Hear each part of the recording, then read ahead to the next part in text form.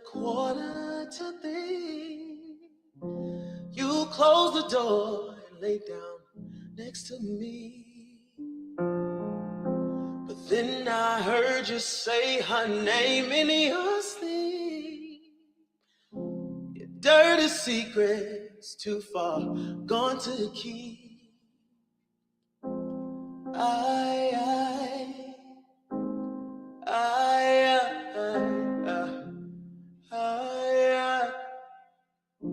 I'm about to lose my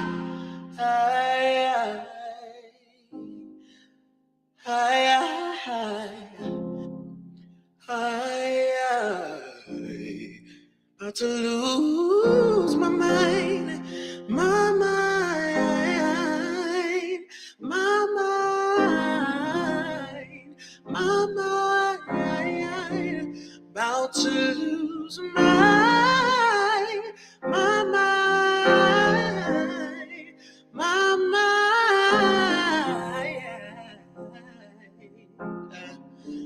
I think about you all the time.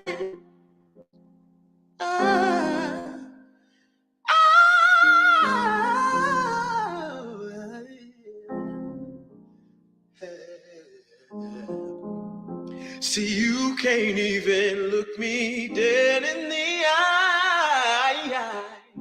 Your love is strong, she's got you hypnotized.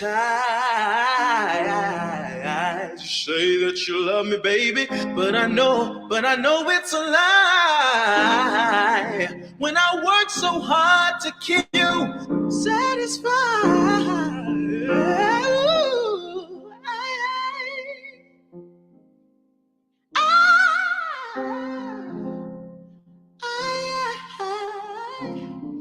I'm about to lose my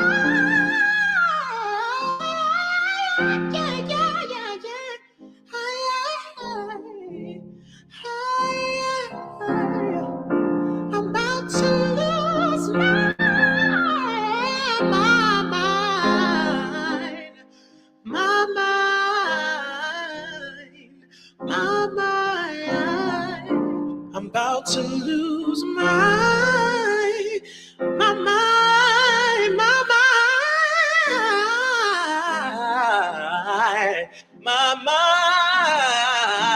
I think about you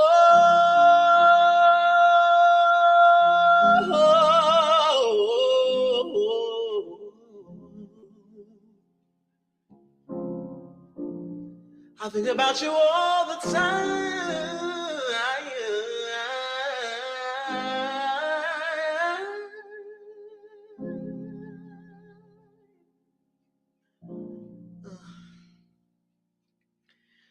No way, she can't take you away from me. And I sure won't stay, but I'll be damned if I ever leave. Yeah. No way, she can't take you away from me, baby. Oh, I sure won't stay, but I'll be damned if I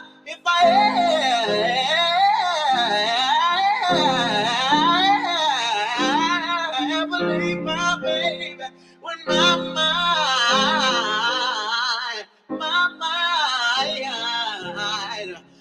mind, I'm about to lose my mind, my mind.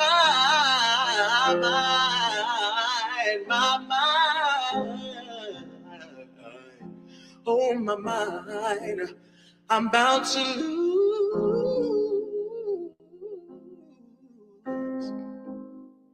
I'm about to lose my mind, baby.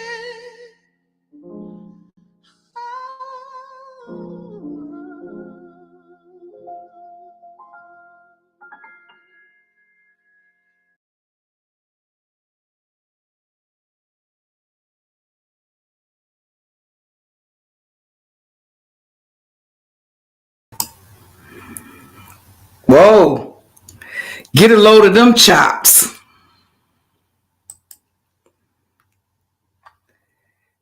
That is talent, right? He should have a contract. That's actual talent. And when you think about some of the shit that passes for content or the shit that passes for talent, it's mind-blowing in comparison to the people that actually have talent. That's actually a song by a singer. Her name is Jeba. The name of that song is My Mind. I'll post the link and hopefully it comes up with. If you go and listen to this little young brother sing this, and he has this live performance where he's performing with these 3 backup singers, 3 younger sisters, and they're performing live for an audience. And the only thing they have is an organist and a guitarist. And you would think that you was at a professional concert, a concert with a professional singer with a contract. So it's mind-blowing when I listen to that type of music or that type of cover. And certainly in order to hit those notes that she hits in that song, you have to have a range of voice.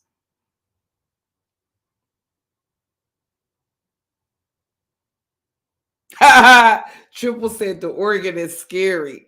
Well, it's only scary when you hear that music like He Ha Damien 666 Devil's Child Damien He Ha Damien He Ha, and you see some priest walking, some priest with some black top hat walking with an upside down cross and some fucking holy water. Yeah, it's scary. It do got a scary tone to it. You know what I was scared of for a very long time? Fucking nuns. I remember when I first had surgery, when I had surgery to remove my thyroid, because I had never seen a nurse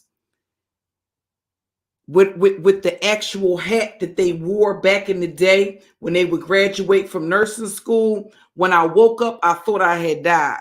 Not only did it feel like somebody had cut my head off, but where I was in the recovery room of a Presbyterian hospital in Charlotte, it looked like a morgue to me. And when I opened my eyes, I didn't feel nothing but you can't. My surgeon was he was excellent, and you can't even see the scar, but it's actually from ear to ear. And I never put anything on it, you know. But when you're healthy, your skin and everything will heal on its own. All of that extra stuff, scar treatment and all of that stuff like that, I never used any of that stuff, and you can't even tell that I have that type of scar or that I had that type of major surgery. Now you could hear it in my voice because my voice is raspy, right? But because they do cut, tissue and stuff like that. Good morning, Chloe. Good morning to People's Lounge. Good morning, Cheryl. Good morning, Moon Harvester. I remember it scared the shit out of me because I thought I had died. I looked up and I seen this nurse, and she was a big white nurse, but she was a fantastic nurse. And I think it's having a good doctor that didn't. I think I might have been high for like, I want to say like a month and a half after I had that surgery. But my doctor didn't play that shit. He had her get me up out of the bed. I had to get up and walk around the hospital floor because he didn't want me dependent on. Good morning, beautiful soul. Good morning, the mean girl. he didn't want me dependent on that pain medicine. I remember he came in and said, Desiree, come on, get up.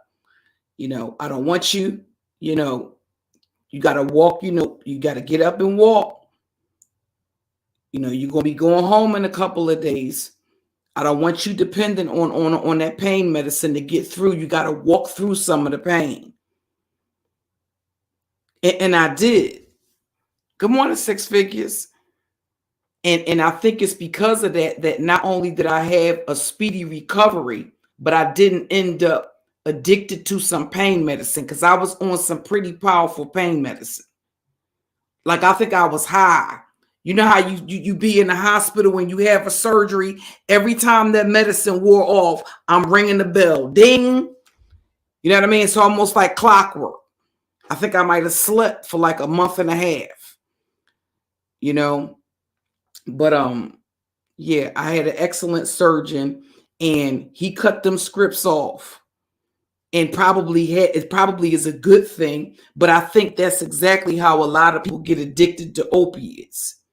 You got a lazy, trifling doctor that just writes the scripts, and it's really not justified, because by the time you heal, you should have, even actually before you get to the point of healing, you should already have transitioned from off of the pain medicine. They should be decreasing the amount that you take. So having a good doctor and having a trifling doctor can make all of the difference. So yeah. But yes, and she was an excellent nurse. And I remember telling her, I said, I've never seen a nurse actually wear the hat that they had to wear in nursing school. The only time I've ever seen nurses wear those hats is in those creepy exorcist movies where the nurse is some kind of nun, but she's some type of demon at the same time. So when I woke up, I thought I was in a fucking morgue, But yeah. So good morning, everybody. So I got to I wanted you guys to decide whether or not we can do one or two things. We can wait for the video, or we can go through the commentary, because I have my notes right here. I already have my videos and my pictures ready to go, but because I got to put it together in a video, what I was thinking about doing is going through the commentary, keeping up with the chat, and then doing a premiere where I may have some afterthoughts, or include some of the comments in the actual premiere.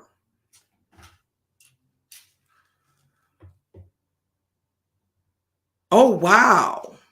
Moon Harvester. See, when I had my surgery, it was actually before the opiate crisis. I think it was already an opiate crisis, but it wasn't all of this awareness around the opiate crisis. See, now you almost have to go through a pain management specialist, and then they have to try other types of alternative medicine. Y'all remember when my cousin got shot? He got shot in his throat. He got shot in the throat. And then basically he got shot in the neck. And he couldn't even get pain medicine like that. And he had a trach still in his throat. And he had to literally, good morning, Angel, literally go through pain management before they would give him anything. So they're very, very strict about that now. Yup, he still had a trach in his esophagus, and they didn't want to give him pain medicine. I think they would give him a couple of 5 milligrams of Percocet, and that was that. He had to go through, and then that was at the height of COVID. So not only did he have a hard time getting an appointment to actually get in to see a pain management specialist, everything was backed up. So it was crazy. Fortunately, he has youth on his side, right? And he's an adult, but he has his age. And you remember when my sons came up from down south, that actually, I showed a little workout video. I mean, he used to box, like amateur boxing. So he was in good physical condition, and he basically worked out and everything like that. And he had my sons there and my other cousins to keep him company, and he had my aunt and my uncle there. So that was a good thing. Good morning, Poetic Kels. Good morning, William. So I went through, let me get my notes out. So I was writing my notes for the commentary that I actually wanted to go through regarding the Mary J. But I think I'm gonna still do a premiere because that's like a trending topic right now, and I wanted to give my take on it. And it was something that I thought about for quite some time. Okay, as far as Mary is concerned. But I wanted to touch on some of the things that transpired or some of the things that happened yesterday. And oh God, these bots are just absolutely, they annoy the fuck out of me. So yesterday I had a chance to go back and listen to Diva Tomboyish's live stream. After I ended my live stream, I went back and I listened to her live stream. And she was giving me a rundown of the history with her and Allie the Seg. And so I received that. And I shared that on my community tab for those of y'all. Good morning, Paulette Waters. For those of y'all that haven't seen that live stream, the link is on my community tab to the live stream that Diva did. Good morning, Callie Jane. So a lot of times, yeah, she was going off triple. I wasn't aware of. I think, put it this way, I'm aware of Allie when it comes to certain content creators, and Allie's tolerance, because be clear that has to be tolerated. And it made me think, okay, well, do you tolerate the disrespect at the price of the clout or for the clicks and views? And in my opinion, Allie's a grown-ass woman. She can do what she want to do, but that's synonymous with selling your soul to me. I think that goes above and beyond going along to get along, because no fucking body is going to disrespect me just so I can get clicks and views for a fucking video. And I think I've taken issue with that for quite some time, because I think in terms of us, of where we're located at on YouTube, I think we've been very cordial and we've been very cordial to the people that have come over here from that sector and treated them with respect, right? Regardless of what their reputation was. See, that's the whole thing, right? Because for those of y'all that are familiar, I'm familiar with the players in the beef sector. So I'm 100% familiar with their background.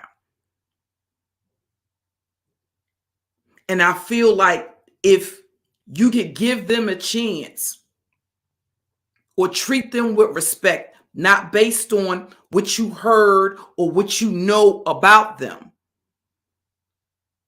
but to give them the opportunity. You have people that change and people that are never going to change. And unless you're willing to give them that opportunity, it's not that you give them the opportunity and you don't take safety measures to protect yourself. You absolutely protect yourself, especially if you know a person has a history of doing this, that, and the other. But are you giving them the benefit of the doubt that they could have possibly changed? Because there are mistakes that you make as a rookie content creator, and you will continue to have certain experiences that will hip you to certain shit that you weren't privy to prior to that experience. Sorry, get these spots out of here. So, with that being said, I felt like to do that,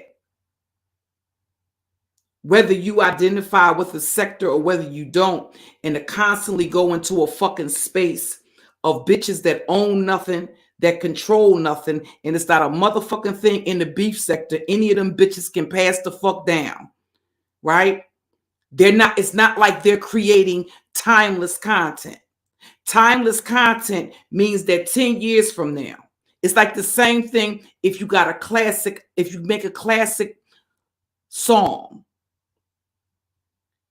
We still jam into songs from the 60s, the 70s, the 50s, the 80s, and the fucking 90s. And why is that? Because it's timeless.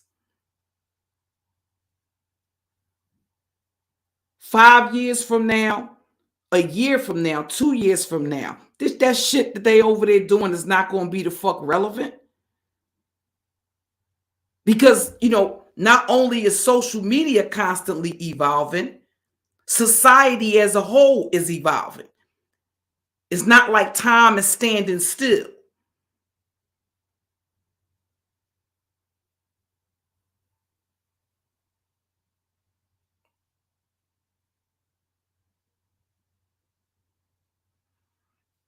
The whole thing is, yeah, absolutely, you can still be here 5 or 10 years from now, but where the fuck is your YouTube career 5 or 10 years from now?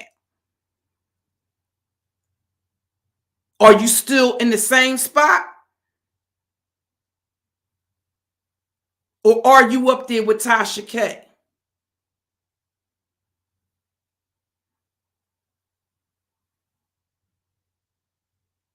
Other than that type of shit, other than that type of advancement, what's the point of, I just don't, the whole thing is, like I said, to treat people with respect and then to have people think that they're going to fucking disrespect you, or a bunch of bitches that own nothing, control nothing, not a fucking thing on fucking YouTube. Bitch, you don't even control and own your fucking channel. If YouTube or Google can snatch your shit at any fucking point in time, bitch, shut the fuck up and say less. At the end of the fucking day, even with Tasha K being at the top of the motherfucking food chain or on her way there as a content creator, she don't even control her channel. YouTube can literally snatch her fucking channel. Those are just the facts. Just like they did Young Pharaohs. Just like they did other content creators who had to then appeal to YouTube to get their channel back. So how the fuck do you believe you can stake claim or tell people where the fuck they can go? The beef sector said no. But this is the average, this is the crab, not only the crab in the barrel mentality, it's a sign of niggas who never fucking had nothing. You give them a little bit of something, and they start lording over it. They talk about white supremacy, but they act like house niggas. And they too ignorant. They talk that pro-black shit. You can't talk pro-black. I've been pro-black the majority of my life until I was in my 40s. You can't talk that pro-black shit to me and you think like a house nigga. You want to lord over the field niggas.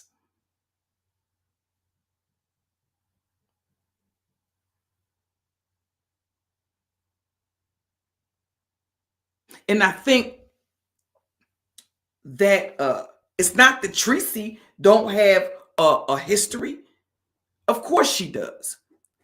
But Tracy has been among the most outgoing, the most neutral, right? And once you remove the emotion from the situation, any content creator can get triggered and say, oh, you fucking with that bitch, or oh, you fucking with that nigga, I don't want nothing to do with you. When you get the gist that you have no control over that, that's actually beneficial for you because it keeps you on your toes so that you don't get caught slipping. It keeps you on point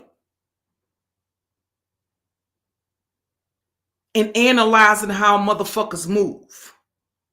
So that way you know how to carry them to protect yourself. That's how you are able to navigate in the space without bumping heads.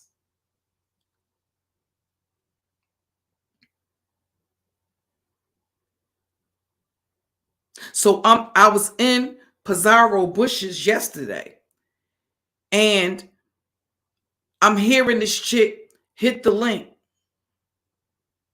and she immediately, she's not even cordial when she hits the link. She has no conversation. Therefore, she's hitting the link solely for the purpose of addressing Allie.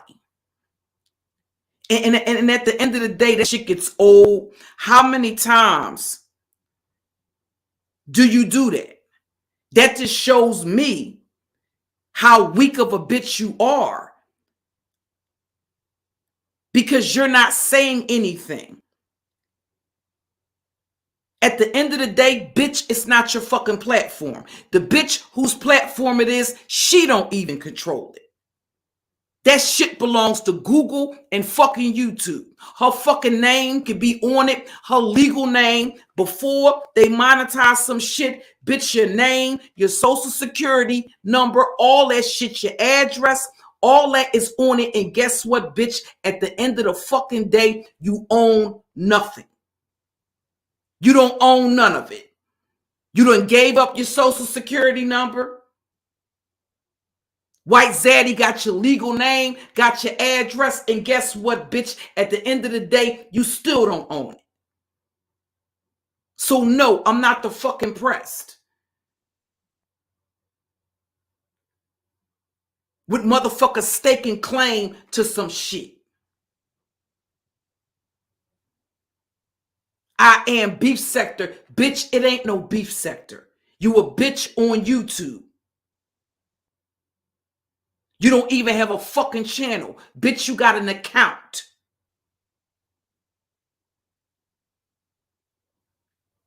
Nobody can see who you are.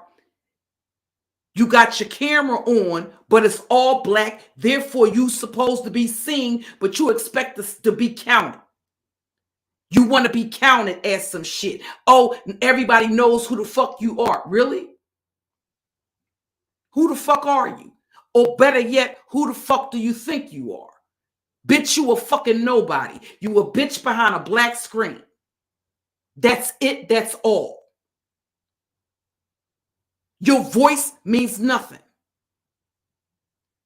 So clearly, she hits the link solely for the purpose of addressing Allie. You're not saying nothing that a bunch of other fucking jealous ass bitches. See, I would respect it if they were bitches that hit the link when Allie wasn't over there or somebody from the black sector wasn't over there. But that's not what those punk ass bitches give.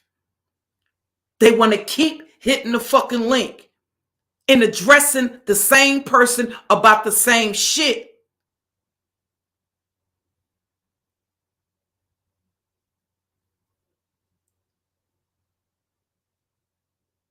My issue with that is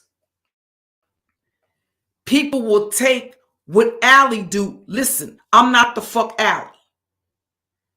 And the bitch is not going to keep, I don't give a fuck how big your channel is, how many fucking views you get. I never the fuck have. Bitch, you are a drop in the pond to me. I have driven content creators with 50,000 fucking subs under fucking ground for 6 or 7 fucking plus months. And Nosy Heaux was one of the bitches. So y'all bitches are nothing. You a drop in the bucket to me. And guess what? I didn't do it with a fucking team. I did it dolo. So those little trolling jobs y'all bitches be doing, it means nothing to me. I'm not the fucking pressed.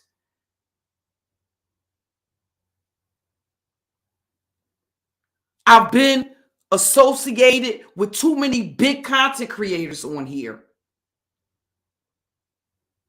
for a bitch that gets a couple of thousand views for me to be impressed or the fuck enamored.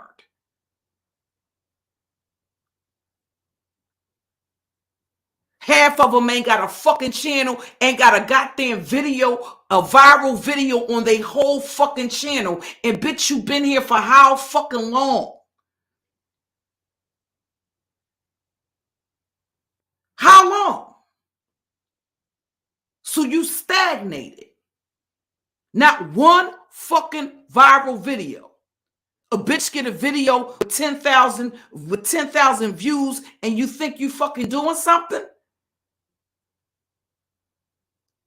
That gives you the right to disrespect? No, fuck no. Bitches are not going to disrespect me because any of y'all fucking hoes can get it. From the oldest to the fucking youngest. I don't have no fucking pics. A bitch is not going to disrespect me because, because I know, bitch, fuck all of that. I will go back down to having my regular amount of people watching from the clouds and my core supporters in my chat room before I sell my soul and allow bitches to disrespect me when I know at the end of the fucking day, you bitches don't own shit. Not even the fucking channel that you talking shit from. I don't give a fuck if you monetized or not. Bitch, even if you monetize, you were still a house nigga. Because you're going to perform the way a house nigga would according to massa motherfucking rules. That's why y'all can't do a bunch of cursing or say a bunch of shit. You can't talk when you can go live and talk about whatever the fuck you want to talk about, cuss as much as you want to cuss. If you want to disrespect whatever community you want to disrespect, when you got to tiptoe through the tulips with what you say, bitch, say less to me. Say less. You don't own a fucking thing. You ain't controlling shit. The only fucking thing you controlling is the bitches that's in your chat and the bitches that hit your link. If they want to sell their soul to allow some bitch that's a fucking nobody in reality to disrespect her, that's the fuck on them. I don't allow bitches to disrespect me in reality. Why the fuck would I come to YouTube and allow bitches to punk me and disrespect me? I'm not going to keep hitting no fucking link, losing my voice because I got to talk over 6 motherfucking bitches all addressing me at the same fucking time. What is the fucking point of that? Because when you listen to the playback, nothing that is being said is audible. StreamYard specifically has a glitch that when you have two people talking at the same time, one of the people automatically gets tuned out. That's indicative of a bitch you want to control some shit. Bitch, you can't even control your panel.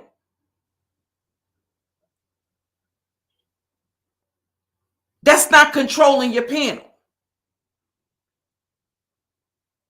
Because at the end of the day, if people come and listen to the playback, you want them to be able to hear it. So there has to be some sort of back and forth type of banter. But you got a bunch of belligerent, illiterate, drunken ass, inebriated ass bitches over talking each other. And on top of that, the majority of them are slow any fucking way.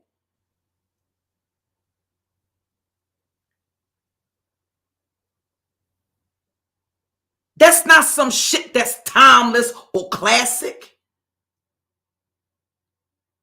Ain't nobody gonna be listening to that shit 2, 3, 4 years from now. What relevance is it gonna have? So you a bitch 5, 10 years from now, you still gonna be in the same spot.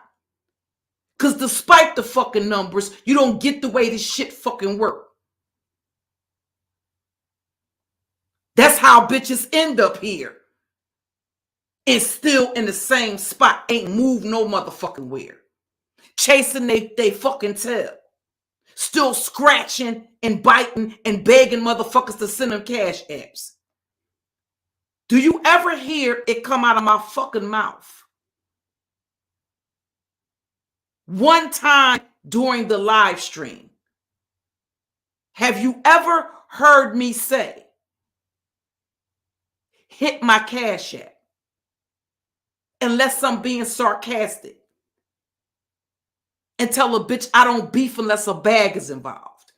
I'm going to do one or two things, preferably both. I'm going to secure a bag and I'm going to build my shit.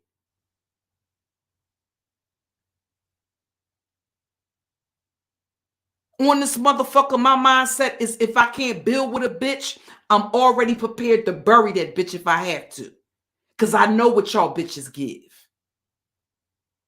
That's not based on an assumption. That's based on me being down in the trenches. Ain't nobody gave me shit on this bitch. So I'll be damned if a bitch is going to take any motherfucking thing from me. I'm not giving shit up, bitch. You want it, you going to rumble for it. That's it. That's all.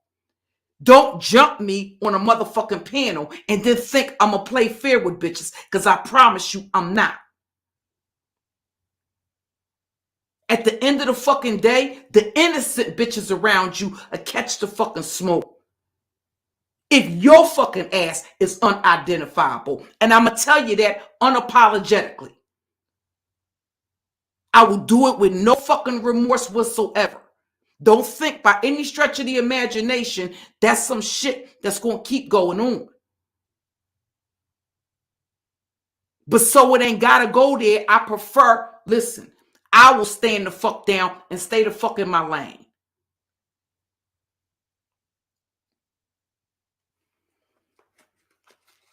Good morning, Lena.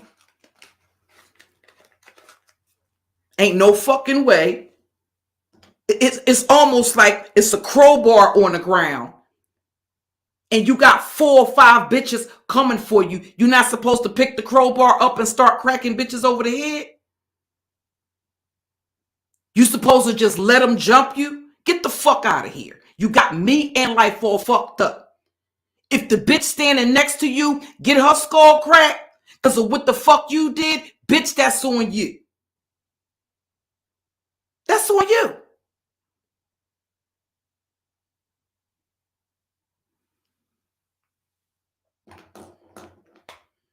It didn't have to go that far. It got dark. No, bitch, it'll get dark and spooky around this bitch.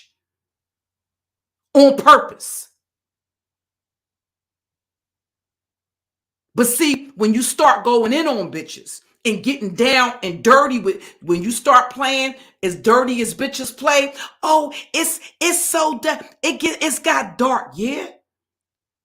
Guess what, bitch? If you can still see the hit the live button, it ain't got fucking dark enough. As far as I'm concerned, it ain't got dark enough.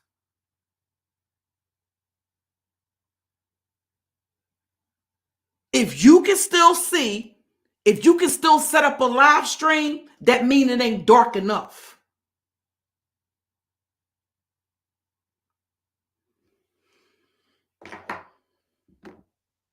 And no matter how many times you tell people, listen, I'm trying to deviate away from that. I've already been there and did that. That's not what I want to get into. And you got bitches that repeatedly try you.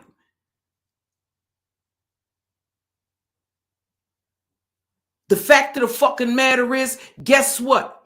If you didn't fucking want me over there, if it was a fucking problem for me to be over there, then Pizarro shouldn't be mentioning my fucking name, period, point the fuck blank, not the fuck ever.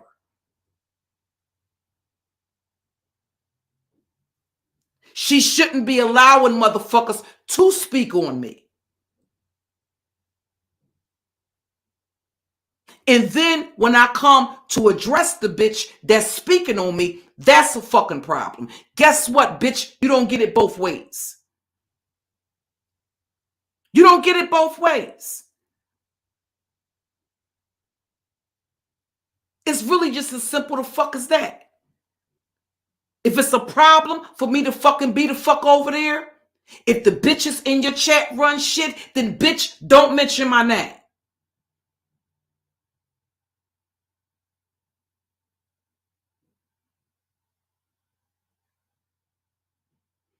No, normally I do not like to go at millennials, but don't get it fucked up, bitch. I keep the shovel in the trunk. For bitches that want to be the exception.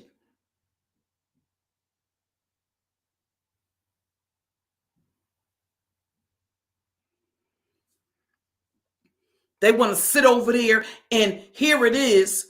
At the same time, the bitch is talking about they don't want us from the black sector the fuck over there. The beef sector said no, they are fucking beef sector. She's on the platform asking Allie, let me ask you about Cookie.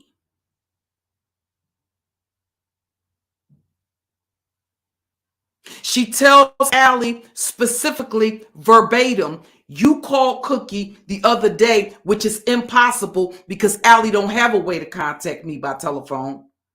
And I've never had a conversation with Allie by telephone. I don't even communicate with Allie through fucking email. So that's not even possible. I saw what was going on because I was in the bushes.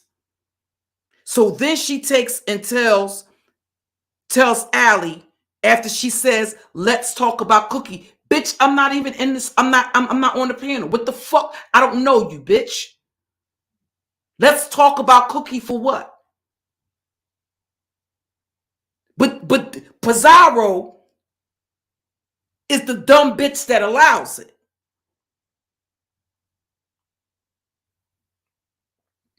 And then she goes on to say, good morning, Muffy. You called Cookie the other day.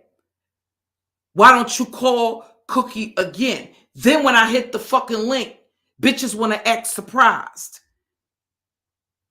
When the bitch is on a panel addressing you, these pussy assholes in the chat talking about hit the fucking link. Guess what, bitch? You don't get it both ways. You got a problem? You got a fucking issue with me? Bitch, stop mentioning my name. Stop allowing bitches to bring me the fuck up on your fucking platform. If it's a fucking problem for me to be the fuck over there. Because what the fuck y'all bitches is not going to do is you not going to keep disrespecting motherfuckers and thinking shit is sweet. Or thinking that Allie is a representation of all the chicks that's in this space. It's chicks in this space you haven't even seen yet that are some cold fucking savages at the end of the day. They ain't said shit. Not one fucking time have they dropped down out the clouds. Not one fucking time have they hit a fucking panel. But be clear, bitch, it's some savages in the sector that ain't said not one fucking word.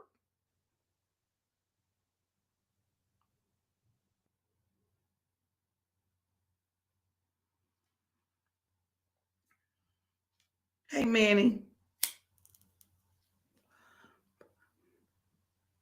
And it's like, at first it's funny, and you can play. Bitch, I play some of the time. I don't play all the time. And when bitches start taking the disrespect to a whole nother level, I don't know what the fuck y'all think this is. But once you take it there, you don't get to dictate the fucking rules. Ain't no fucking rules, bitch. How about that? Put that down in your rule book. Once you take it there and you don't keep it decent, I'm telling you what the fuck I give. I'm not going to be bum rushed by 5 or 6 bitches on a fucking panel and play and give you a clean fight. Unless you give me a clean fight, you don't have the right to ask for a clean fight. I'm going to let you know I'm going to fight dirty. And I don't give a fuck if innocent bystanders the fuck around you get hit the fuck up for what the fuck you do. That means you better watch your fucking step. Because if you don't watch your step, then you sacrificing the next fucking bitch for your fuck shit. That's what the fuck I give. I can't tell you what diva, I can't tell you what no other content creator in this space is going to give you. I'm telling you, that's what I'm going to give you. I can have commentary without bringing up you bitches' names. But just like y'all got the right to speak on whatever topic you want to speak on, so do we. Who the fuck do y'all think y'all are? That when it's convenient or when it's beneficial, you can give commentary on a fucking subject, but can't nobody speak on y'all.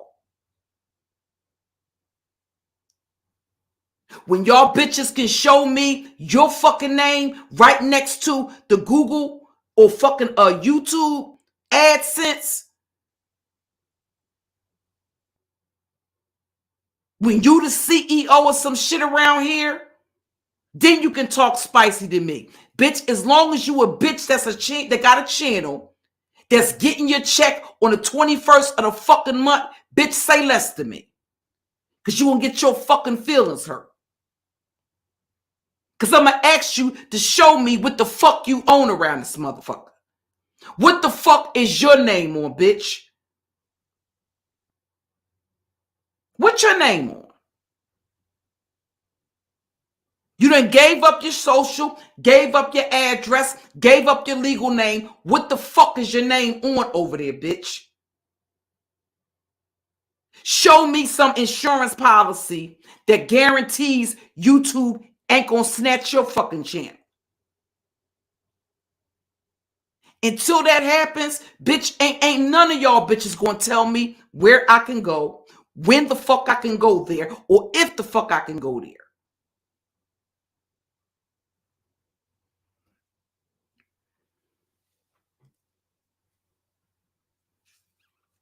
And make no mistake about it, that shit goes on with the consent of the channel holder. And they think that shit is funny. But when motherfuckers start snatching bitches about your check, when they can be identified and start doing them dirty, then it's a fucking problem, right? It's getting dark. Understand, I ain't got no fucking problem with doing that. None with the fuck so ever. The more bitches, the merrier.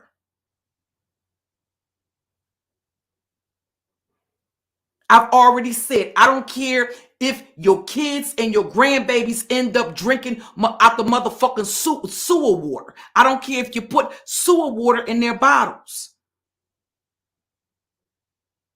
I don't give a fuck.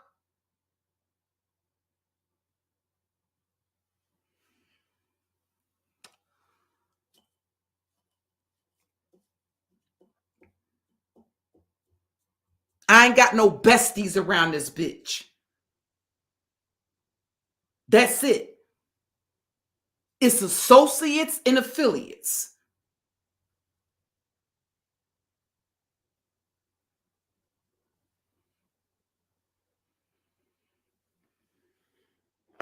That's a part of the problem. There's no healthy boundaries. Motherfuckers are neglecting their actual families, their actual spouses, their actual significant others for fucking social media. I can guarantee you they do not do as much for the people that are in their fucking community, the people that are in their own fucking household and in their own fucking family. They don't invest that type of time, that type of energy, or those type of fucking resources in the fucking people that matter the fucking most.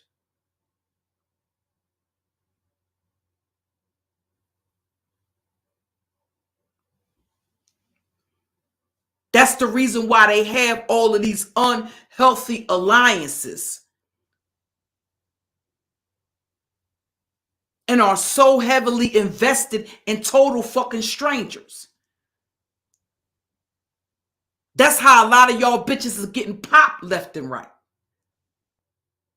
That's how a lot of y'all bitches are getting doxxed in the first place. Because you don't have healthy fucking boundaries and you don't forgot where the fuck you are and what the fuck this really is.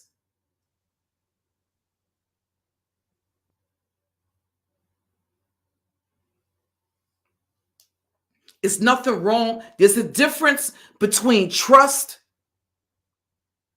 and the benefit of the doubt. Benefit of the doubt is not the same thing as fucking trust.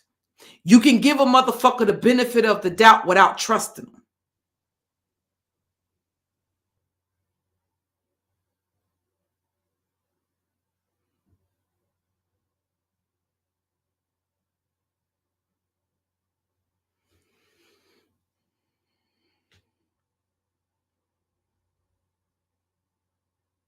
You got many of people that have paid the price with their life trusting the wrong motherfucker.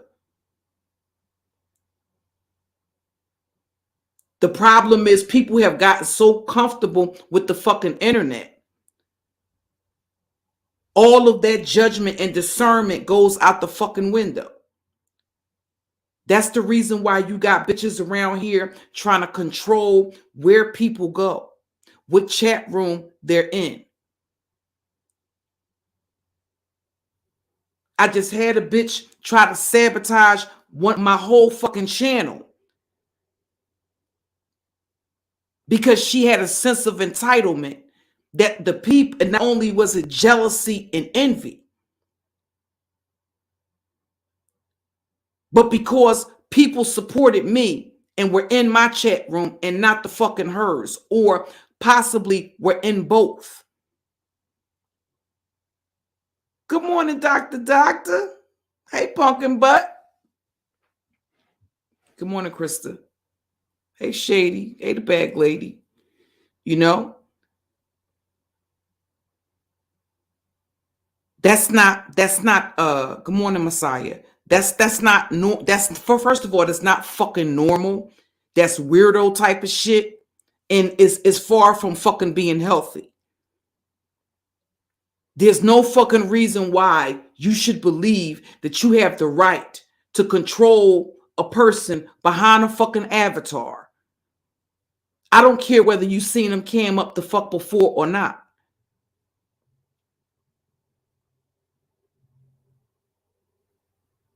When you believe that you have the right to control where they go, that's a fucking problem.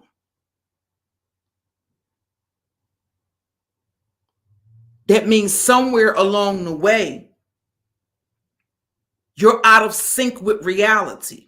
The reality is that's a total stranger that you don't know in reality.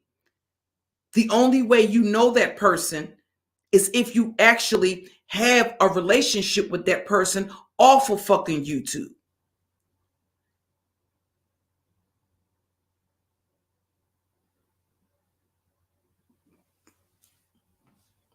The majority of these people that have that type of relationship, they've never fucking met each other in person. So how much do you really trust each other?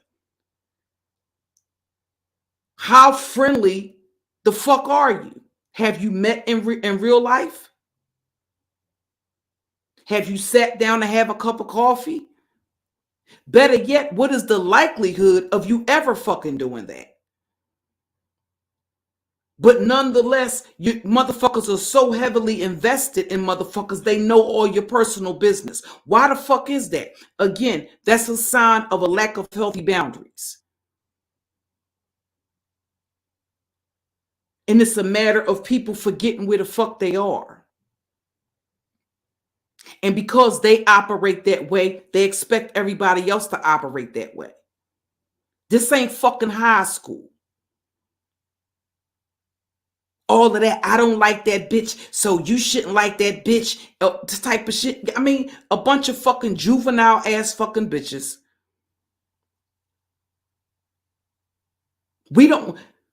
You can be in the same family. One family member can love and adore a person, love them to the moon and back. And another family member might hate their guts. Or they might have disdain for them.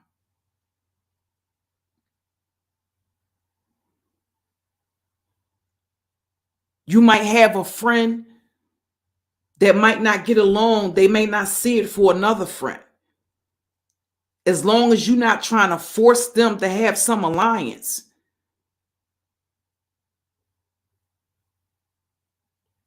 Or set their differences aside for your comfortability. Because that's what it really all boils down to.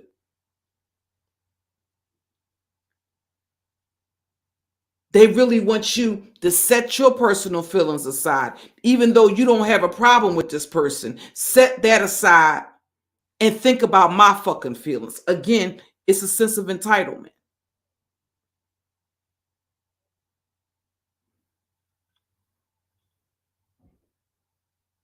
Because you can have an association or an affiliation with, and even a friendship with that person and not discuss. That can be off limits to even discuss that person that doesn't see it for them. Because if they don't see it for them, why the fuck are they bringing them up? If you hate the person, if you dislike and have disdain for the person, why are you talking about the person? They shouldn't be a part of your conversation. There should be a clear line of demarcation where I have an issue. You already know that you got a problem with this person. If we have a friendship outside of that, that individual should not even be discussed. Don't even bring them up to me, especially if it's known that you don't see it for each other. What could be the purpose of doing that?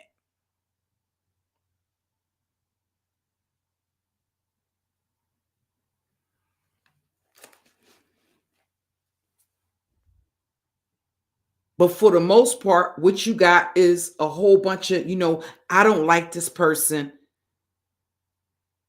I told you this person, now mind you, that person ain't did nothing to them. But because my experience with this person was this way and that way, I want you to feel exactly the way I feel about them. Again, I just had a bitch try to sabotage my channel, blocking people out of my chat room because either they were supporting her and supporting me, or because she didn't like, she was jealous and envious because of people supporting me.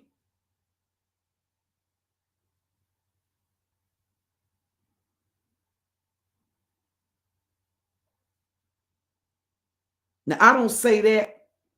I don't say it to discourage people from donating that want to donate, but herein lies the issue. I'm not pressed for. I've always been blessed fortunate and very appreciative because my supporters and my subscribers have always loved on me. Have always loved on me, have always looked out for me. If you go back over, I got over probably 200 and something videos. Not one time do you hear me say, hit the cash app. Not once. That's what you got moderators for. I'm not a fan of aggressive panhandling.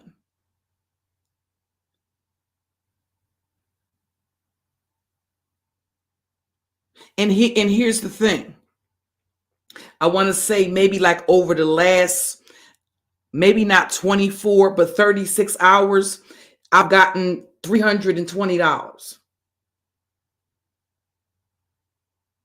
in my cash app that I'm going to cash out and put in my bank account. And when I'm ready to invest something in my channel, it's not the people in my chat's responsibility to take care of me. It's not their responsibility to pay my bills, to help me buy a car,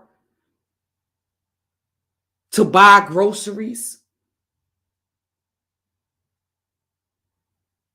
to pay my light bill. That's not their fucking responsibility. Because at the end of the day, you don't know if they eating fucking vegetarian beans out of a motherfucking can for their fucking survival.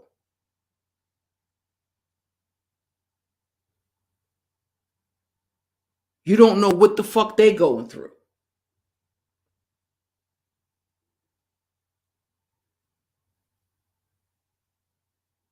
And then to make sure that your coffers runneth the fuck over, you pay it forward. You support other content creators. Let me tell you something. At the end of the day, I donate to Tracy not for special favors. I donate to Tracy because Tracy grind.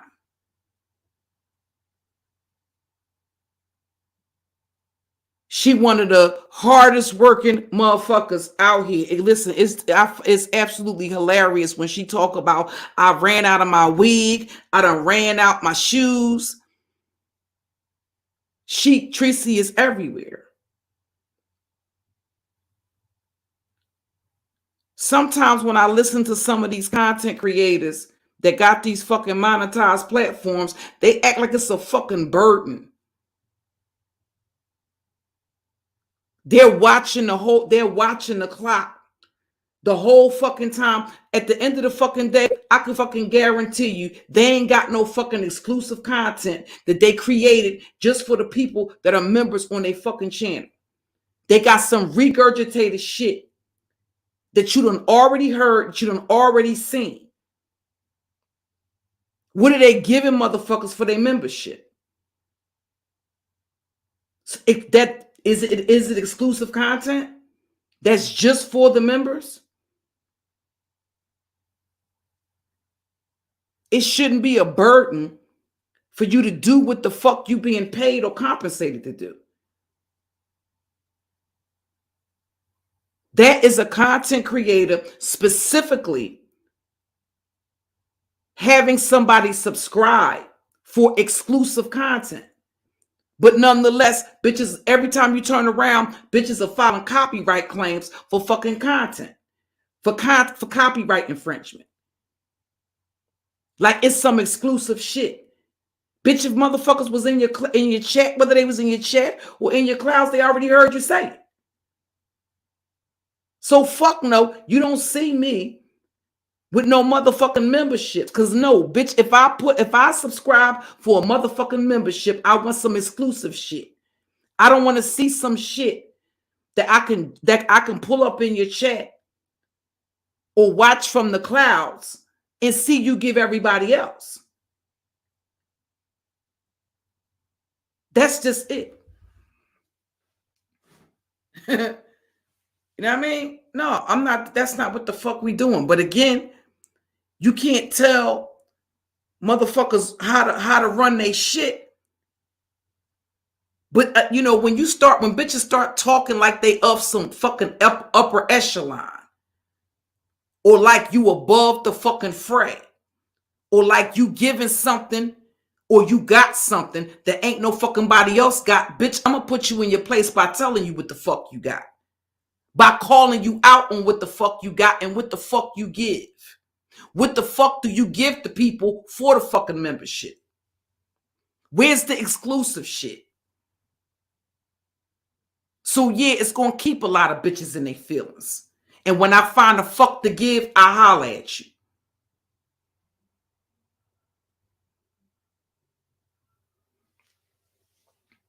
Good morning, Miss Douglas. Good morning, Fashionista.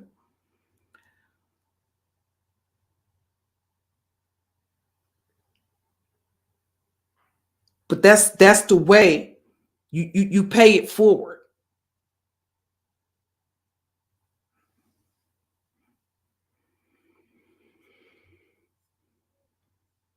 I donate to other content creators, and in any way I can support other content creators, I do that to the best of my ability. If you constantly going live yourself, if you constantly doing content yourself, then you bound to miss some live streams. You might not be able to make it to certain things. That's why I always ask people if it's something specifically that you need me for, just let me know like a couple of days in advance, so that way I can make sure that I'm not going to hit a panel, or if I'm going to participate in a conversation, I want my energy to be where it's supposed to be. I don't want to be drained. I don't want to be depleted. I don't want to be tired.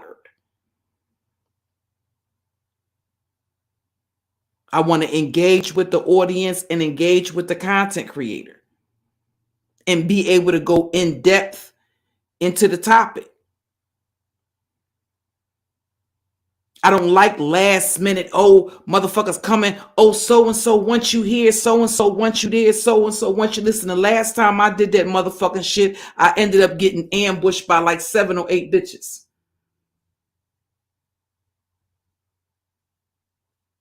I had been live streaming. This is how weak these bitches are, and why I no longer respect these hoes.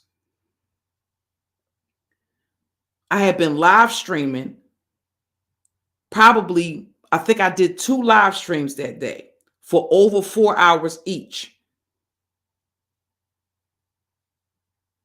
Somebody came into my chat and said Pizarro wanted me. I go over there. I didn't know who was over there until I get over there and hit the fucking link. When I get the fuck over there, Oxtalia, the motherfucking oracle. Oxtalia, the motherfucking ogre, is over there. And I'm not open to having conversations with that bitch. That's a bitch that came over here to this sector, clout chasing off of other motherfuckers.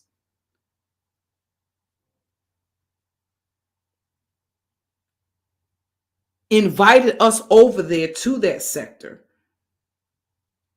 And then turned on us like the fucking cobra that we already knew the old bitch was. And got real disrespectful.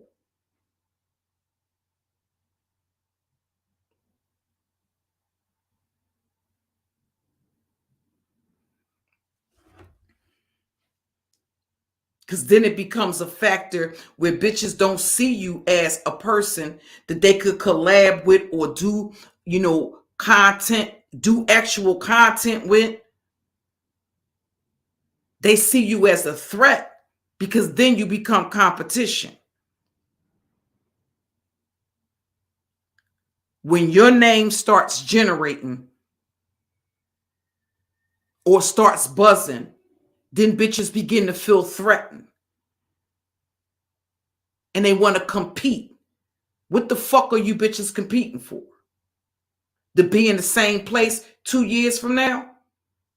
A lot of y'all bitches is still in the same position you was in 4 years ago. You ain't getting hundreds of thousands of motherfucking views. Matter of fact, you ain't got a video on your whole entire motherfucking channel that has hit that mark. Where are your viral videos?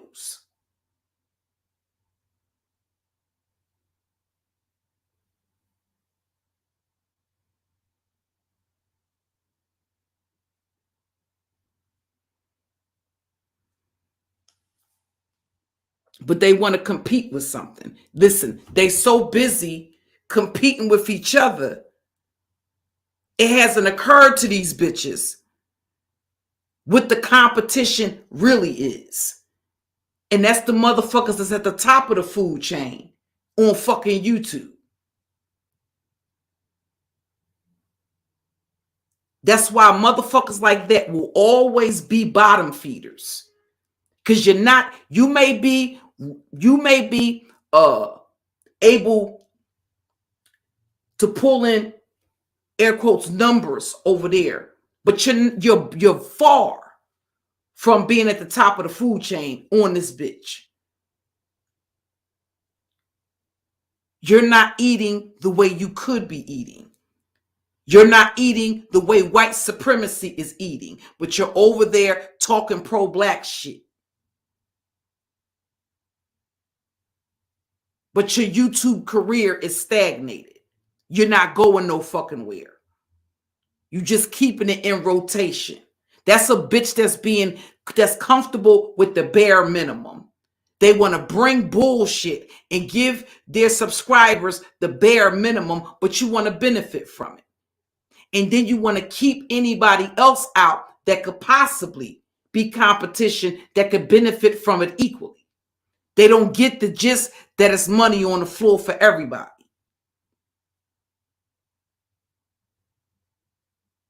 So they want to fight and bite for it like a bunch of motherfucking bottom feeding hyenas on a motherfucking African safari some fucking where.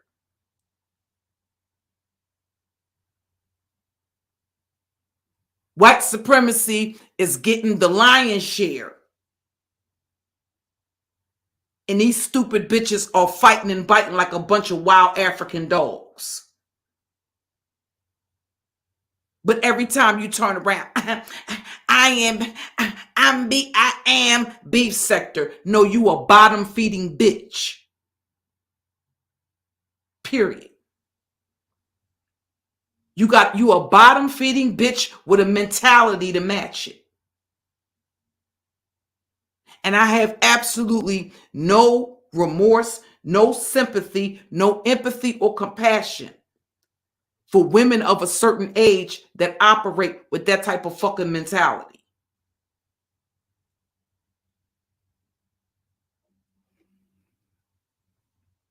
As a matter of fact, to be quite frank with you, it literally disgusts me.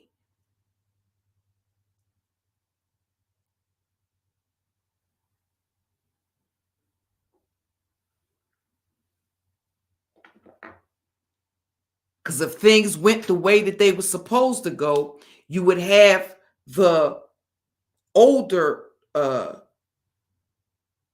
previous generation helping the younger women navigate. Now, granted, you cannot help everybody. The fact of the matter is, and don't try to help all of these bitches. Some of these bitches are broken beyond repair. That's the fact of the matter. Trying to help some of these bitches. They're so broken that if you try to help them, you're going to end up injured. Trying to help them while they're broken. Either they fucking get it or they don't.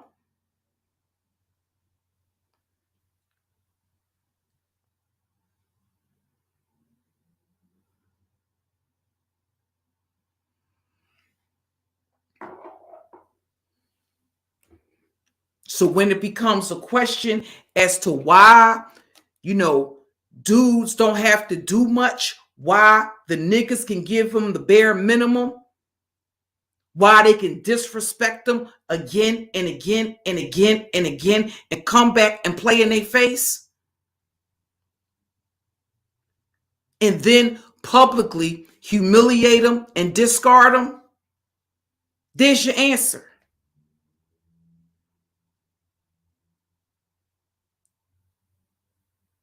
I think society has been conditioned so much to where you gotta, it's a tightrope that you gotta walk, because you gotta be careful.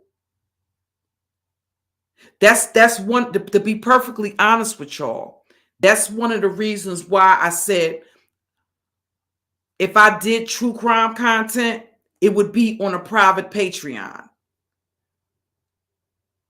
I covered the story about the Greens a couple of months ago, where you got a woman that married a man that murdered his pregnant first wife. And her father, who was a pastor, introduced them. He thought it was a good fucking idea for his daughter to marry a man that had stabbed his first wife to death, stabbed her 16 times.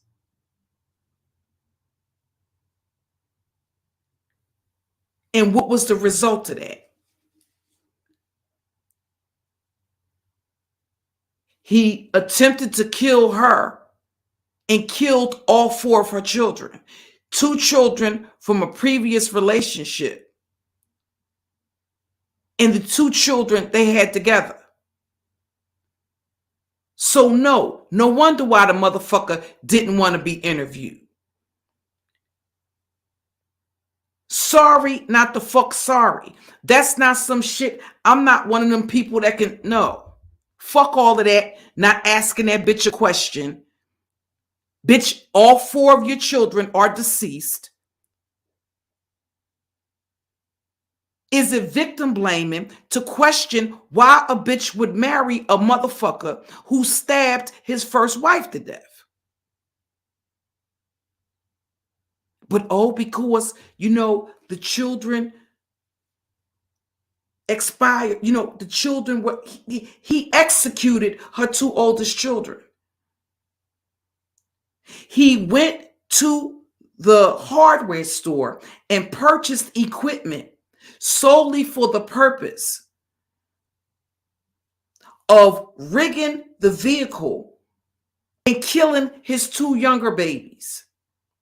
But her children from a previous marriage, he executed he executed them in front of her. He could have killed her if he wanted to. He wanted her to live. He wanted her to live. He cut her face and shot her in the foot, but he shot her kids in the head. Right in front of her.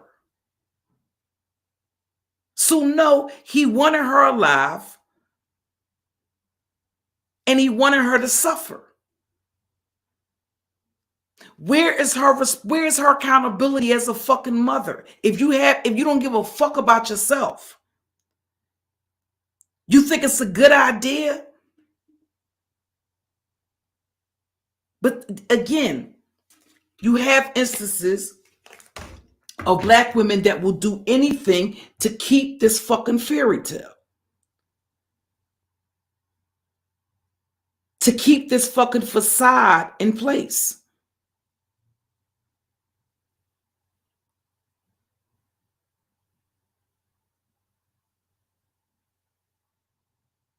To be abused in silence.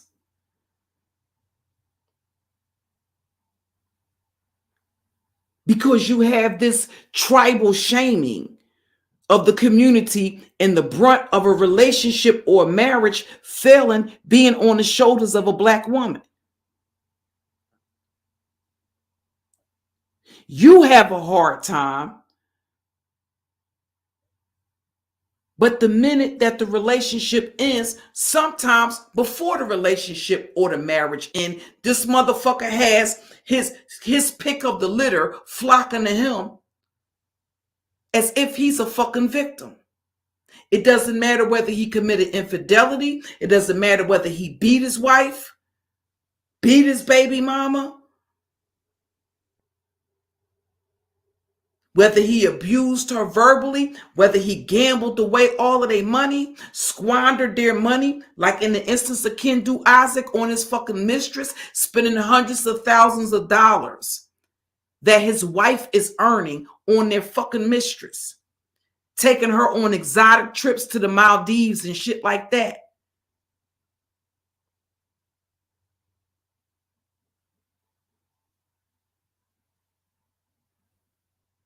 So no, I don't. Anybody can make a mistake once. Anybody, any sister can make an error in judgment, and you have some sisters that were raised to believe that there is good in everybody. And then when you add that spiritual component in it, you have some of these predators that are masters at convincing people that that the spirituality has changed them. And if you strongly believe that the creator has redeemed that person, it's very easy for you to trust or to overlook mistakes that they've made in the past. But that's costing a lot of Black women and children their lives.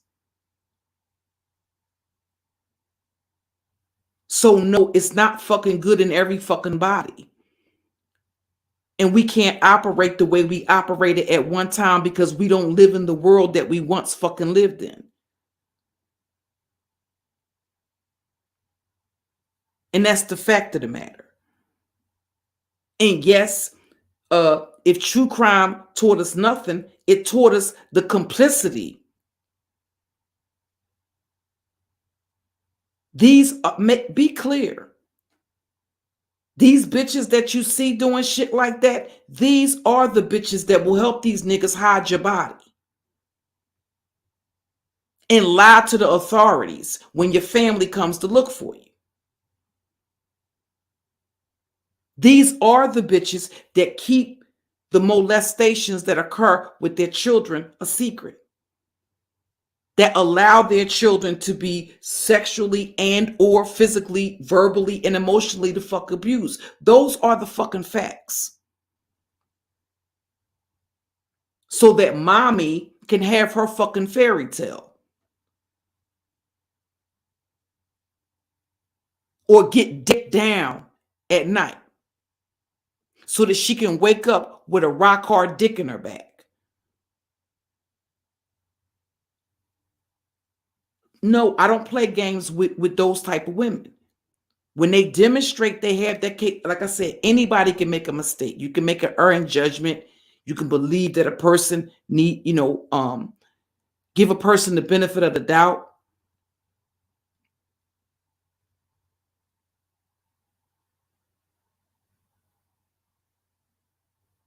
A lot of women don't know what abuse is until they experience it. A lot of women may not know what emotional abuse is. Because as women, as Black women collectively, we've been the fuck abused. Sorry, not sorry, by the fucking community. I'm sick and tired of hearing about white supremacy this, white supremacy that, when the fucking enemy is right in the fucking camp. The enemy is right in the camp.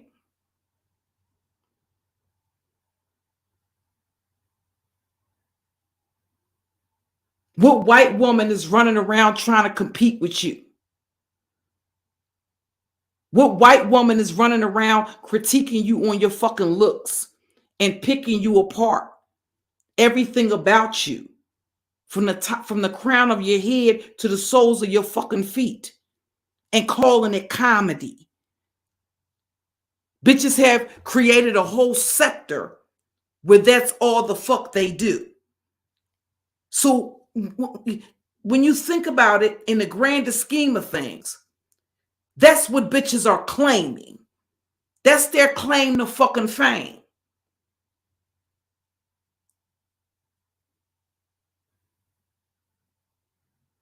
That's their fucking legacy at the end of the fucking day, but they want to talk to me about a fucking criminal history. That's a read.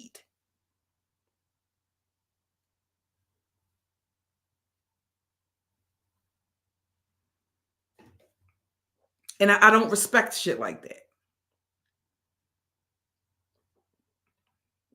I just don't. And a lot of times you react. Could you choose to react? Could I choose to react differently? Abso-fucking-lutely. Guess what? I don't choose to. Bitches want to get gutter? Let's get gutter. May the best gutter snipe win.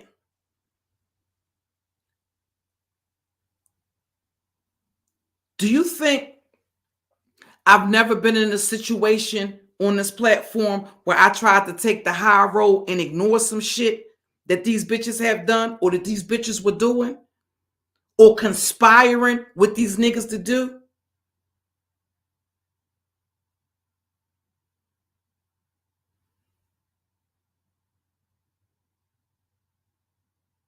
They're doing that shit.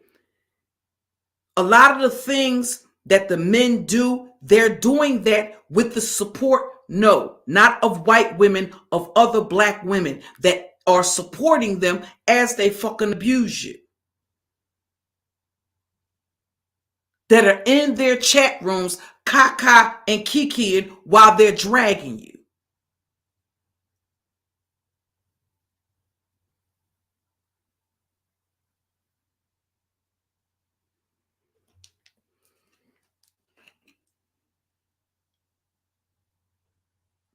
And the thing is, here's the thing.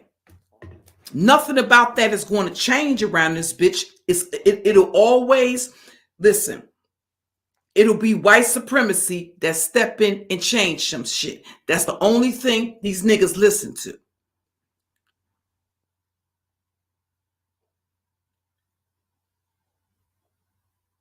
That's why I don't apologize to shit, because I adapt to the fucking environment. Whatever environment I'm in, I adapt to it. And my survival comes first. I don't apologize when it comes to my survival or defending myself at any cost. If it's at the cost or the expense of a motherfucker that's trying to cause me harm, then that's what the fuck it is. They want to do unfair shit to you. But then sit there and dictate to you, well, you shouldn't respond this way. This is the way you should respond to what I'm doing. Bitch, you can't make that decision for me.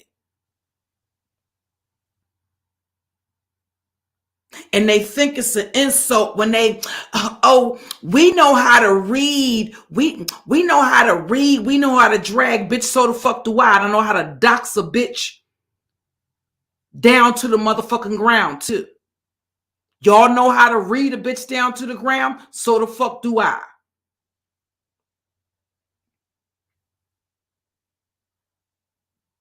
So do I.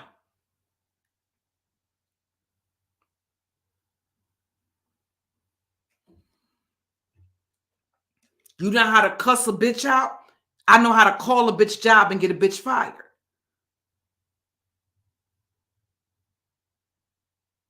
Kaka and Kiki, 4, 5, 6 bitches deep on the panel about that. Keep that same fucking energy. And that's just what it gives with me. I am sick of these bitches.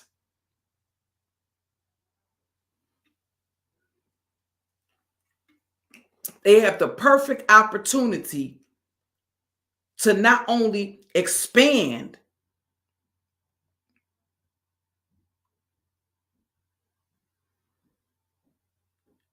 and to support other black women to brand build, these bitches don't want to do anything but keep closed ranks. No projection with the future to fucking mind of building something that they can be proud of, or building something that they can leave their children or leave their grandchildren. But they constantly get their fake asses up here and cry and complain as if they give a fuck about their children. They give a fuck about their children, but they're not building a goddamn thing for them. If they die today or tomorrow, they don't have any assets to leave their children, and they're not trying to do anything that will secure a future for their children. It's about them getting their shits and giggles. Everything is about shits and giggles, which is the reason why the generations have already, a lot of the generations have already suffered.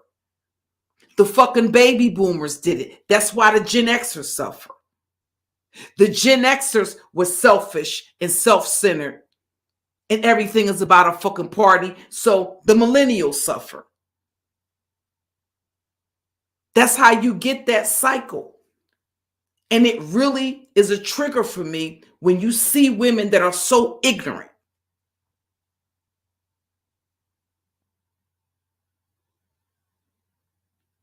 And they're older.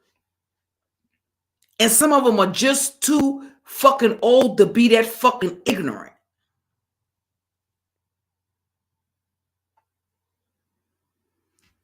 They ignorant and they arrogant. I ain't never seen so many ignorant, arrogant bitches try to sound intelligent before in my life.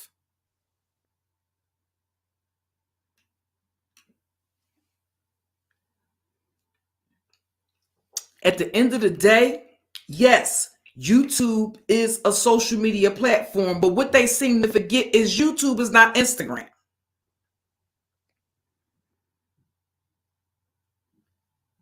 They use YouTube like it's Instagram. It's more about camming up than content. They use YouTube as their personal plenty of fish. YouTube has replaced actual dating apps. YouTube becomes their Facebook. No, not to promote their business, not to promote their brand, but for pure fucking bullshit.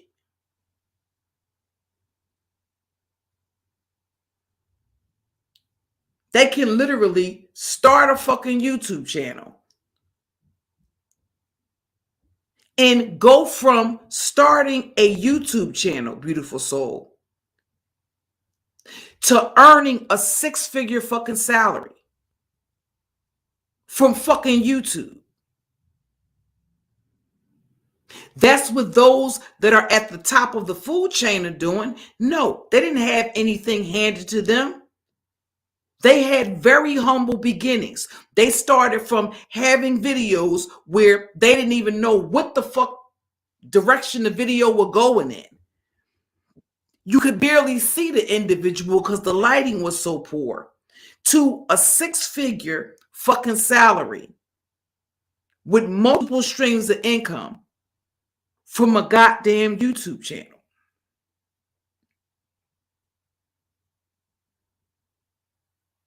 Look at individuals like Tasha K, like Lovely T, like Phil of the Avaz Show. I remember Lovely T's beginning. I remember Phil from the Avaz Show, just like I remember Tommy Sotomayor's beginning. I remember Tariq Nasheed's beginning.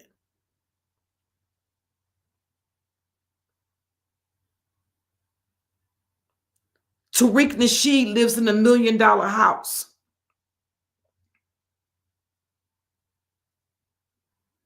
$1 million house. How does he pay for it? How does he pay the taxes? How does he pay for it? In addition to supporting his family.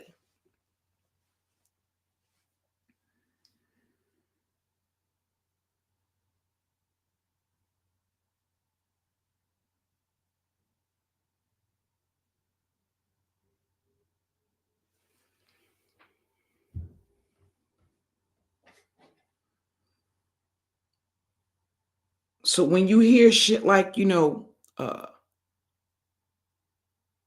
where you can go, it's really the ignorance for me.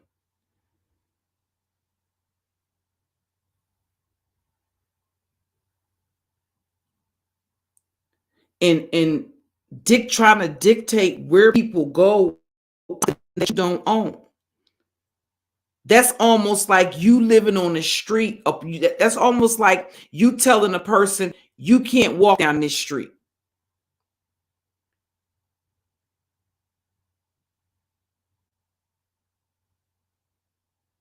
You can't. Well, this street you can't walk down, and basically standing in your fucking way. It's like you walking along a public street. Imagine walking along a public street and a bitch jump in front of you and tell you you can't walk down this street. Well, why can't I walk down this street?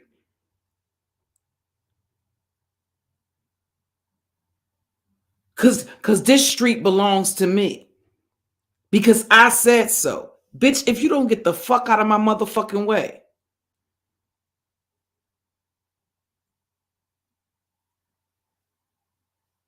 You want to get knocked the fuck on your ass.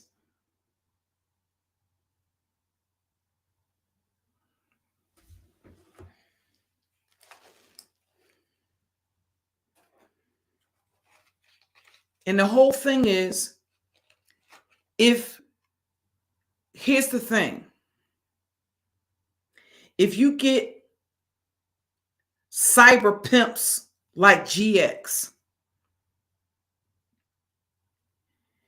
and he's able to convince these women for whatever reason, well, this woman or that woman or this woman is jealous and envious.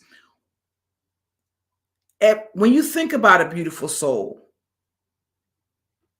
just about every openly gay male content creator in the beef sector has warned these women. I've watched them do it. I've watched Tim Blaine do it. I've watched Jay Wilson do it. I've watched Rick Reed do it. I've watched QB do it.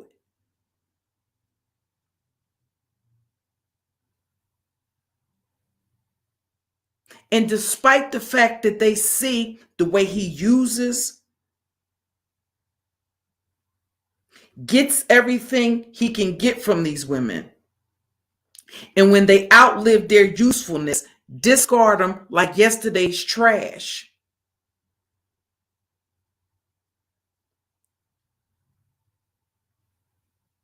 I was never fooled by Diamond Dory, and I was never fucking fooled by Beaky the Buzzard either. And I would watch how anytime he was the topic of conversation, Beaky the Buzzard would hit a fucking link and somehow work that in. He was such a horrible person. No, I saw through it from the beginning, because I'm going to tell y'all something else. That was the bitch that was trolling me.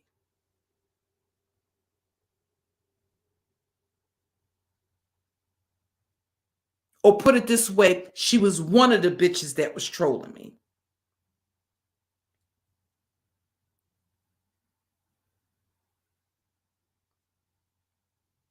I've had some of these bitches come right in here, come troll my chat. And then when I say something to them, to basically draw them out, They'll pull into the chat to basically to test me, to see whether or not I figured out who the fuck it was. I absolutely the fuck did. Absolutely did.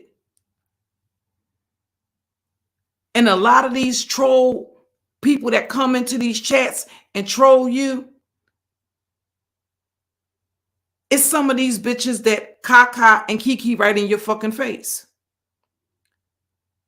But I can almost say to a reasonable degree of certainty, I know Beaky the Buzzard was one of the main bitches that kept coming into my chat, obsessed with this 4 o'clock in the morning fucking pull up. I know it was her.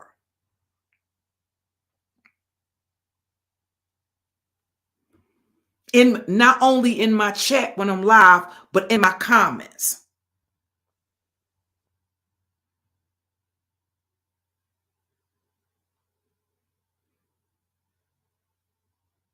It's not normal, y'all, for a person, a grown ass, I described it as grown ass men and women putting on fucking costumes and coming in chat rooms and playing the fuck around. You're not talking about just harmless being antagonistic or just picking and poking a little fun.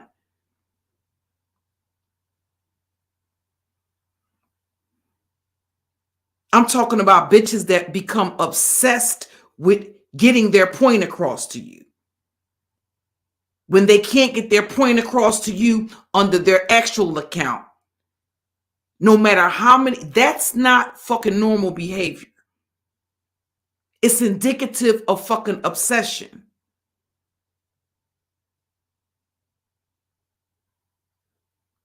That's why I always tell you, be empath is not motherfucking synonymous with fucking doormat.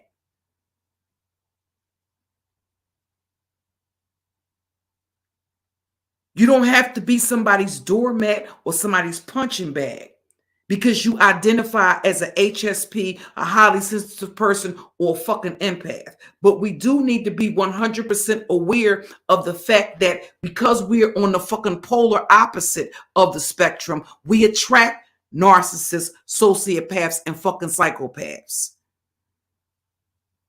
And something that's overlooked a lot of times is reactive abuse. They intentionally try to trigger you and bait you in to confrontation and then use your reaction to substantiate whatever claim they've made, whether it's you being crazy, whether it's you being personality disordered. That's nothing more than a fucking form of gaslight.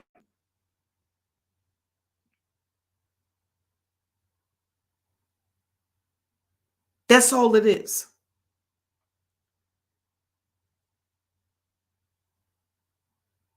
All these, a lot of what a lot of these people the fuck are nothing more than fucking flying monkeys.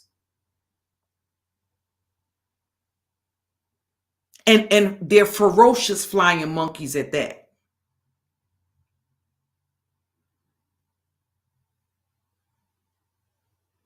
And because you're on a platform like this, you don't have the luxury of being able to go no contact with these people.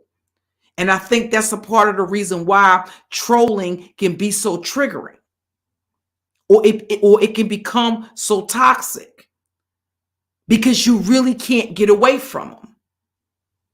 And it's like you try or make effort to get away from them, and they follow you. So when I'm in fucking chat rooms or when people are total strangers, it's almost like they don't know you from a fucking can of paint.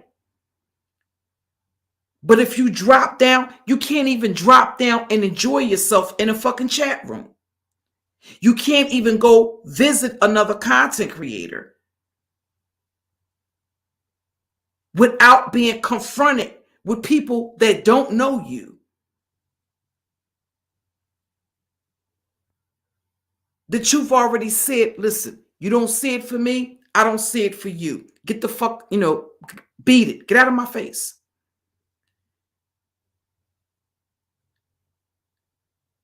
if you know you don't get along with a person and you try to avoid the person and you have a motherfucker attaching themselves to you like a fucking leech that you literally have to burn the fuck off, and they keep coming back,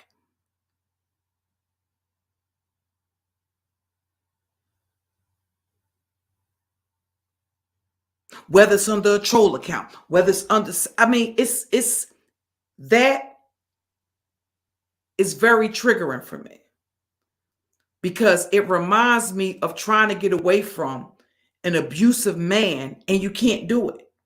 Everywhere you go, he finds you. You get away to a position of safety and there he is. You look out the window and you see his car out there. You see him pacing forth, back and forth out there. That puts you in basically like a state.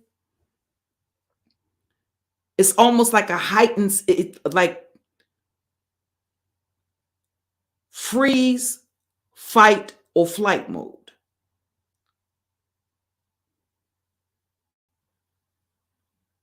That's basically where it puts you at.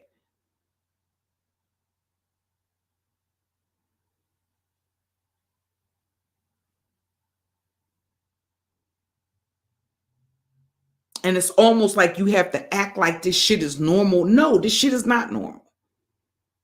It's not normal to ask a motherfucker to leave you alone and they don't do it. They insist on getting, think about it. Think about a person that lives next door to you or a person that may live across the street from you. And for whatever reason, you and that person just don't see it. You don't see it for that person.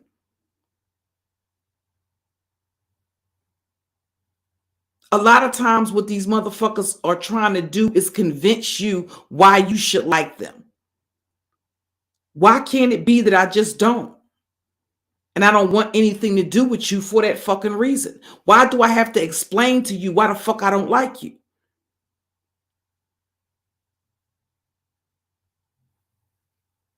For grown ass men and women not to be able to accept that, that's not normal behavior. That's indicative of a fucking problem. That's not your fucking problem to work the fuck out. You have a right to say whether or not this person makes you're comfortable, or you like this person's energy, you like their vibe, you have something in common with them, and that you don't like a motherfucker. Why do I owe you an explanation as to why I don't like you?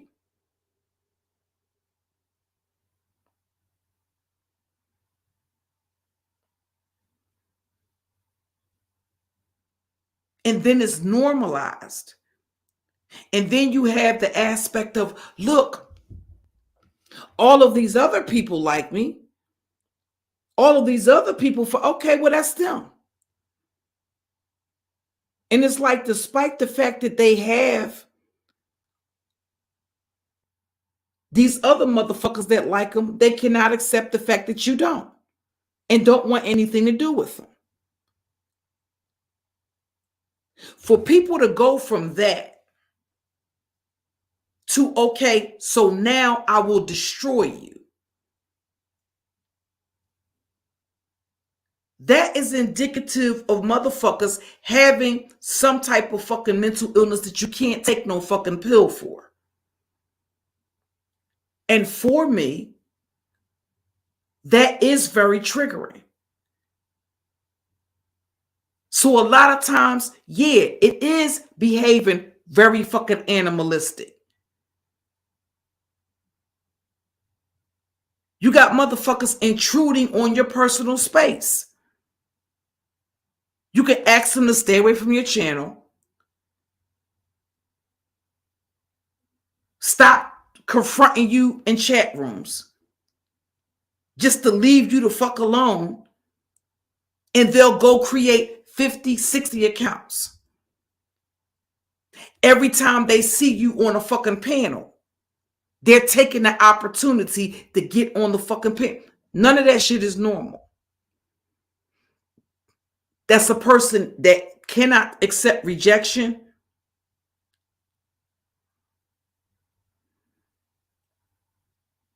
And it's all the more reason when you see people behaving like that. That's all the more reason why you should be taking every protection under the fucking every protection that you can possibly put in place. That's actually what you should be doing.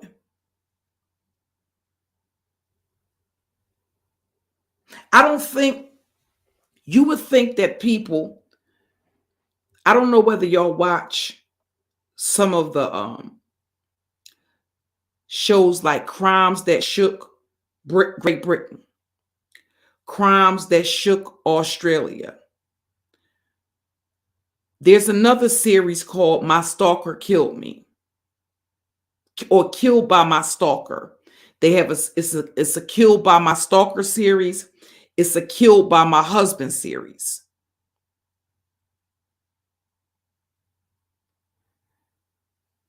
A lot of those segments about being killed by my stalker, the reason why some of that shit is so creepy, being a true crime buff, is that a lot of times people just write certain shit off. But you literally have motherfuckers that will develop these obsessions for you to fuck online. And you don't really fucking know whether it's male or female, how fucking far their obsession will go. And when you have repeatedly asked the motherfucker to stay the fuck away from you, and they're doing crazy shit like 15, 16 fucking live streams to fuck on you, that's the person that you might really have to hurt.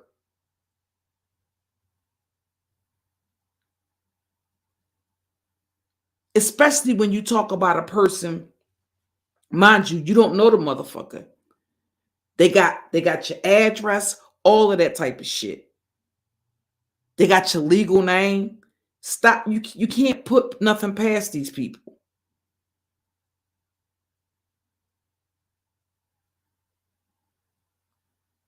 Because nobody that it happens to thought it was going to happen. Their families didn't think it was going to happen. They didn't think it was that serious. They didn't think it would go that far, but it does. Anytime you have serial killers, no, not a white serial killer, no, not a Hispanic serial killer. Anytime you have serial killers using dating apps like Tagged, not women that he pulled off a back page.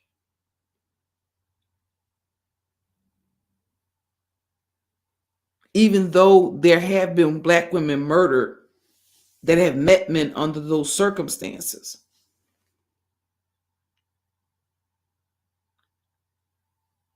When you have women meeting men off of dating apps and ending up strangled in the woods somewhere because of that, and their families looking for them,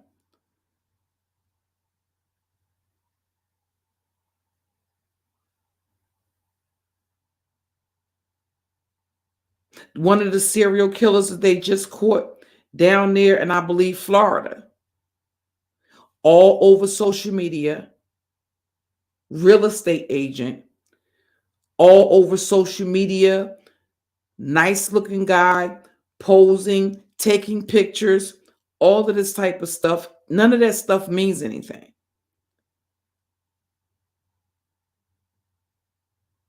A lot of times that works in their favor because they are so attractive or because they are so handsome.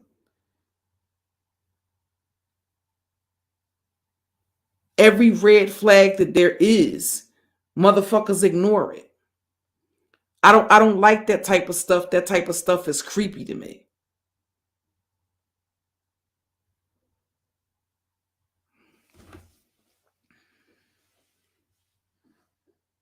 And you got motherfuckers that I just never thought that I would see the type of shit that black people do for fucking attention.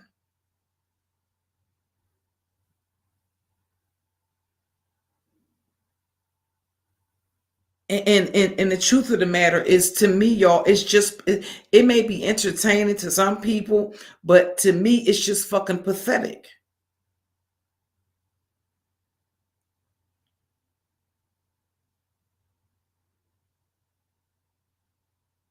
It's actually pathetic. Or the things that people, the extremes that people will go to keep these little make believe fantasies, to keep up appearances.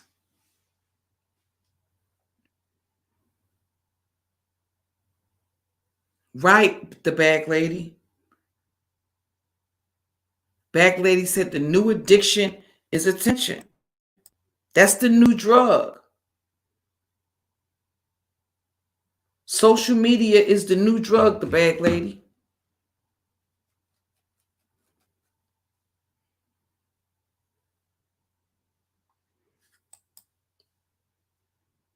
Poetic Kel said, what will be achieved by telling a low life why you don't like them other than the fact that they're low? Right. Yes, the bag lady.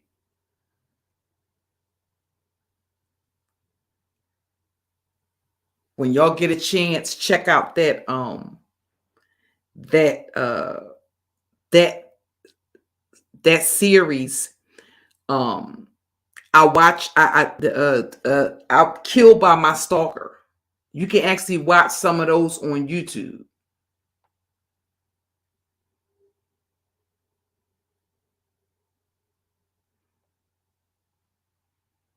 Mm-hmm.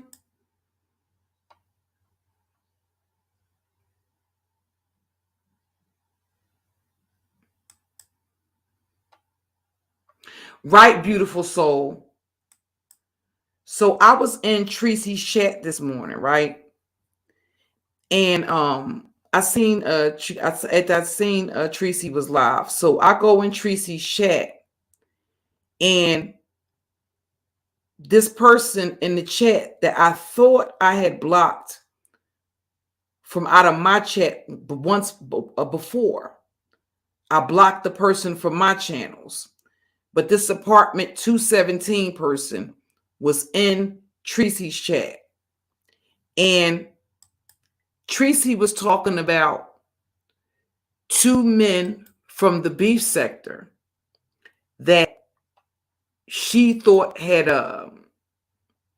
I think she said that it was, well, I'm just going to say alleged because I don't know. She was saying that, I guess last night, something about, I haven't heard the actual tapes in its entirety. So until because I didn't even finish watching all of Mother's stream, so I'll wait until I actually hear.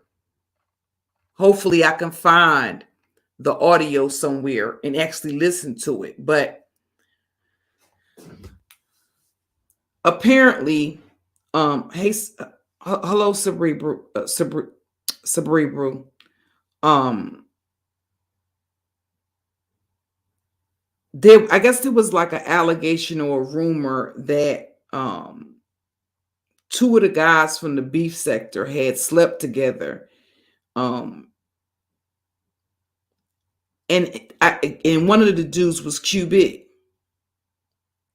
And I remember thinking, if QB's husband died of HIV, if he died of HIV complications, and they were together for all of those years, isn't QB HIV positive? And what started the conversation was basically what started the antagonistic stuff or the person constantly at me in the chat is me saying, doesn't he have HIV? Why would somebody be sleeping with somebody that has HIV?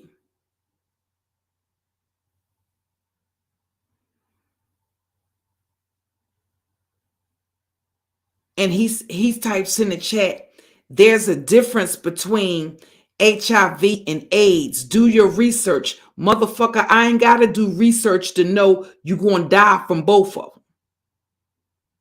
You might live longer, but ultimately you're going to die from HIV related fucking complications, whether you got HIV or whether you got AIDS. I don't have to do fucking research. Is it still not, can you still not give it, pass it on to somebody having sex?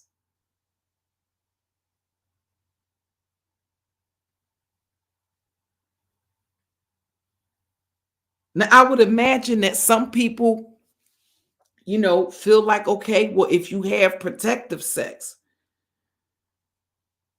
that's a risk.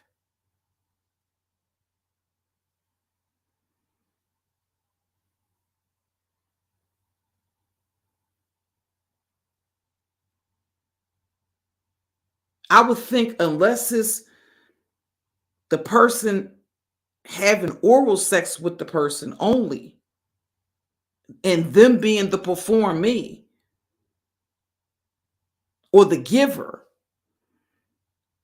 I would think that anything else under that, anything else would fall into the category of them.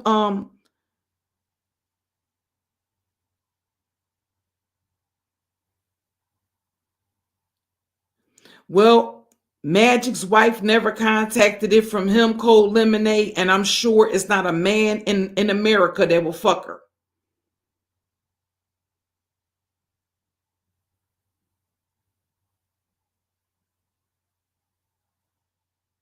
Maybe she's one of those people that's immune to it for whatever reason. But that's according to who? That's according to them. For all we know, she could also have it. I don't know, but it's I know that when it comes to certain diseases that you have some people that don't get it because they're actually I guess you got some people that are carriers of it, or some people that can pass it on to other people, but they, for whatever, I don't know, something to that effect. I ain't been in science or biology class in a long time.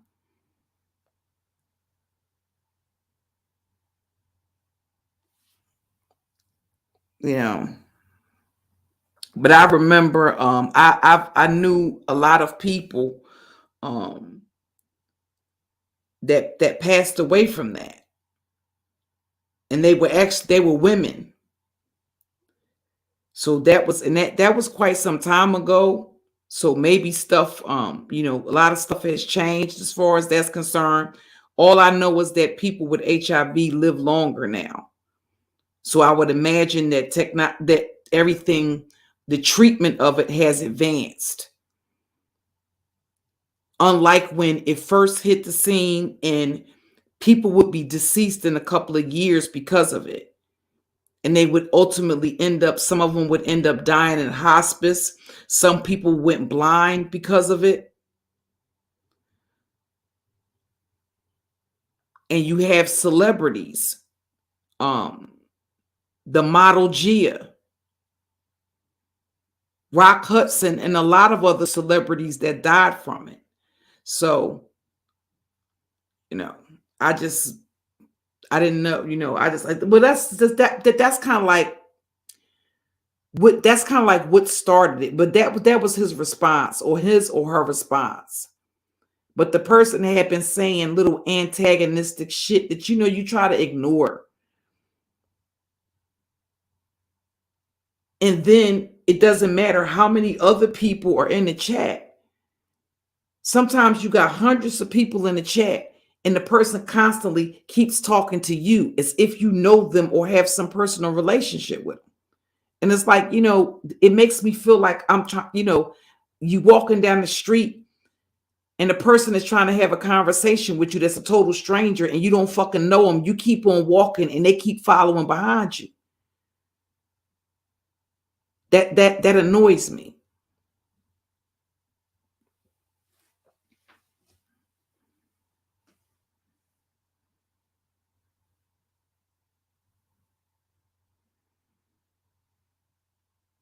And I think the other thing is, when I think about YouTube, I think about YouTube when YouTube first started. When I think about YouTube when YouTube first started, like, they didn't call it clout chasing then. If you wanted to get the attention of another content creator, you could do a video response. It used to be a time when you would play the content creator's commentary. They would play your commentary. They would go through your videos. You would go through their videos. It was a lot different then. So a lot of it is like almost like, I don't know whether it's a YouTube culture shock or what it is.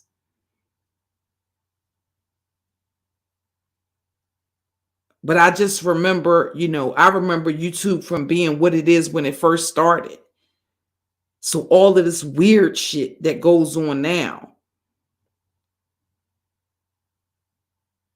And it's just my fucking personal belief that a lot of these motherfuckers that do this trolling are fucking personality disordered motherfuckers. There is more going on. No, it's not some mental illness that they can take a pill for. No, it's not depression. No, it's not PTSD. No, it's not bipolar. No, for the most part, it's not schizophrenia. 9 times out of 10, a person with schizophrenia is not going to be of the mindset to be doing a bunch of that, if they use social media at all, because of their level of paranoia.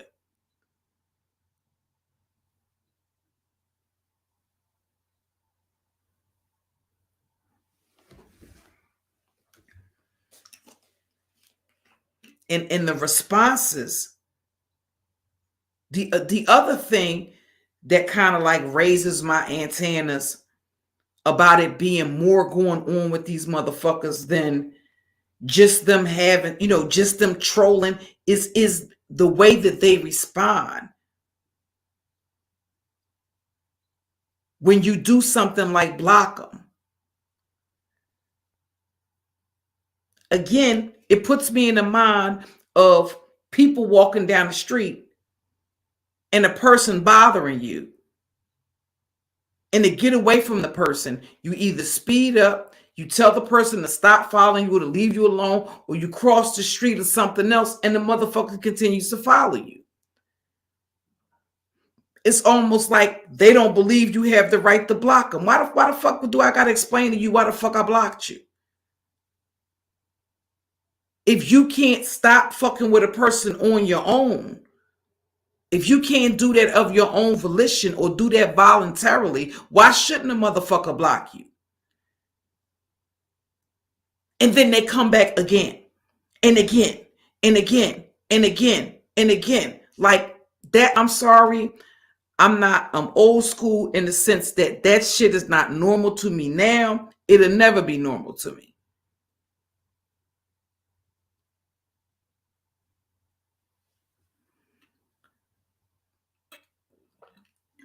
It'll just never be normal to me.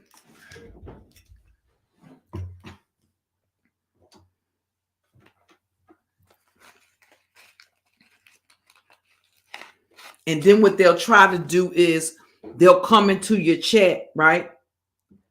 They'll come into your chat under a troll account, and they'll try to,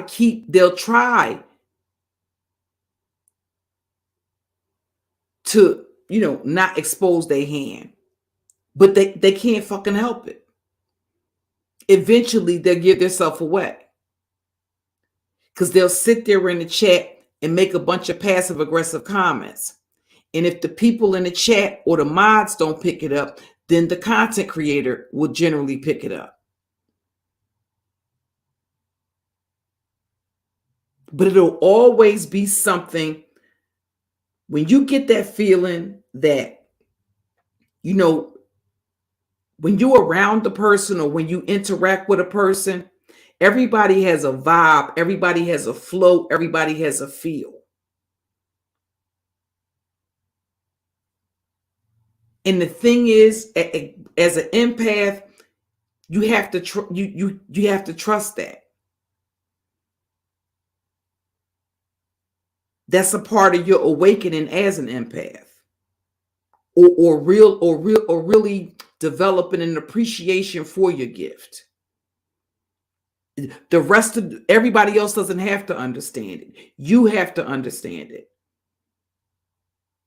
When you get certain feelings, or when your instinct tells you certain things, or when you get premonitions about certain things, it's for you to understand what that means when certain things happen. Like, for instance, you might start having a certain type of nightmare. Not just, you may have very lucid, vivid dreams, but you may start having a particular type of dream when you have certain stressors in your life, or when certain things are going on. Because dreams are nothing but what's going on in your subconscious. It's almost like the dream is like a manifestation of the things that are deeply embedded in your subconscious.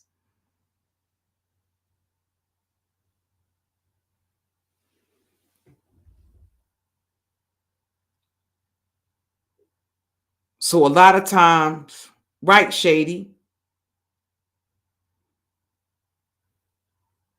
So a lot of times, I don't think I started to I always knew that I was highly intuitive, but I don't think it was until maybe 2007 that I really started being able to understand what certain things meant when I got certain, when my intuition told me certain things, just to really how to listen to it and just wait for certain things to play out. It's not a matter of being hyper vigilant or being extra, or being, people will tell you that you're too sensitive, or that you're crazy, or that something is wrong, something is wrong with you, or, you're paranoid. It has nothing to do with being paranoid.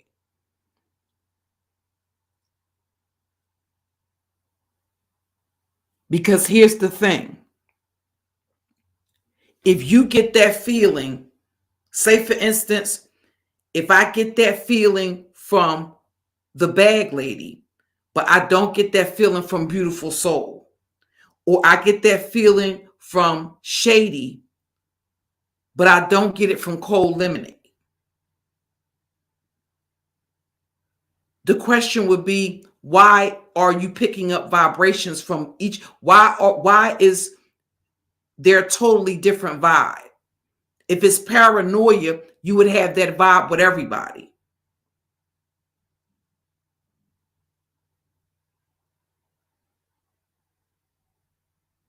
If that makes any sense. Everybody should give you that vibe. You should, if you're paranoid, everything and everybody is going to make you want to be, suspecting in everybody. That's paranoia. When you get a specific vibe from this particular person, and the more you interact with people, you empaths absorb other people's energy. So the more you interact with this person, it's like, okay, that's a familiar energy.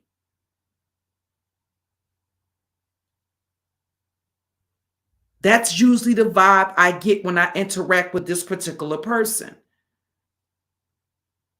And then you have a person come into your chat under an unfamiliar account, and they're talking back and forth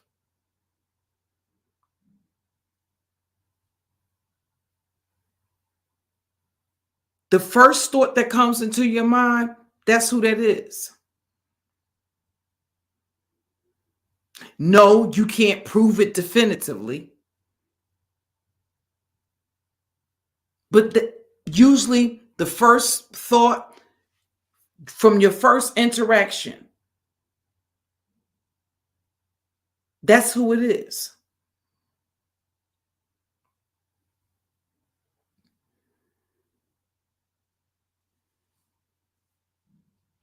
The whole thing is, you might suspect that as a content creator, you might suspect, okay, well, this particular person that I know may be behind this account.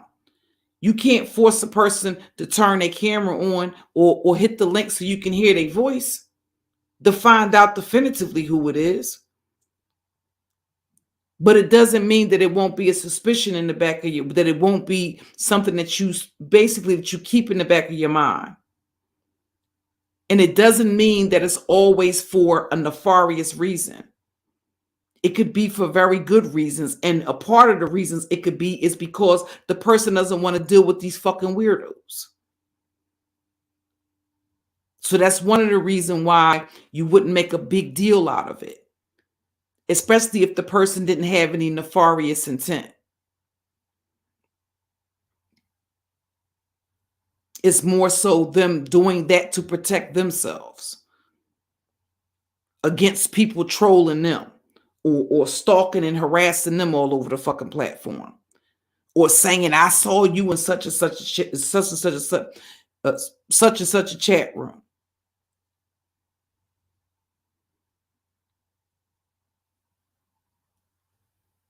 Yes, fashionista.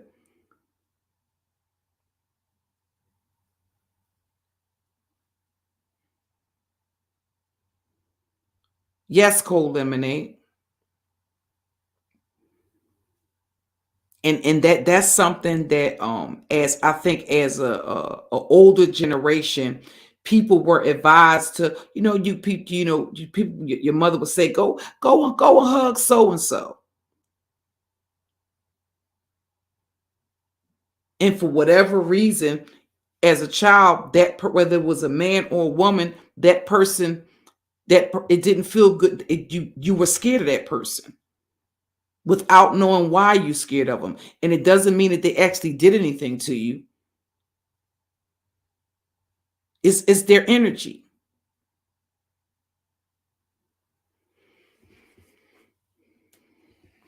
So they'll make up, they'll make you feel like something is wrong with you.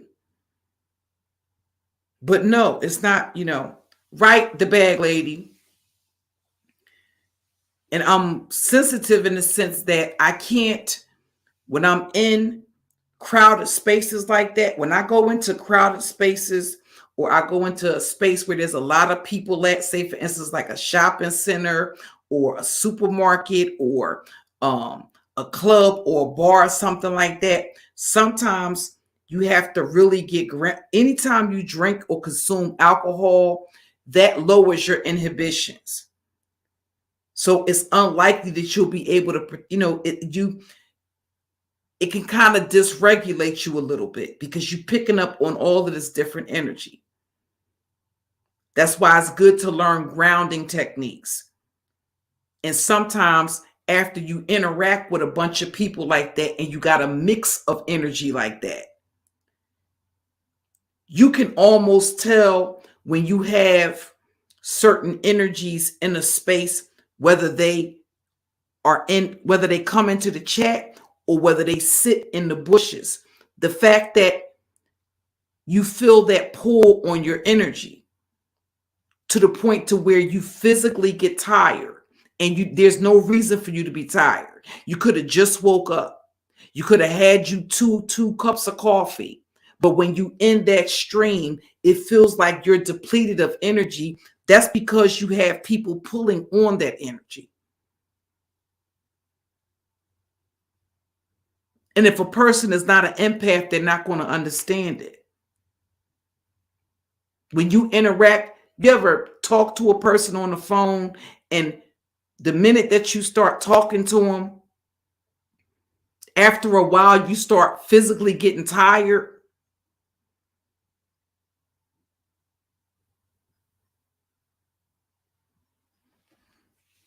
Energy vampirism is real.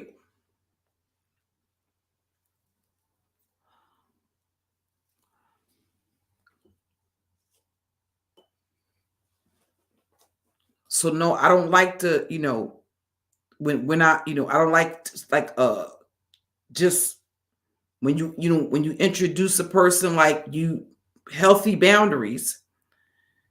If you don't know that person, you kind of like keep that person at a safe distance. You can shake their hand or greet them and be cordial with them.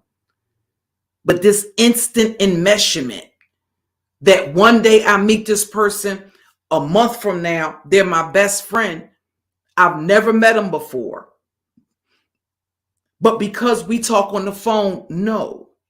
That's love bombing. And as they're being love bombed and believing that they're bonding over certain things, they're actually trauma bonding. And a lot of times it may actually be a person that may be on the other scale, on the other end of that spectrum, that may actually be usurping information from you. Under the guy, they're mirroring you at the same time. For lack of better words, you love movie theater type of butter popcorn, so do they. You have aspirations of doing something to empower Black women, so do they.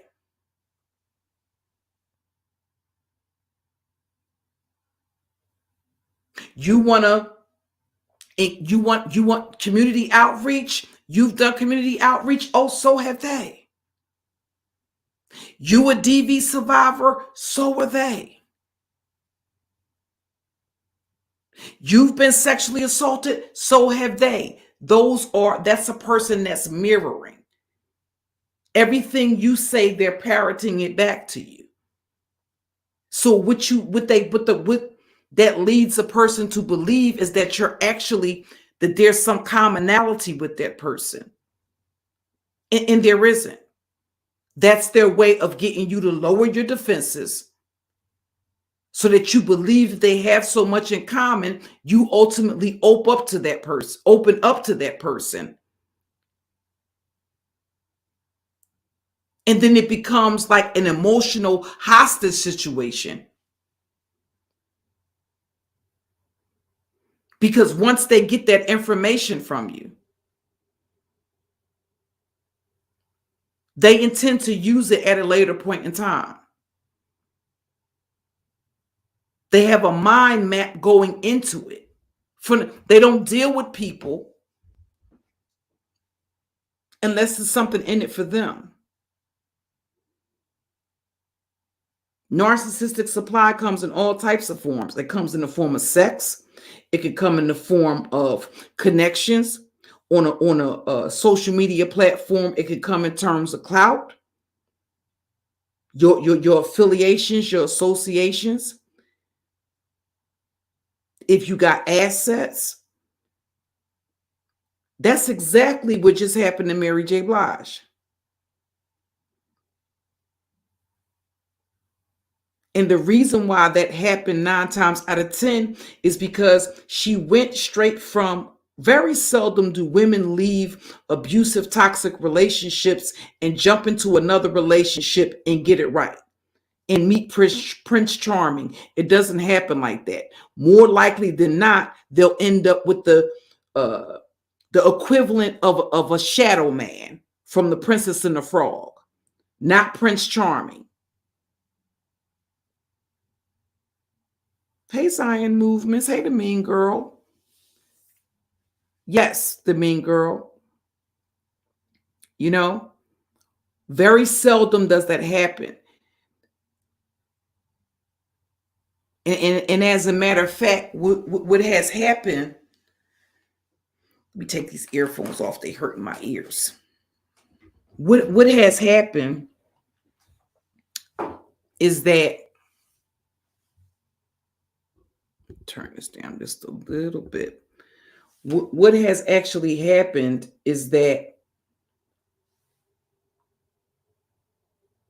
when they first came up with a narc abuse community, there were very few people, especially on YouTube, even talking about the topic of narcissism.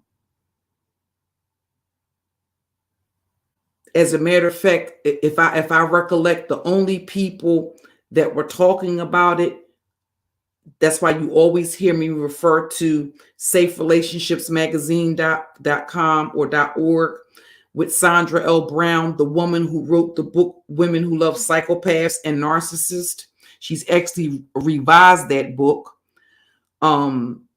She was talking about it. Kalia LaRoche, who had the podcast on Apple that's still there after all of these years, talk about timeless. So when I talk about timeless content, that's the type of content I'm referring to. You can actually go back and listen to that content all of these years after the fact. And still, it will be just as informative, with just as many gems as it was the first time I heard it, probably over 10 years ago.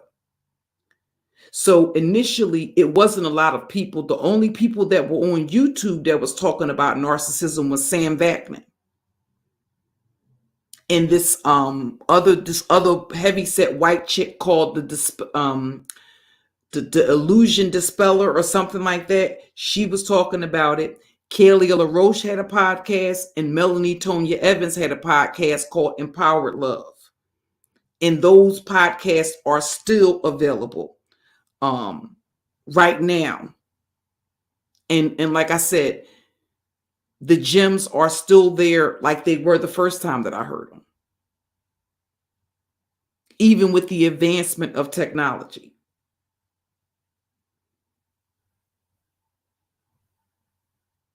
So what's happened is the professionals who actually a lot of times re-traumatized the people, the women that came out of those relationships, when they would go to seek professional help, they weren't talking about narcissist.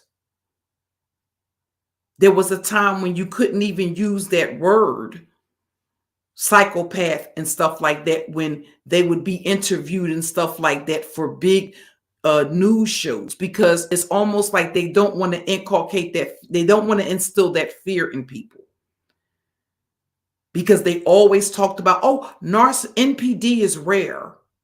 Psychopaths are rare. No, they're not.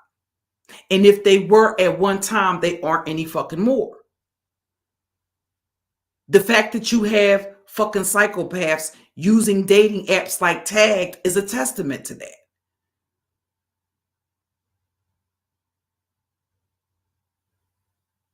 They're not rare.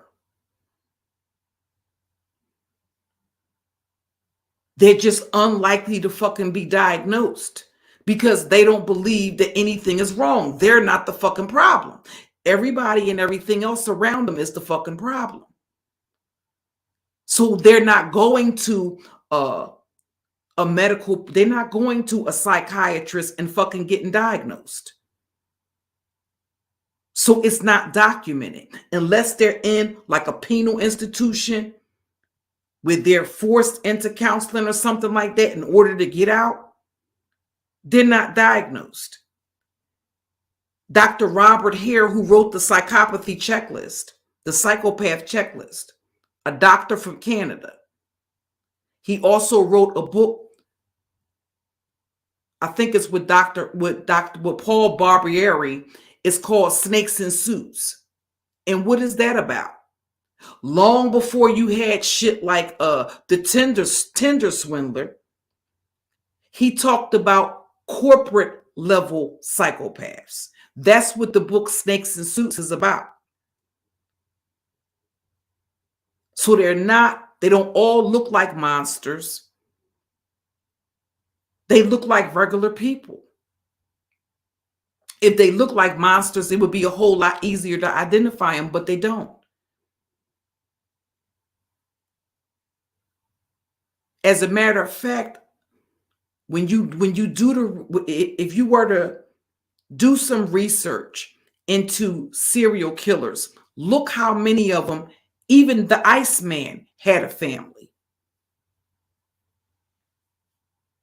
Now, as long as he was alive, if I'm not mistaken, he died over the last couple of years. As long as he was alive, his family never, you would think that what he did as a hired killer and his family, you would think that it was separate, that it was compartmentalized. Yes, to an extent it was. And you might say, okay, well, why, his wife never saw anything. She never suspected anything. Well, yes, she did, actually.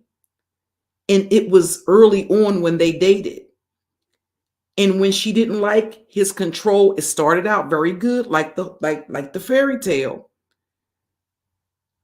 When he became too controlling and she wanted to get away from him, he stabbed her and told her basically if she tried to leave him, he would kill her.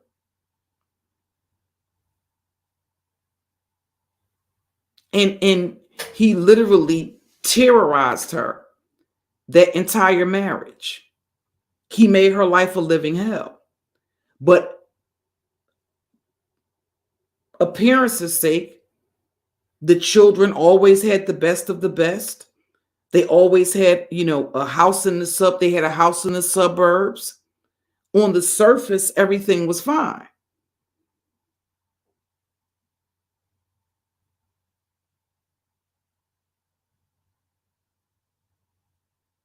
He would basically confide in one of his daughters, which ultimately fucked them both up in the head.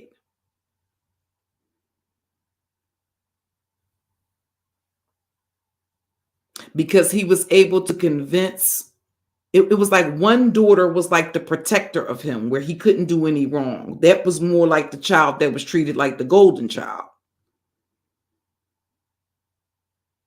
Because it's like a rule of thumb where all psychopaths are narcissists, but not all narcissists are psychopaths. So he treated one child like the golden child, and the other child became the scapegoat. That was the child that was more defensive of the mother. Whereas the other child believed that the abuse that the father was given, he would beat them, and he would give their mother these horrific beatings right in front of them.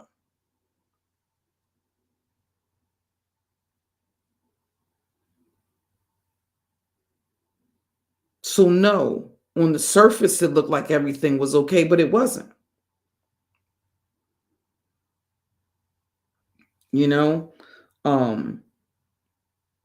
But the point that I was making was that they were married.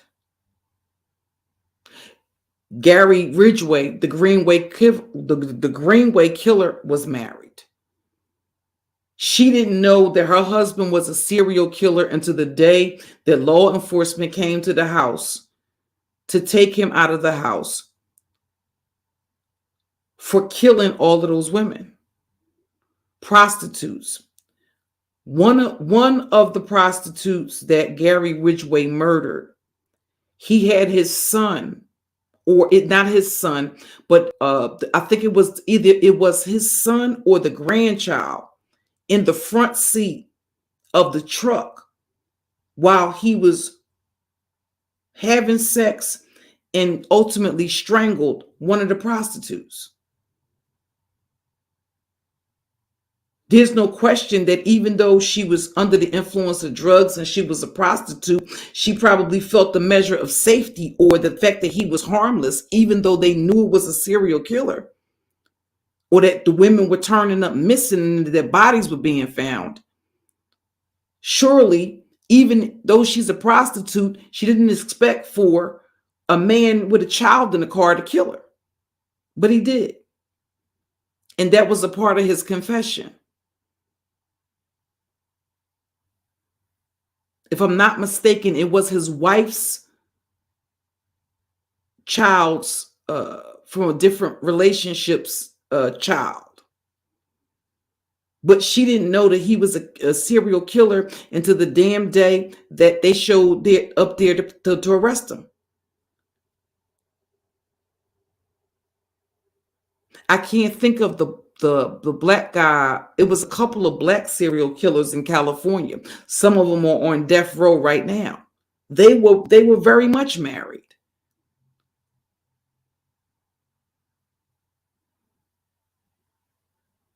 And they had no clue.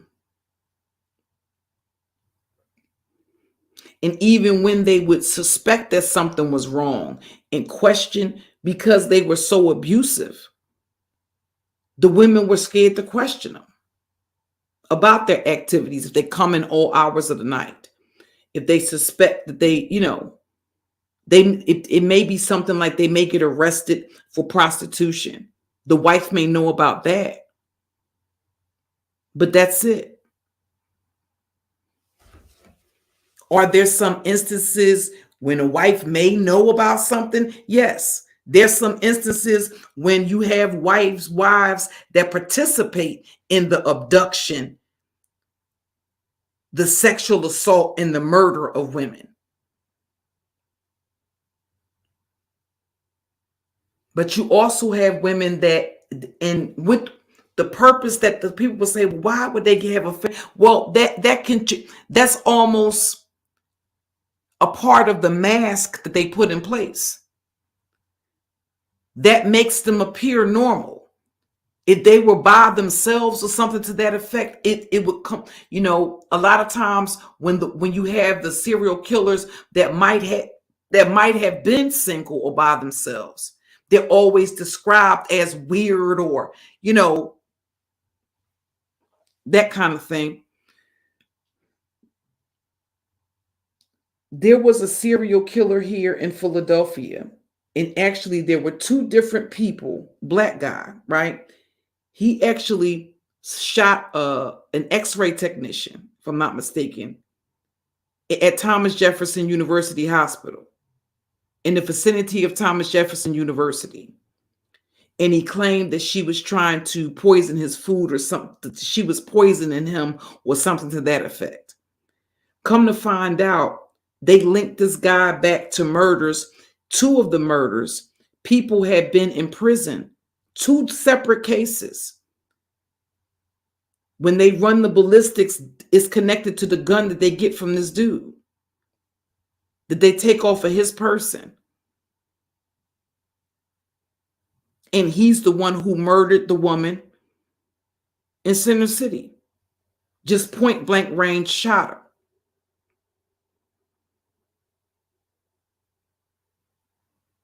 Does he look strange? No. Do you know what he did for a living? For a time, he drove a SEPTA bus. He worked for SEPTA, which is the mass transit in the city.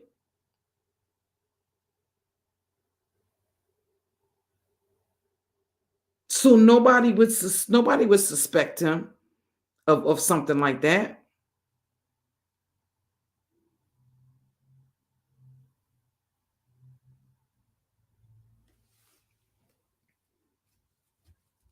And some of the murders were just random killings. So it's like, gone are the days where that, it's like this is dangerous for women to operate under this false sense of security that is not there. This blanket of security.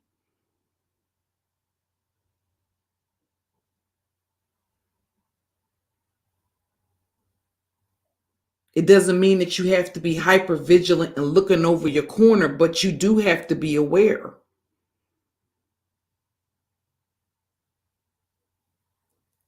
And to understand that there are women that operate, well, they basically enable these men.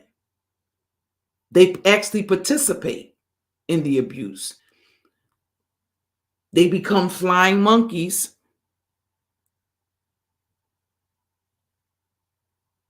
for the man. These are the women that, when you're trying to get away from an abuser, or, they're coming back reporting to the abuser everything you say and do.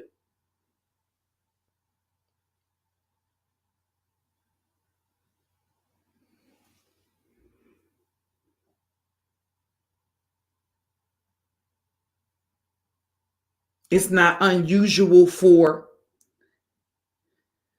abusers to get information that they shouldn't be privy to, because they'll go someplace where they know a woman may have that information and manipulate her into giving the information up under the guise that they're romantically interested, by flirting. Sometimes you'll see that switch flip when you walk into a store, and it may be a cashier, or you walk into a business and you may ask a question, or you may need help or assistance with something.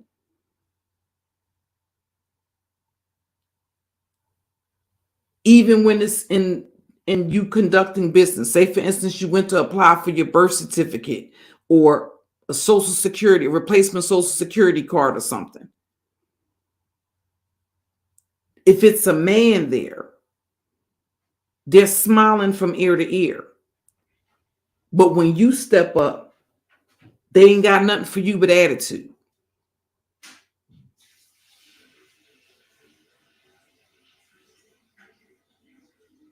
That shit is real.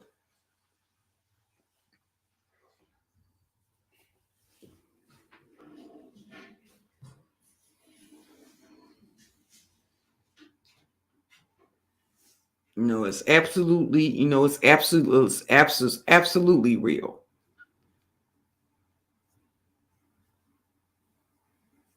So yes, it's nothing wrong with it's nothing when it comes. No, it's nothing wrong with, and it's pretty heavy stuff.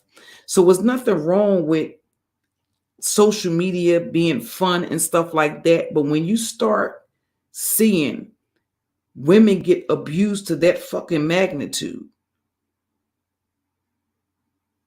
and you got other women acting like they don't fucking see that, but they get this selective outrage because it depends on, okay, it's okay for this person to do this to this person, to this woman, because you don't like her.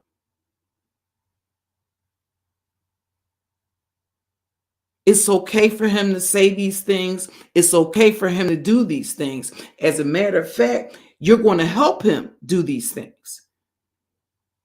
If he want to dox her, well, you're going to help him dox her.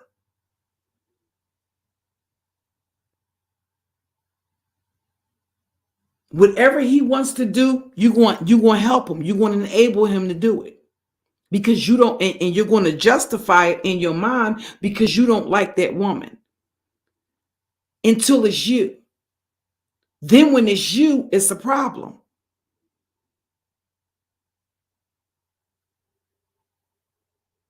And you'll see this outrage.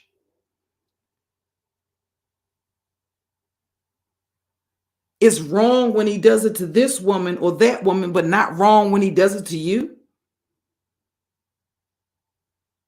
And if you have that experience and you think it won't make you indifferent, or that it won't make you cold-hearted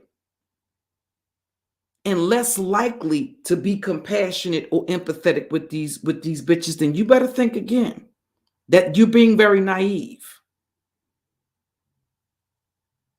You're either being very naive or you haven't had that experience.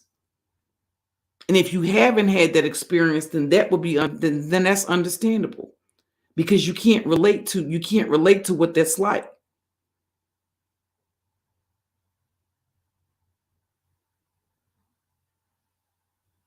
And keep in mind, I'll give you a perfect example. I'll give you a perfect example of two different YouTubers where you see this dichotomy. Take, for instance, ZX. What does ZX say and do that's any different than what Stomp Down says and does? But what's the difference?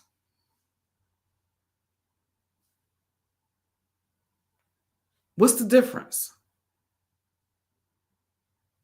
You know what the difference is?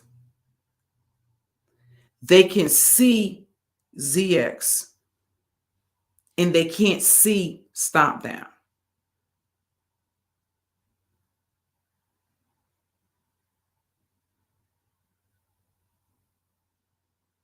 So if they see and hear Stomp Down do it, it's a problem. Oh, it's vile. It's disgusting. He shouldn't be on YouTube. He's talking up under women's clothes. He's doing this. He's doing that. But when ZX does it, they can rationalize it. They can justify it. And what does ZX know, right? Do you think he makes it a point to come on camera by accident? Do you think that there's some accident? It blows my mind that these women.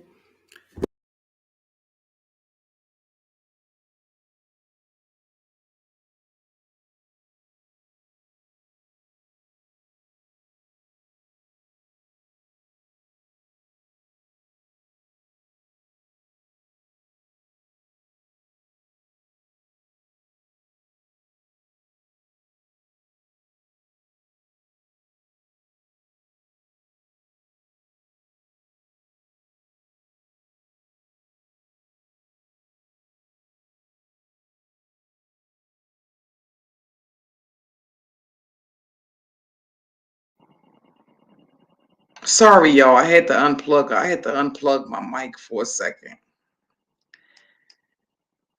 Everybody was saying it was a darn volume thing on here. I haven't figured out yet how to control the volume or how to turn down somebody's volume. I only see the mute the mic option. But anyway, that's the difference. And because Stomp Down doesn't talk sexually, or because he doesn't flirt with the women,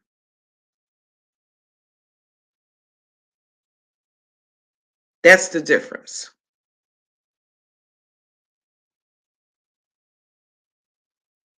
So what they'll do is say, "Oh, he's victimizing women," but they'll hear ZX say things that even may be even more vile and disgusting. But it's not a problem. It's a problem for Stomp Down to say, if you're so inclined to, donate, if you like to support the channel or buy me a cup of coffee. That's something. If you go around to different, say for instance, if you look for copyright free music, or you see photographs that were professionally taken by freelance artists and things like that, they have that under their uh under, it'll that's a way that if you're so inclined, it's not mandatory, but if you're so inclined to contribute, right, to support the artist, to show them that you appreciate their work, that's usually typed somewhere, or there's an option that if you choose to, you don't have to. So it was a problem for Stomp Down to say, if you like to buy me a cup of coffee, that's figurative for it doesn't have to be a lot, whatever you're so inclined to give. That's a problem. That's something to be, a person should be mocked and humiliated, mocked or berated about. But ZX can get up here and say, make my dice roll. They can openly ask for women to donate and for women to contribute. And that's not a problem. And I'm telling you what the difference is. The difference is ZX can be seen.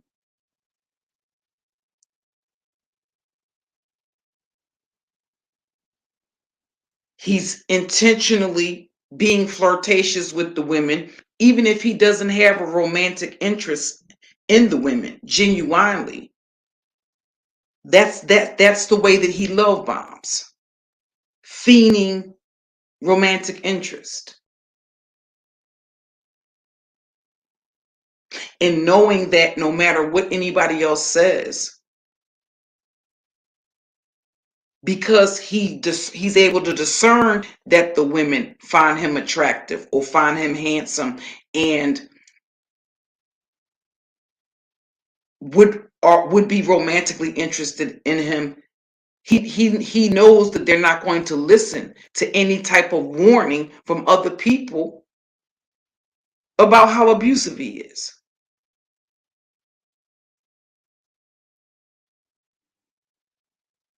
That's the duality of it. That's the different dynamic that's played out.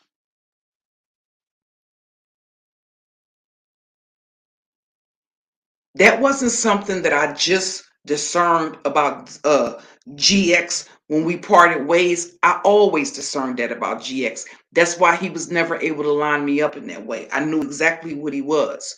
That's why I kept him at a safe distance. That's why that information that he could weaponize against other people, he never had that type of leverage over my head. Never had it. To this date, nobody has ever seen, because it doesn't exist, anything with me flirting with him. They've never heard that in the audio recording. They've never seen it in a text message or a fucking email.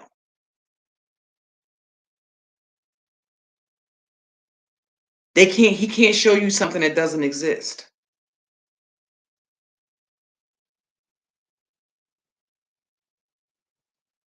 But nonetheless, because they have that interest in him romantically, or whether it's romantically or whether it's sexually, they project that on to every fucking woman.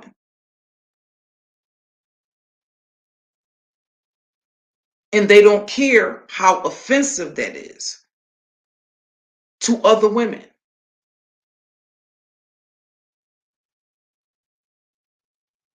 They don't see that as a sign of disrespect. To tell you you're attracted to somebody that you find disgusting.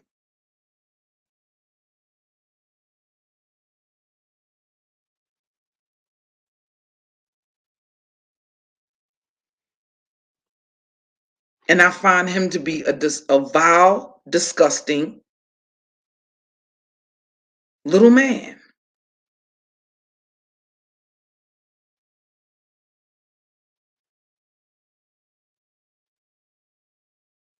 Sometimes when I sit back and I see his manipulation tactics, it makes my skin crawl.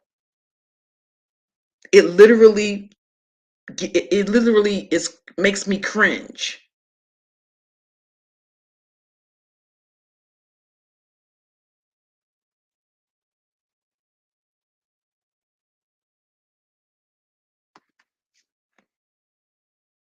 you know.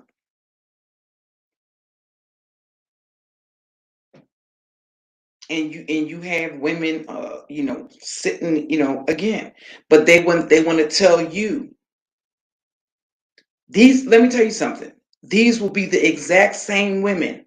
Why were you in Stomp Down's chat? How could you support? How could you support him?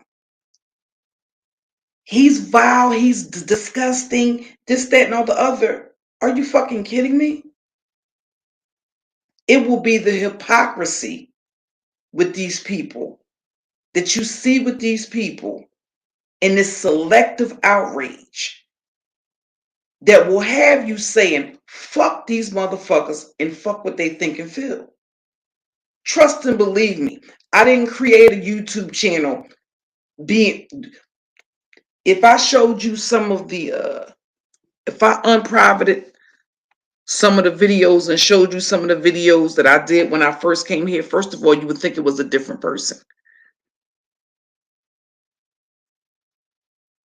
You would literally think I had two personalities.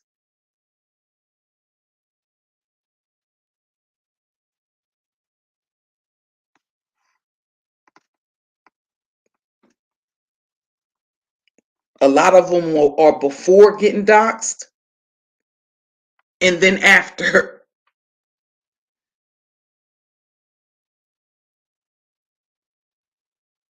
A lot of times when you find, when you confide in these people on here in that sort of thing, or trust them with your phone number, or whatever it is that you trust them with, it's usually never it's always 9 times out of 10 it's going to be a black woman that puts it out there.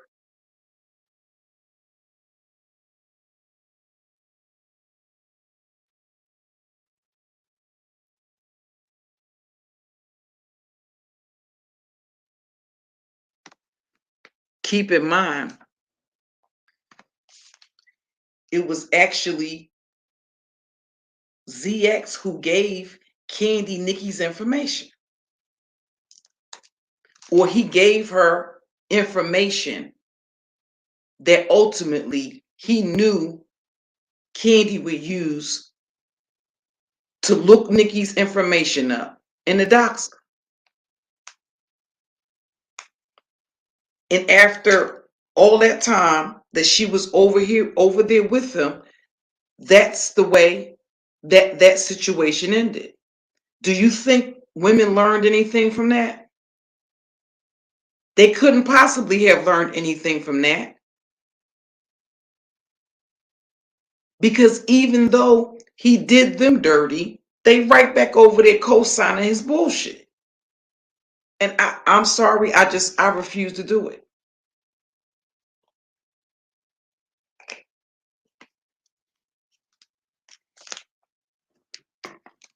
I refuse to do it.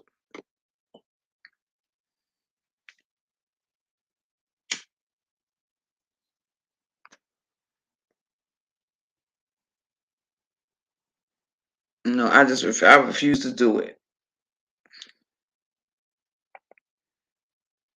And that's something that you did. That's something that happens when it comes to anytime you talk about something like social media, where their worth and their value is so tied up in what other people think.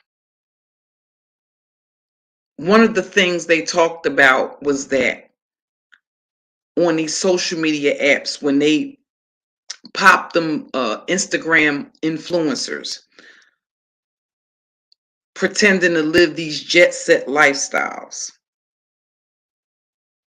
only to find out that they were actually paying to take these photographs to make it appear to their subscribers as if they lived this jet set lifestyle, was that a lot of times you would have women that would post pictures, and if the pictures did not get enough likes, they would delete the pictures.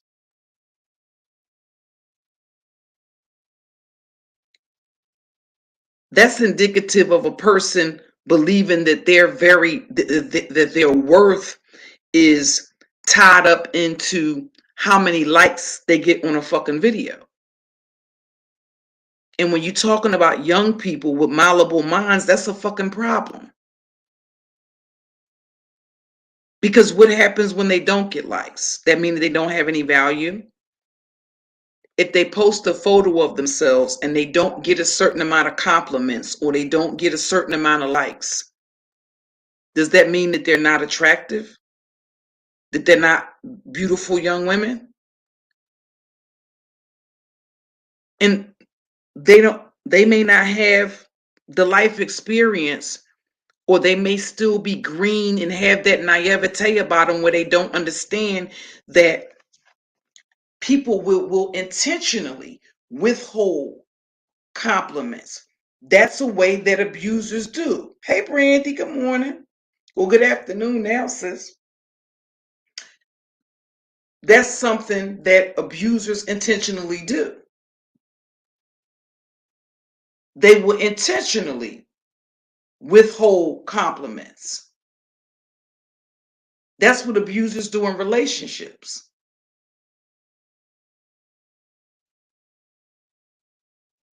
And what does that do? That keeps you, constantly trying to go over, above, and beyond for that acknowledgement and that validation. And that's a problem.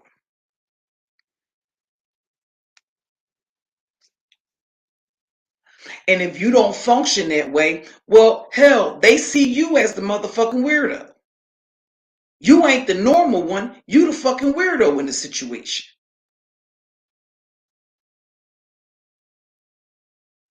So you absolutely have to be grounded and know who the fuck you are. You got to know who the fuck you are. Because if you don't, it'll lead to you coming up on this motherfucker and you allowing other people to define who and what the fuck you are.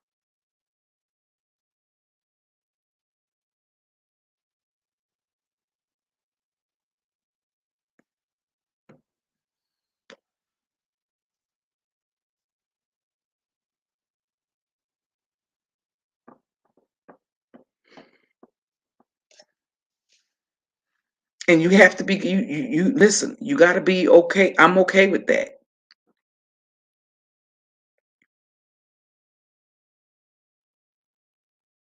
And when it comes to clout, you do have motherfuckers where the clout is everything and they soul is the fuck for sale. They will do any motherfucking thing just to have them. They will do anything and every motherfucking thing. Not only for a fucking coin, but to be clicked up.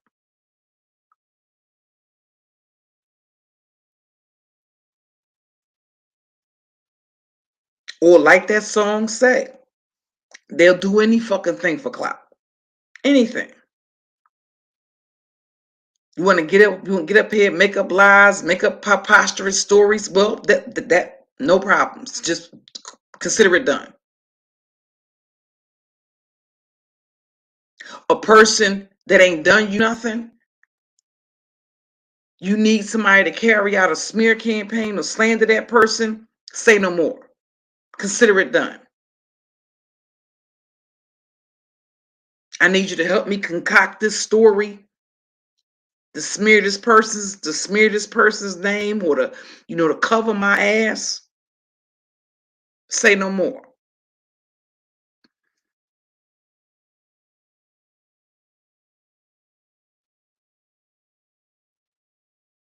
And I just don't remember, when I think back to what YouTube was in the beginning, it doesn't resonate with me. But at the end of the day, YouTube is also a business. It's not a dating app.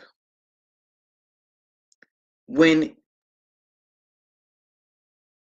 you take into consideration the YouTubers that create the type of videos, not the type of Tasha K videos where they interview people or she does celebrity news or whatever. Those are different type of They're at the top of the food chain, but they're also different types of YouTubers, right?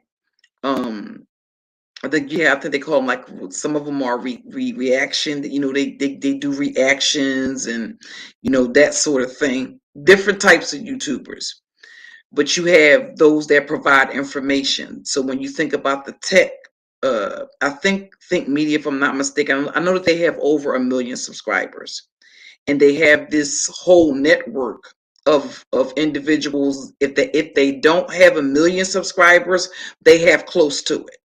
They're on their way to 1 million subscribers. Um,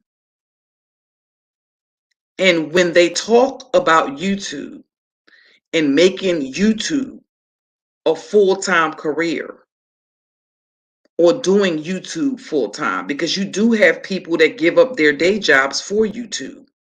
So they want to know how you go about doing that, because a six-figure salary isn't who isn't that going to appeal to?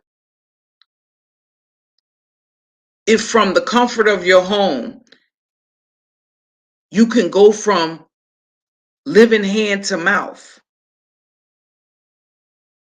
to making six figures, that's going to appeal to a lot of people. So a lot of people want information on how to do that, or how to go about doing that.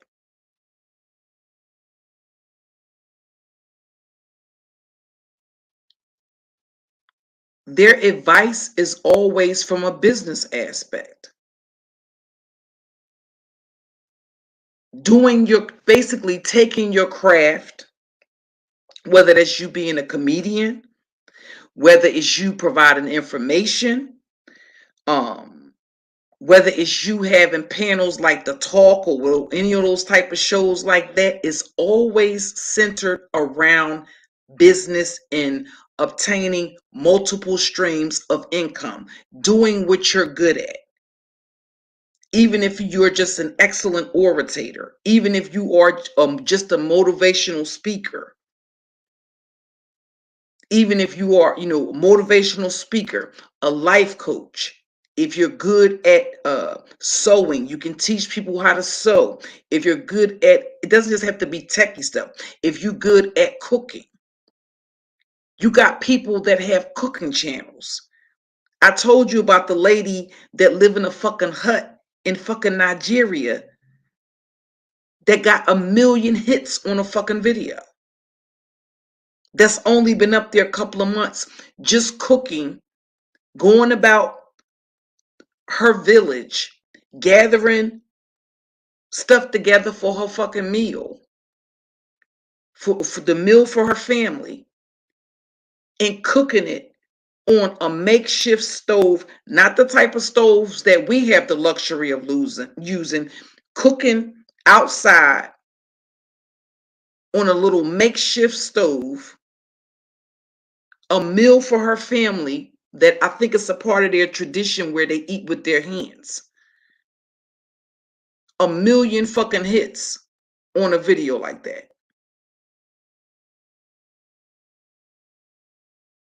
So you don't have to be everybody's not going to be a singer. Everybody's not going to be a phenomenal artist. But you have some people that are good at cooking, people that are good at DIY stuff. You got a whole genre of YouTubers, a whole sector of YouTubers that do nothing but go to the goddamn Dollar Tree and create things from the goddamn Dollar Tree. And they have 1 million subscribers, or they're on their way there. You have chicks that do nothing but do wig reviews.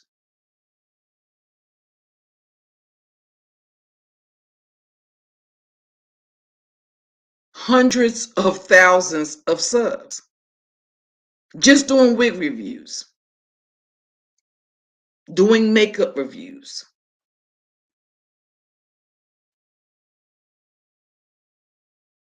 And then you have this sector. This sector and the beef sector.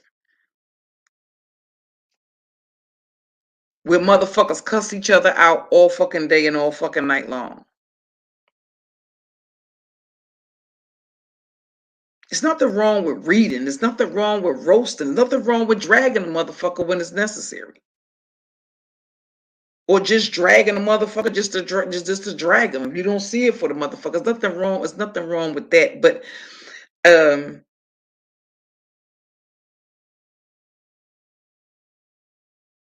there's this constant. Do y'all remember when Hurricane Katrina hit? Good morning, Sparkling Water. Well, good afternoon. It's afternoon here. I'm on the East Coast. Do y'all remember when the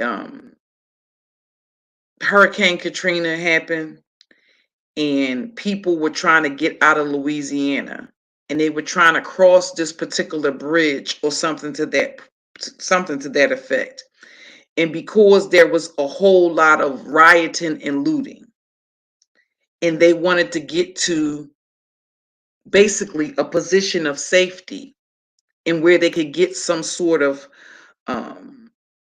relief and assistance.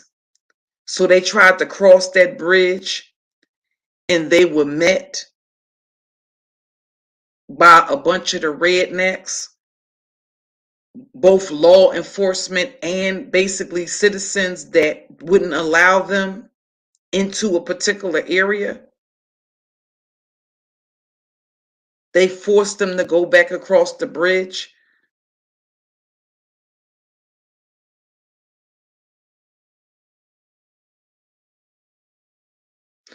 And in my opinion, you have black people doing that.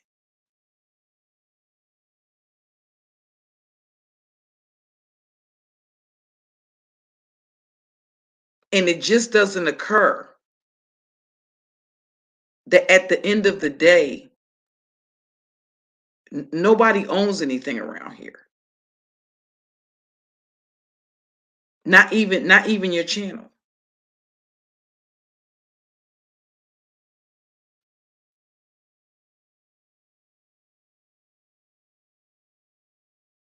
So to hear black people, that they don't own shit or nothing.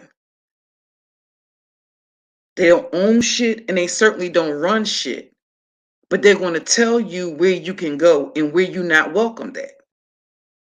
It's almost this segregation, but it's not white people that's doing it. It's niggas.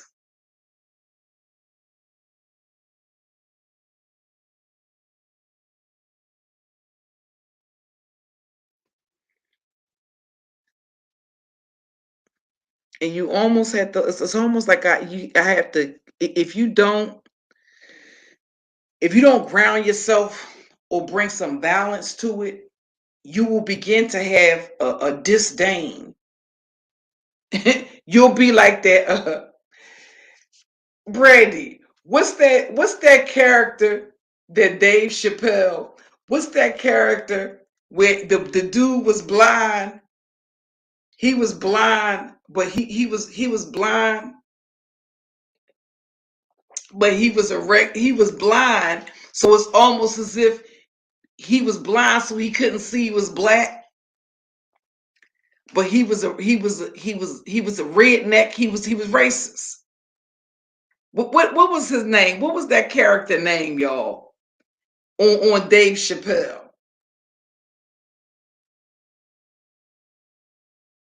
That's how some of these motherfuckers act.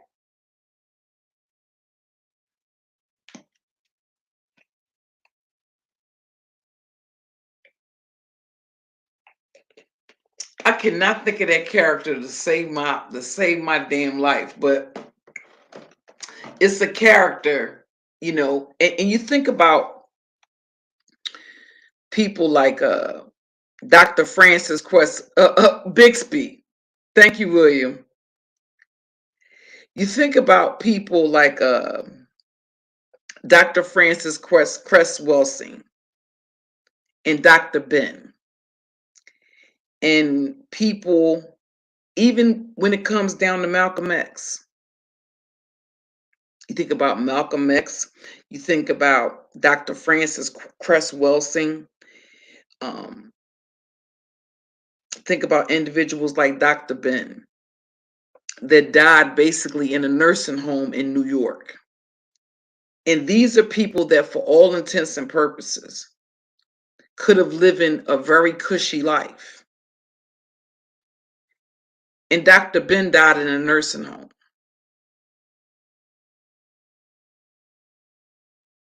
So it's like, where were their families?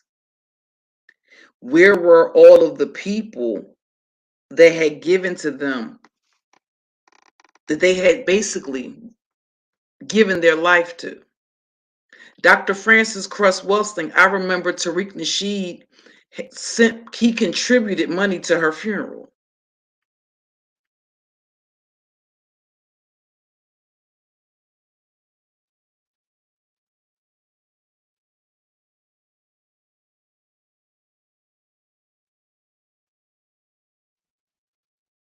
And she was a doctor. Clayton Bigsby. Thank you, Mercury's X3. Yeah. And it's like, when you sit back and you see, because you start to wonder, well, how did that happen? Like, why weren't they able to? You get all of these, the pro-blacks and stuff like that. And it's like, why do you have this many black people and they're not able to build anything? They're not able to get out of this situation. But generations and generations and generations after the fact, they're still complaining about white supremacy.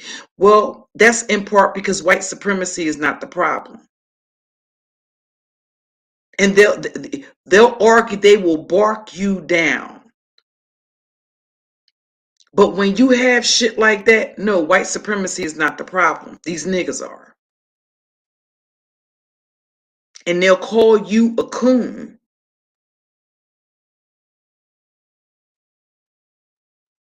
If you ask a question like, okay, well, yes, we get the gist that there's racial injustice, and therefore that's contributing to civil unrest, because you have black people being gunned down in the street like dogs unjustifiably by law enforcement or by citizens that feel emboldened, or by other people that by racists that feel emboldened because so many racists have been able to do it and get away with it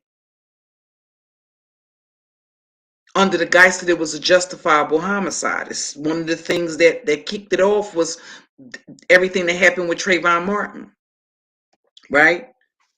The next big high profile case was Mike Brown. And the list just goes on and on and on. But nonetheless, you got a city, think about the city that you live in. You got a city like Philadelphia, and I think I lost count in the amount of homicides at 500. And I can assure you, out of those homicides, a very small amount of them were non-black people. You may have had more Hispanics than Caucasians. So the mindset is it's okay for us to do that to each other.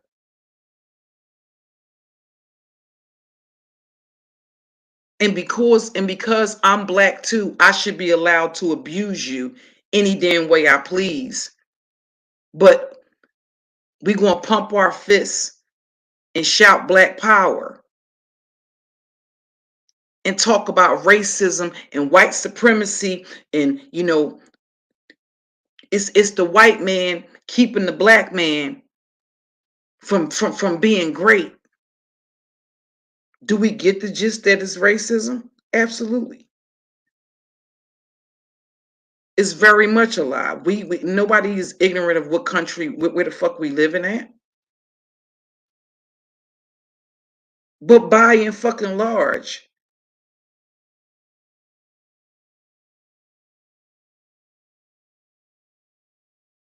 instead of building, these motherfuckers want to compete with each other over fucking crumbs. That's what's so disgusting about it.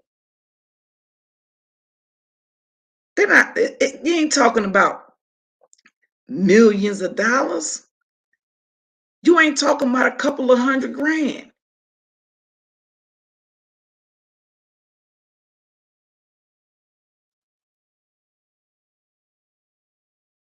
And they're not able to look they look basically to project. They talk about get a feel and read the chat. Fuck reading the chat. There's a life outside of the chat that doesn't stop just because of COVID. Life is still going on. Just because of COVID, does that mean your fucking electric bill is not due? Does that mean your rent or your mortgage ain't due? Does that mean your water bill, your gas bill, your grocery bill, your car note, your insurance, your life insurance? Does that mean that shit ain't due? Because of what the fuck is going on in the fuck? No, all of that shit.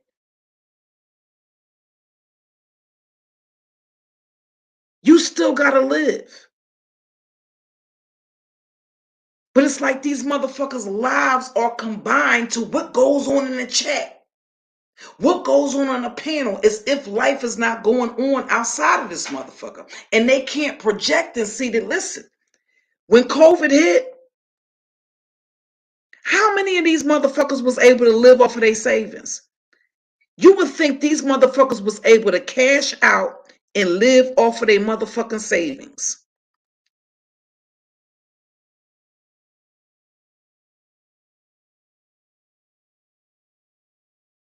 They weren't. And a lot of them ended up the fuck out of work. Whether they ended up applying for unemployment benefits, motherfuckers is risking going to prison, committing federal fraud, getting PPP loans and EDIO loans that they weren't the fuck entitled to. Motherfuckers is making up businesses in order to get money, committing federal fraud.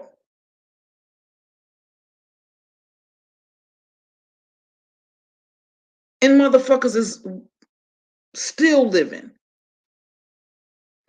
Didn't even take that type of money and make a fucking investment if you're gonna risk your fucking freedom for it. But motherfuckers is back to living hand to mouth.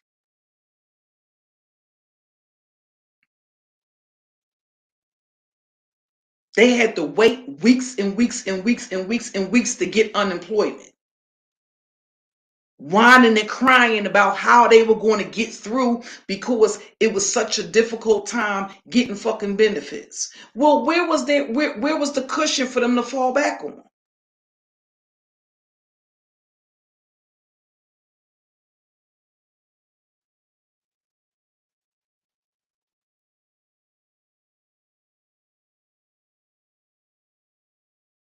I could bet you the majority of these motherfuckers, they not taking and putting that money in no fucking bank. They're living off of the shit. And they are dependent on the people in their fucking chat room to pay their fucking bills. Now, if you're giving them a service, right? If you're providing, some sort of entertainment, right? And you would, I want to use air quote, feel so inclined to donate, there's nothing wrong with that.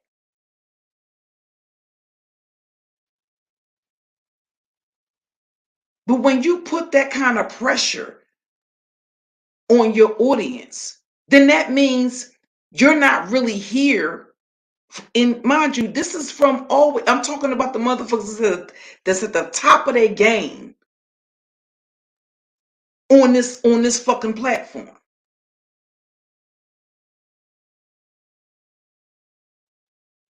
Motherfuckers that have direct access to CEOs, to the executives at fucking YouTube.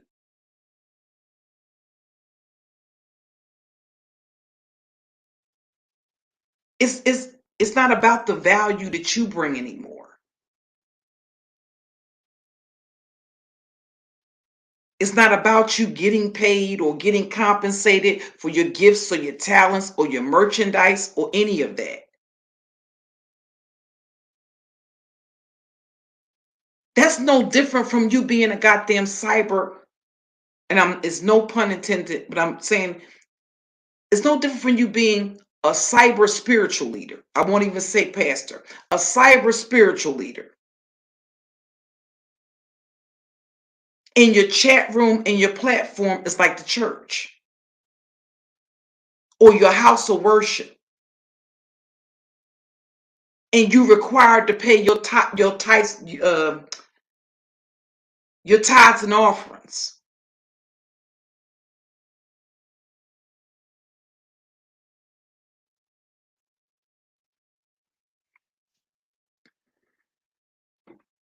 Where you feel obligated to support your pastor or your spiritual leader because they've given up their secular work to do the work of the Lord.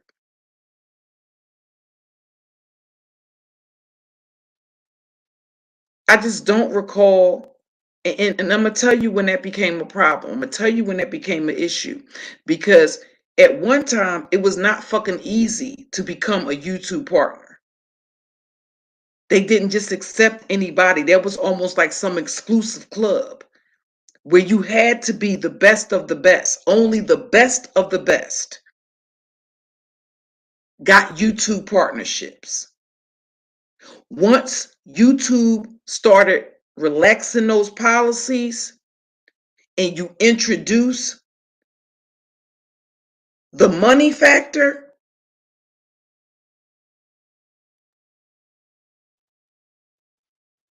that's when I first recalled the tide changing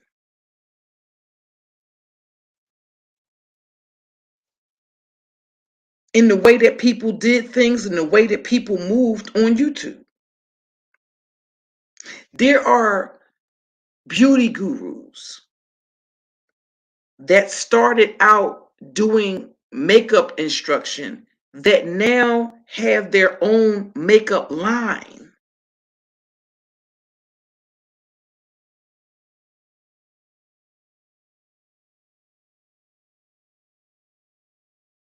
They have their own eyeshadow palettes, their own lip gloss, and they're working on getting this stuff.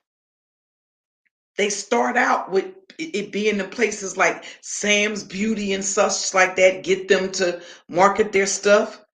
The next thing you know, it's in damn Walmarts and damn Ulta.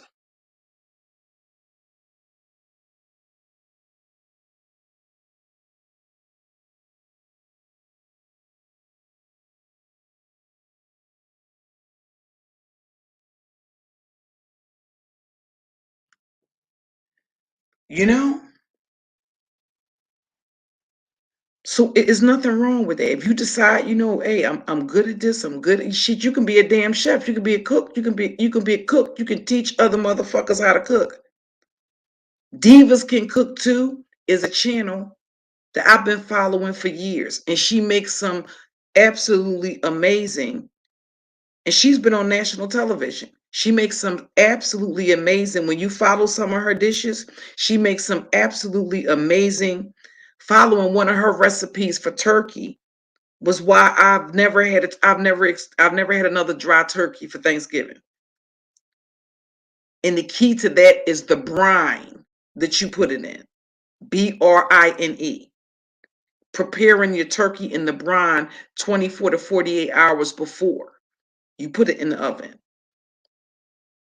And it'll be some of the juiciest turkey that you ever had. She's the reason why I started using Gouda cheese and Gouda cheese in my macaroni and cheese, and it tastes like it's bacon, but it adds that, that type of flavor to it. It smells differently too in the, the macaroni and cheese. But she has some amazing recipes,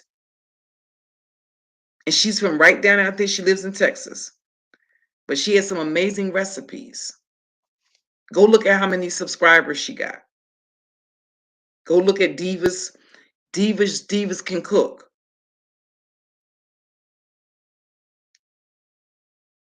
And see how many subscribers she got. See how many clicks and views she gets on her videos.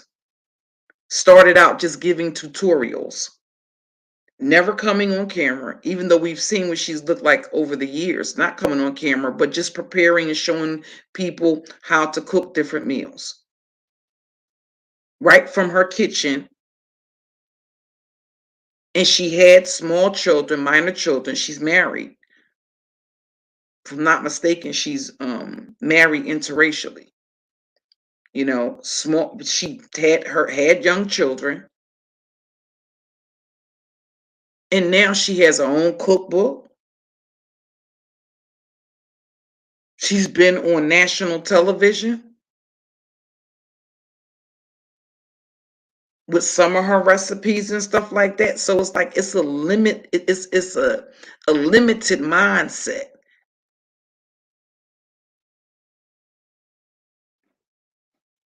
To have that sort of mentality.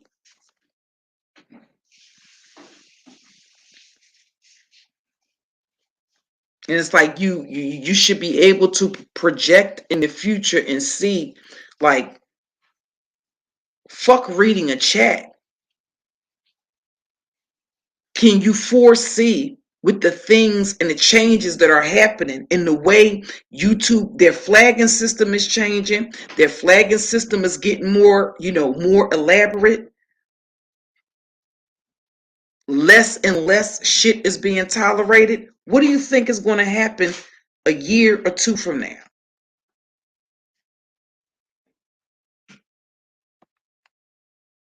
All of that shit is going to change. And it's like, do motherfuckers have a plan in motion? If this is your the whole thing is, if it ain't your primary hustle, that's something different. If this is your bread and butter,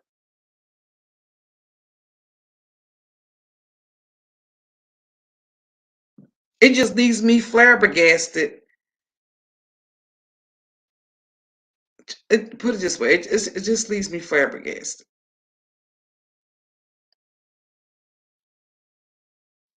And it's like, it doesn't matter if you try to explain it to motherfuckers. Some motherfuckers just not going to get it. And guess what? I don't have the time and the patience to explain it to motherfuckers either. I just don't. At the end of the day, I'll be 50 years old in October.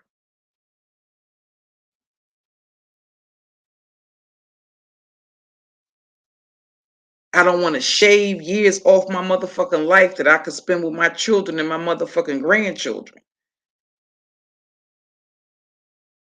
Arguing every motherfucking day with stupid motherfuckers on YouTube.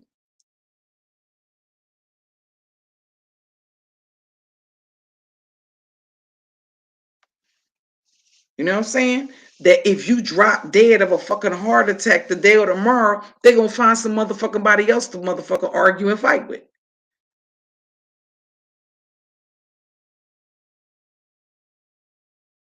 You know?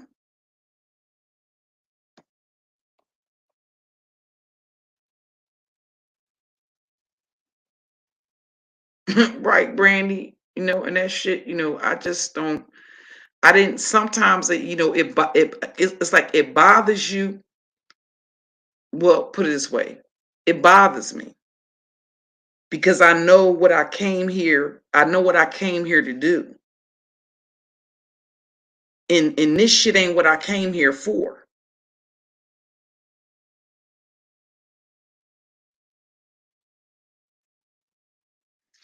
you know?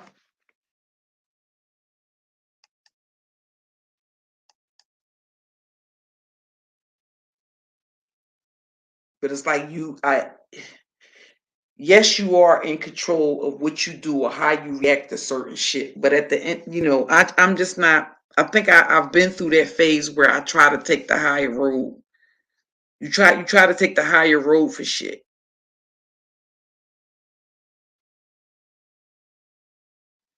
And at some point, you just be like, fuck it. And to a certain extent, you know that's what motherfuckers want you to do because they don't have the potential to do any motherfucking thing different. So why the fuck would they want any better for you? They don't have any motherfucking aspirations to have better for themselves.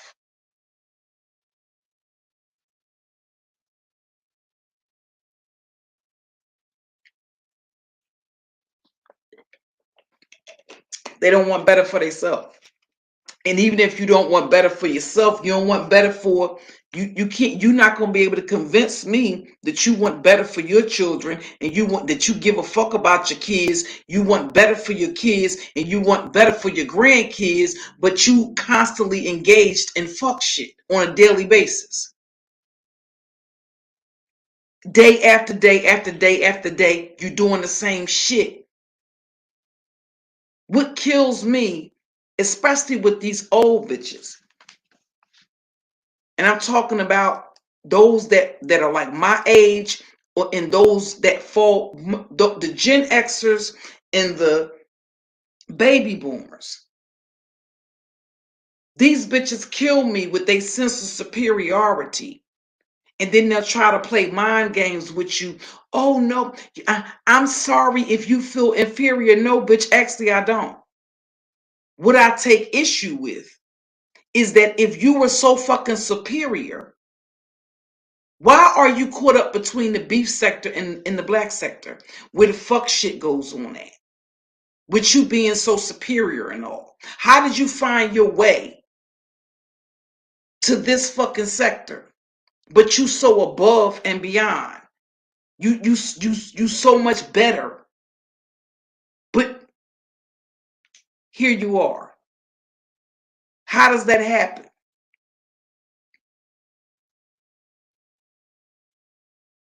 You want to come in between a beef sector and a black sector and preach as if you righteous and dictate what motherfuckers do, how people fight.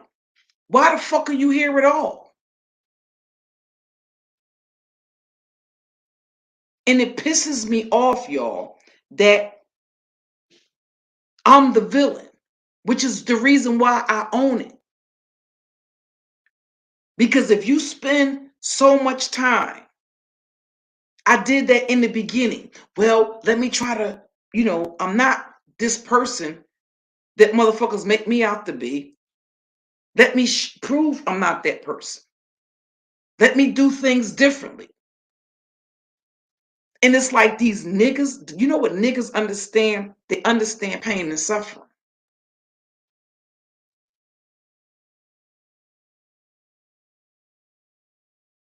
They understand pain and suffering. And that's unfortunate. No, they don't understand you asking them, to, leave me alone. Don't bother me. I don't like you. I don't want you around me. They don't understand that.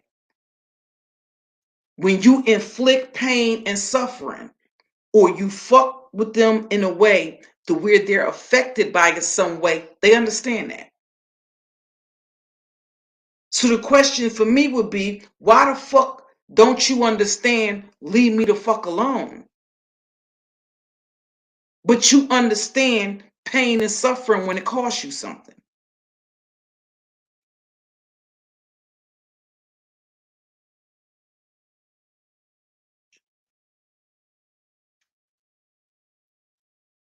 Thank you, sparkling water. And I had that conversation with my middle son, and I was like, if you think it's not a price for you to pay, and I think me and Suge had this conversation before too.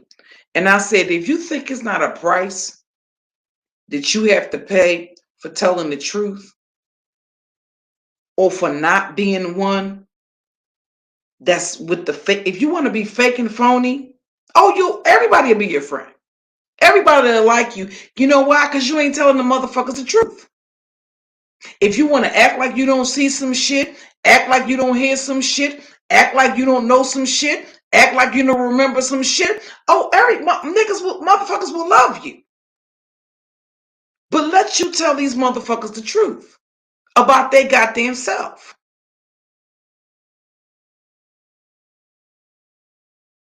Let you tell them the truth about their self. And these motherfuckers will literally become transformers in the sense that they will try to literally I've never seen the likes of it, y'all, in all my days. They will literally try to destroy you. And when that becomes evident that that's their intent, listen, y'all, how many conversations have y'all heard of motherfuckers I don't even have any dealings with, plotting and scheming and talking about me behind the scenes? Not motherfuckers that I'm cool with or that's my friends or motherfuckers I even fuck with. But every goddamn time you turn around, it doesn't matter whether it's a panel. It doesn't matter if it's a chat room. Sometimes I can just pull up to a chat room and just be watching from the bushes. And sometimes I don't watch the entire chat. I may just, glance at the chat every now and again because I'm really trying to pay attention to what's being. I can literally turn the chat off and just listen to what's going on the panel. So that way I have a feel. I'm trying to pay attention to what's going on the panel, not necessarily what's in the chat room. So I can turn the chat off. And if for whatever reason, say for instance, the content creator may call out a person's name or something in the chat or refer to them, and I'll look at the chat to see what they're talking about. I'm no motherfucking weird. I'm not gonna. Hold up. It's not that I'm not nowhere in the space, but I'm not visible in the space. I'm in the clouds,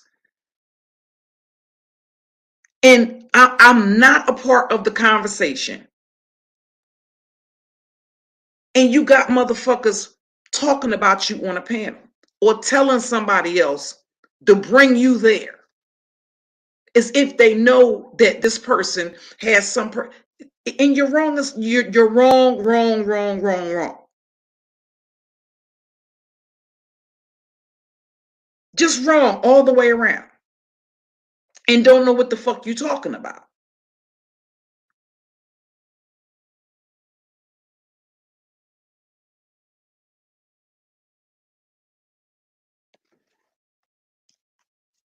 You know what I mean? I've always had and I haven't kept it, y'all, from a secret. I said I've always had a temper. I said when I was younger, I used to fight a lot. That is one of the demons that I struggle with.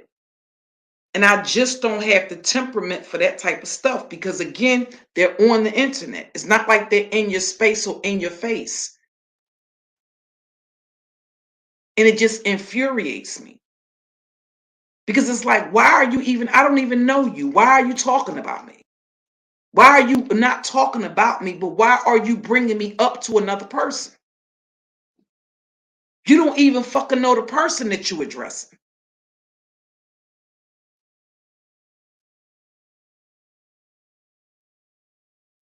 What the fuck are you telling? Why? Here's the whole thing.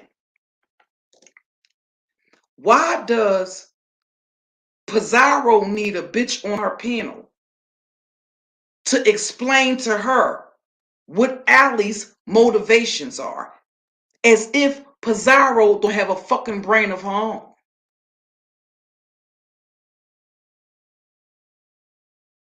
How many fucking times is Allie gonna be on a fucking panel and some bitch gonna get on a panel and say, okay, well, you only over here clout chasing. Again, it's not, listen, if I could have kicked that bitch from that panel down into her, on her ass in the chat room, that's what would have happened. First of all, bitch, it's not your platform. It's not your channel. And as a fucking content creator, ain't no bitch gonna be on my panel critiquing somebody that hit my fucking link about why the fuck they're there. They're there because I dropped the link and allowed them to come on the fucking panel. Period, point the fuck blank. Who the fuck are you? And you see the hypocrisy because when motherfuckers was questioning this bitch about certain interviews or about having certain people on her fucking platform, oh, she wanted to go on a fucking tirade and on a fucking rant about why you questioning her about interviewing certain people, why you questioning her about having certain people on her fucking panel, but you make the fucking exception. No, bitch, it shows your bias. It shows your bias. No, bitch, you're not neutral. When you allow shit like that to go down, bitch, you bias. And since it's your fucking platform for it, bitch, you want to take the heat for it. Period.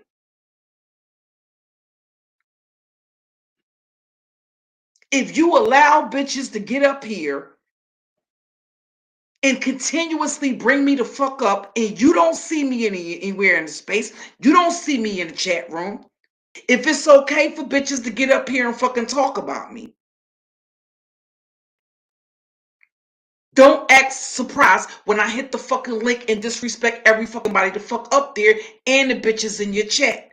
The same way you allow me to be disrespected, bitch, I'ma disrespect you.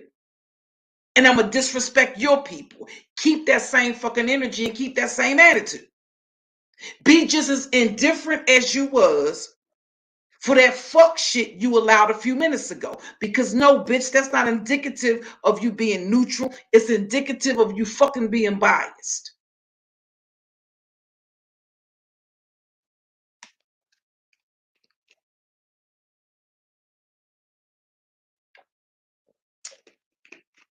Allie is over there, clout chasing and off of numbers. Okay, well, if you got a fucking problem with Allie being the fuck over there, why the fuck do you allow Allie onto your fucking platform? And what I don't understand, and again, it's not for me to understand, she her own woman. In my opinion, they got her there as a fucking punching bag. And I'm sorry, not sorry. To me, that's just indicative. I already think they weak ass bitches because every time I go over there, the bitch allows bitch after bitch after bitch after bitch to hit the fucking link to the point to where I'm up there arguing with 4 fucking plus people.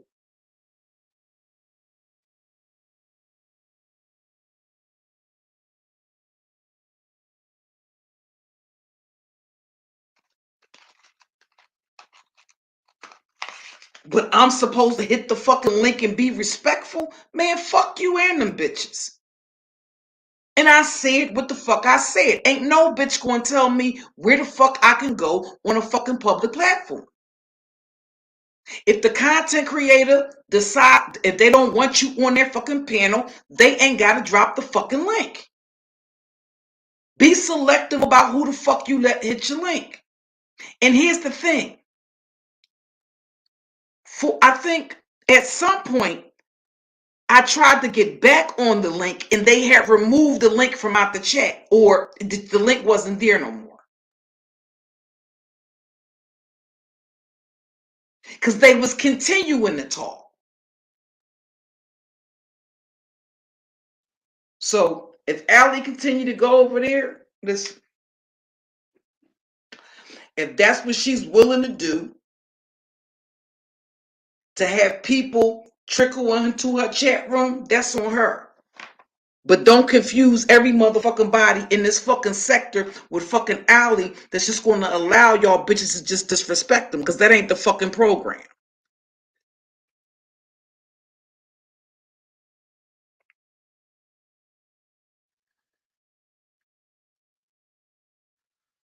Anybody from the beef sector come up there, she ain't checking in on a motherfucking thing.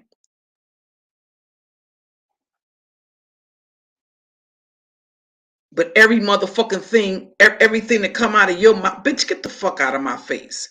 Everything that come out of your motherfucking mouth, they can ask you questions, but you can't ask them no questions. Get the fuck out of here.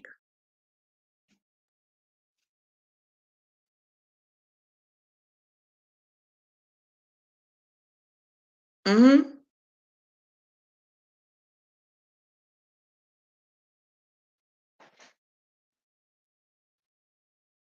But I'm not gonna be no. I ain't gonna be no. I'm not no motherfucking body's doormat. I ain't nobody's mother. I ain't nobody's doormat. I ain't here to be nobody's doormat. I ain't here to be no motherfucking body's punching bag or motherfucking whipping post.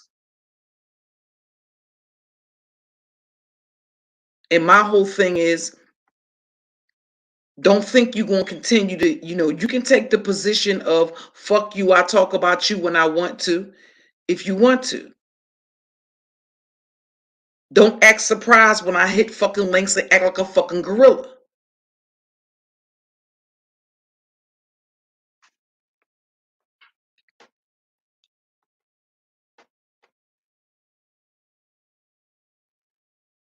You got to argue with six. You got to argue with You got a panel of 6 people up there. You one of the 6, and you got to argue and shout over bitches. But you got these pussy assholes in the chat talking about why she hollering. Bitch, what?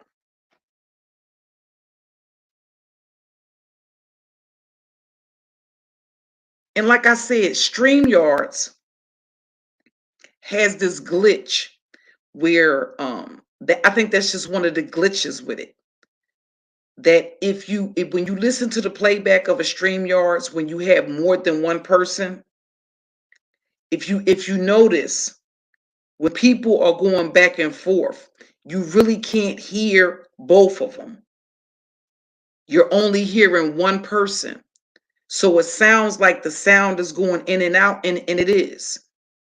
But it may not necessarily have anything to do with the Wi-Fi. It's a glitch within StreamYards that when 2 people are talking at the same time, it may mute out one other person, especially if you have other people on a panel. That's why a lot of content creators will ask you that if this person, I love you, babe, have a good day, okay? That when you get I'm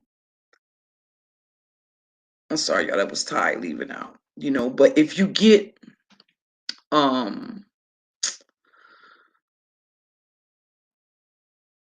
like if you'll hear it, you'll hear it. Just sometimes when you see multiple people like that on a stream and you see people talking over each other, just listen to the playback. One person will kind of be muted out. You won't hear both of them talking. That's like a glitch with StreamYards. And it goes like it's the same thing when you're talking on your StreamYards and you got a solid internet connection. You may be even connected using your Ethernet. And your voice will come in and out. Or you'll come through choppy. The same thing happens on panels. And it's not the internet connection. It's not. It may be the device.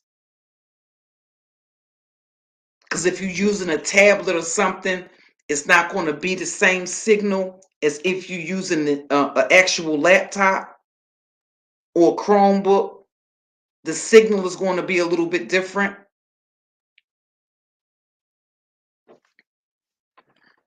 But yeah, you can experience some, and because you can't hear yourself, you can hear yourself talking, but you can't hear how you're coming through. So you don't know that your sound is out a lot of times. When I was on those panels, I didn't know that my sound was out or my sound was going in and out.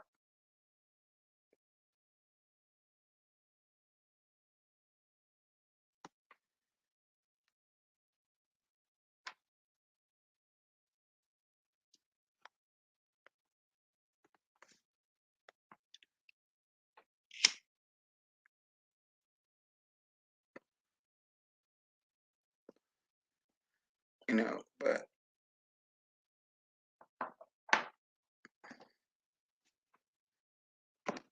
that's just it. And I just, I just think it's a difference. It's a difference in the crowd. Because over here, when somebody comes, say for instance, when people from over there was coming to our, when people from there over there was coming to our channels, our moderators wasn't disrespecting them. Not only was our moderators not disrespecting them, our moderators were very cordial to them. And the chat was very welcoming to them. And then you go over there and motherfuckers just think that they can disrespect you. And then the first thing they holler is, I'm not a content creator. I don't give a fuck, bitch. You ain't got to be a content creator. As a matter of fact, to be a content creator, it's a simple motherfucking process, bitch.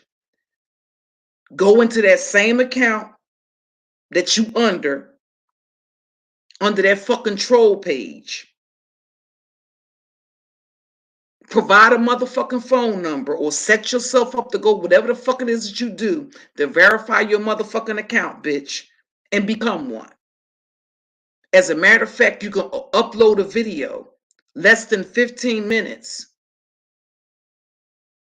without even providing your fucking phone number. You ain't a content creator, bitch, become one. Because they use that as an excuse. Well, I'm just a sub. Oh, I don't give a fuck.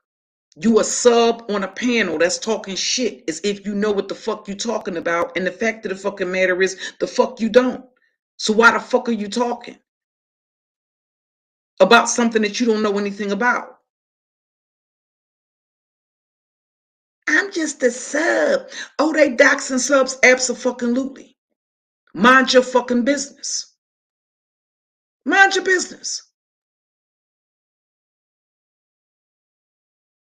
Oh, it's just my opinion. Okay, and it's my motherfucking opinion and my public service announcement that if you stick your fucking nose in some fucking business where the fuck it don't belong, you're gonna get popped in that motherfucker. Period.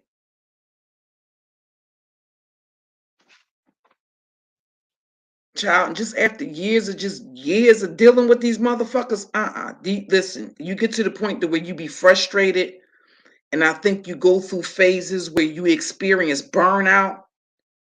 It affects your creativity. You're not motivated to create anything or to tap into your creativity. It's difficult to tap into your creativity when your defenses are pretty high. When you're guarded like that, because you basically got a shield, you shielding yourself from every time you go live. You got motherfuckers attacking you, attacking your character, motherfuckers on panel. It's hard to tap into your creativity that way. And I found that it does affect it affects your motivation. Because if you're not a strong person, you will throw in the towel.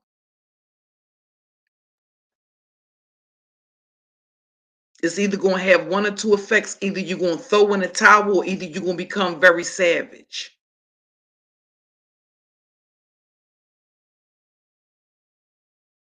Because it seems to me like that's the only thing that they only understand pain and suffering. If you try to rationalize with them or be reasonable with them, they don't understand that. They don't understand logic. They don't understand critical thinking. They understand motherfuckers crushing them. That's what they understand. That's what they respond to. They like it.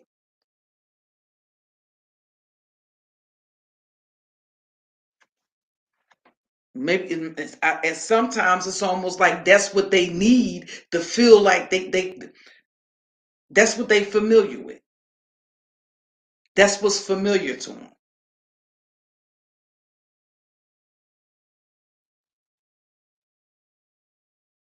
Because if you try to be courteous and polite and considerate of motherfuckers, what do a lot of black people do when you do that? They take it and they run with it. They think you a pushover or that you some kind of pussy that they just gonna have their way with, and it's not the fuck that. Never has been, never will be.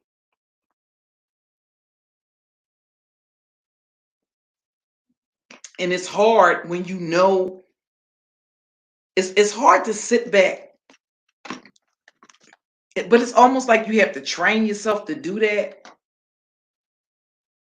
It's hard to sit back.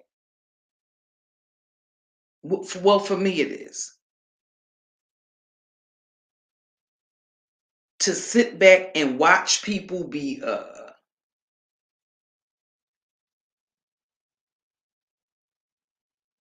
watch people be scammed, watch people be set up, and not say nothing or not speak on it. But it's almost like you get to the point to where you at some point you have to you almost have to and just not say nothing. And whatever happened to a motherfucker, it's almost like it's almost like watching a person go into a house, and you know when they go into that house that they might not come out of that motherfucker, or when they go into that house they're gonna get robbed, and you sitting and you got to sit there and watch it.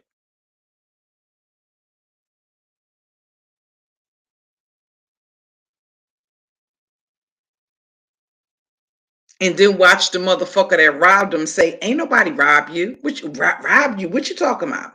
You ain't had no money when you came in here. You ain't give me. Ain't nobody take nothing from you."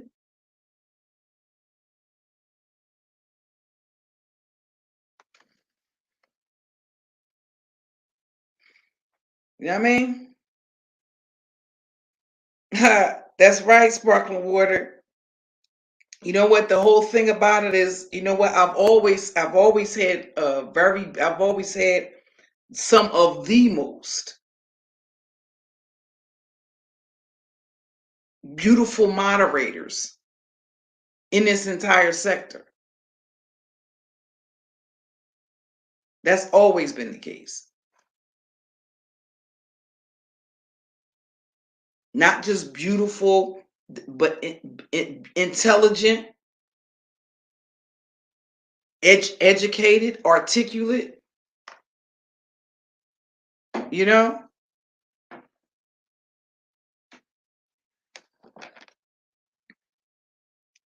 That made me think about something. I heard somebody say last night, here's the whole thing. Brandy Davis. Let me ask you this, sis.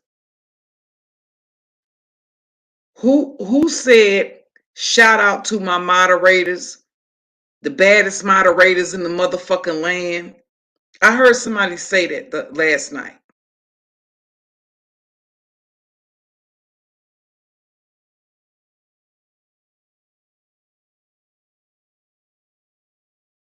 And I was like, when I heard it, I'm like, oh wow, that's interesting.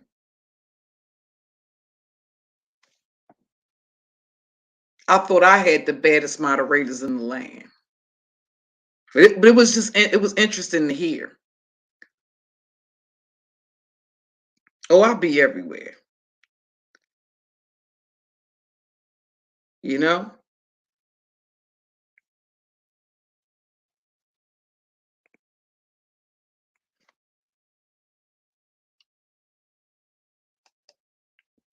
No, you know what, sis? It just took me by. It took me off guard when I heard it. I'm like, huh?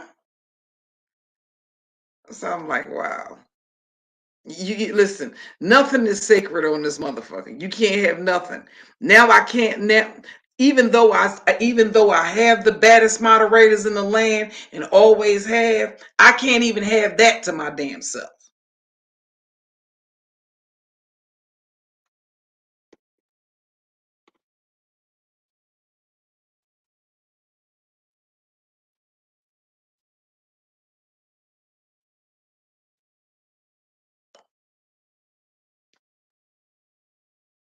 It's like you say one thing, and the next thing you know, somehow, some way, it's creeping up in something. Another motherfucker that either don't fuck with you or that's your arch enemy.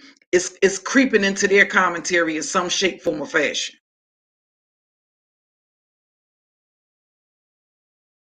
And it's like these motherfuckers don't have an original.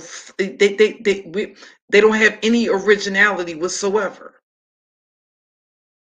No originality, no creativity, none.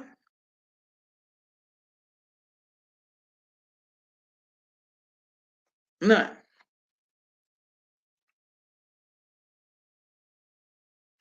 I was over there in Tracy chat this morning, and just so I wouldn't get triggered before I did my stream, right?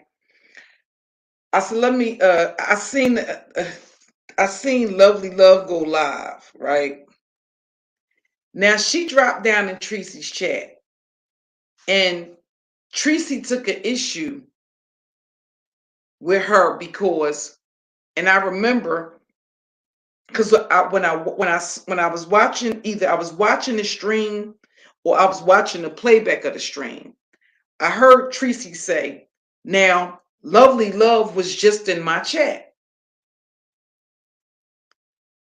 Why is she just in my chat, but she's in somebody else's chat calling Tracy Trema or Tree Dog? And I remember I heard Tracy say, wasn't Lovely Love just in my chat? Just talking to me, or either just in my chat or just on my panel? So why is she in somebody else's chat calling me Tree Dog? So today, Tracy says to this little orangutan face, half octoroon ass bitch, she says, Lovely Love, weren't you just, over here with me the other day? But I saw you in such and such a chat calling me a tree dog.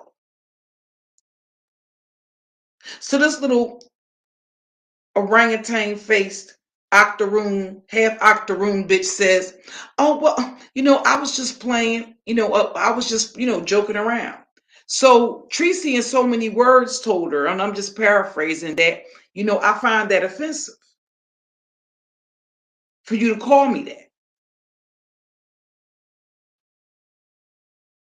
And at first she tries to act as if, she doesn't understand why Tracy finds that offensive. So she just said, I basically, I drag, I play around, I joke around. So well, Tracy let her know, well, I don't play around like that. I don't play like that.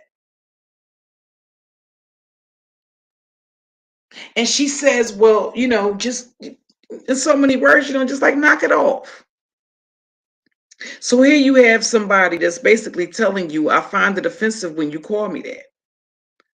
Like if every time I saw her, I said, hey, you little orangutan face bitch with a can of beer in your fucking hand. Hey, drunken bitch. That look like an orangutan in the face. And then called it, doesn't matter what mood you was in, whether we was in, no.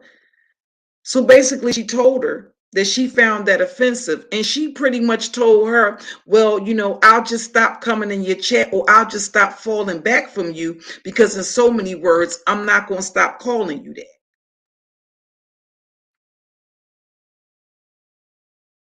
And I'll be goddamn.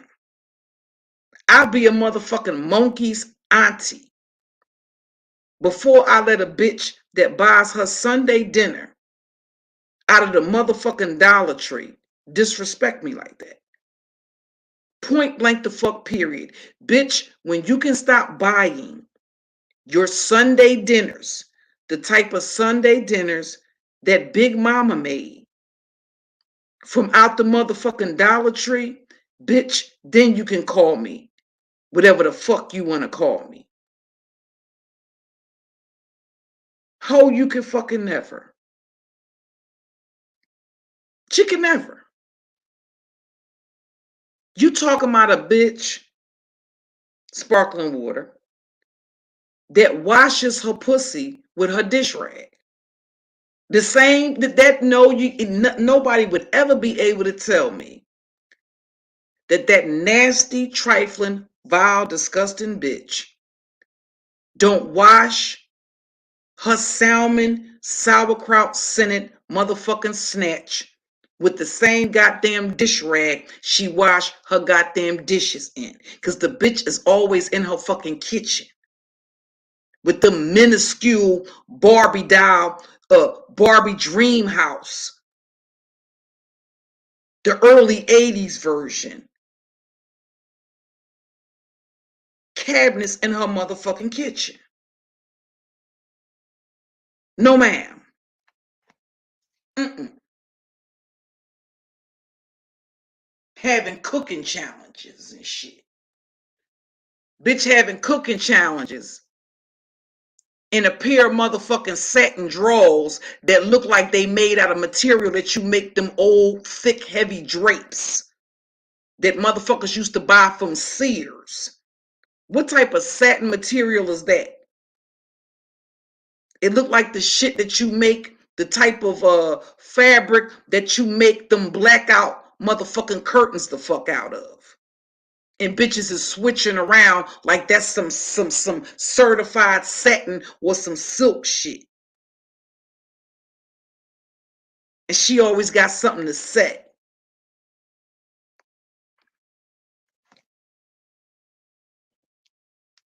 Now, for a time, she was supposed to be, she's not drinking as much. No, bitch, if that bitch stopped drinking, that's because that bitch done went to the doctor.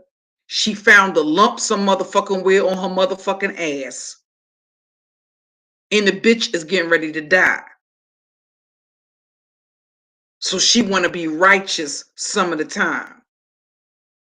She want to be half righteous and half ratchet.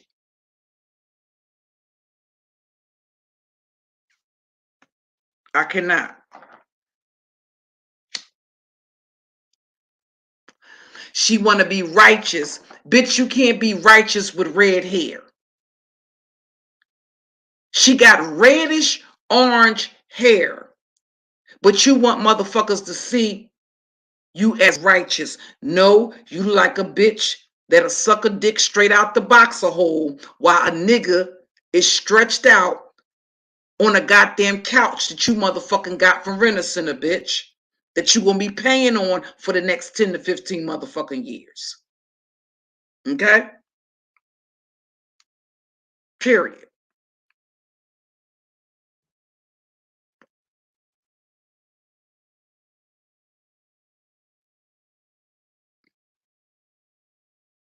Hey, Matrice Cakes. You know? Right, listen, right out the, you know how them Rent-A-Center couches be? Bitches sucking dick with bitches with red hair suck dicks while niggas sitting on and it ain't even a regular, it's a corduroy. You remember them corduroy couches? The material is almost like corduroy. Bitches with red hair. A nigga can just be sitting on the couch minding his business.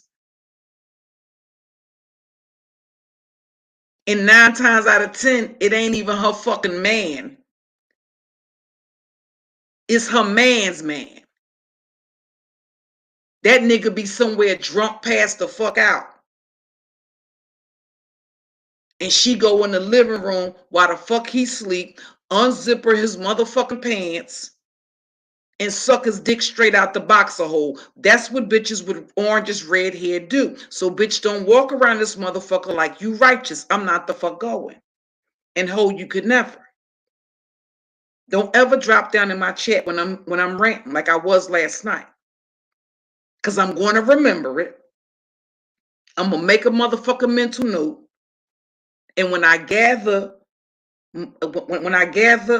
my senses about myself, when I decompress and calm down, you're going to get your motherfucking issue.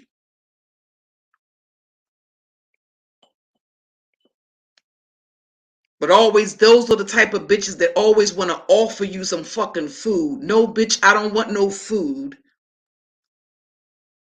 And you just finish fingering your fucking self. I don't want to eat any motherfucking finger foods out of your motherfucking house, bitch.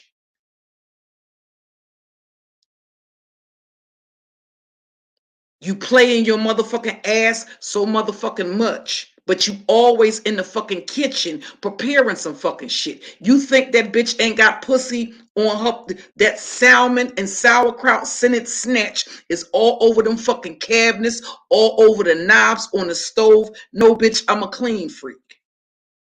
Okay? Period. You can't fix me shit. And last but not least, you can never fix me a plate of fish. You digging your ass too much for that. Why don't you? We ain't welcome the fuck over there. Keep your hoary motherfucking ass the fuck over here. We already got a resident whore. We already got a resident whore over this bitch. We already got a resident nymphomaniac.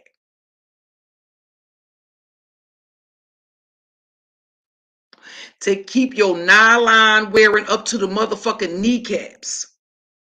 Underneath of your polyester motherfucking church suit. That they gonna bury your ass in the fuck over there on the other side of the motherfucking YouTube streets, bitch. A bitch that go to church with an old nasty piece or an old nasty two-piece motherfucking polyester suit on with no motherfucking panties to fuck on. Hey, Paulette. Sitting up there talking about preach, preach, pussy everywhere. Pussy rubbing all up against that polyester motherfucking suit. Howling out, preach, preach. Mm-mm. I know you. I know your ilk. I know your ilk. I'm just trying to figure out what type of husband do you have, or what type of man you have that is okay with you just, being online, that's a nigga that don't mind sharing you. That's not a nigga that values you. It's not a nigga that respects you. That's a nigga that's just, around you. You basically got the equivalent of a motherfucking roommate. You got a male roommate. You ain't got no man that sees you and respects you as his fucking wife. Because if a man would literally lose his mind if he knew that other men had access to seeing his wife like that. Those are just the facts. So because motherfuckers is comfortable with, if he comfortable with you doing and taking pictures and posing and shit like that and doing all of that extra shit on camera, masturbating and all that type of shit, that's the nigga that don't give a fuck about her. And she got a bunch of bitches around her in the peanut gallery telling her, girl, he's a good man. Why is he a good man, bitch? Because he bought her a 10-piece motherfucking blue 10-piece buffalo wing platter home that he picked up on the way from going to leave his other bitch house. What's so special about that? But that's what type of you are a bunch of low expectation having ass, co-signing ass, trauma bonding through motherfucking abuse ass motherfucking bitches. With no respect for your motherfucking self. You ain't got no business about your motherfucking self. But nonetheless, y'all are the main bitches that try to present yourself as bitches that are better than Claudiva. Guess what? You're not. You're not.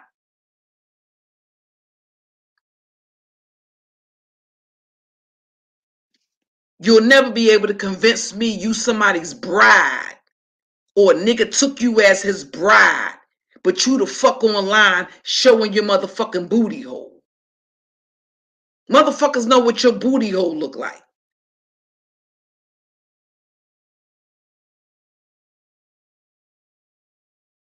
You a hairless motherfucking harlot is what you are. You emaciated warthog face motherfucking bitch. She like a motherfucking warthog that's starving in the motherfucking face, bitch.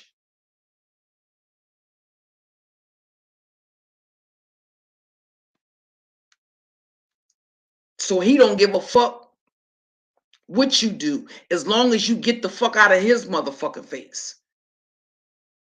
He just don't want, he just don't, you know what I mean? As long as he ain't got to fuck you, he don't care who fuck you. He gotta manage to get his dick up when he leave his side bitch house any motherfucking way.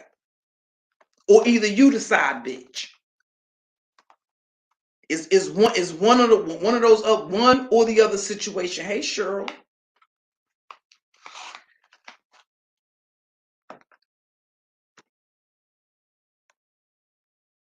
And then when I first started going over there,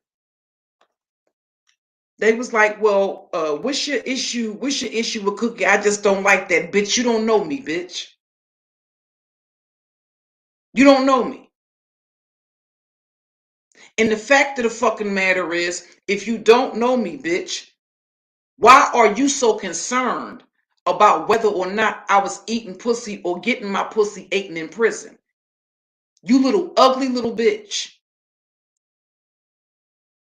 It wouldn't matter if I had pussy on every goddamn Christmas wish list until the day I died, bitch. You would not be a bitch that made it on that list.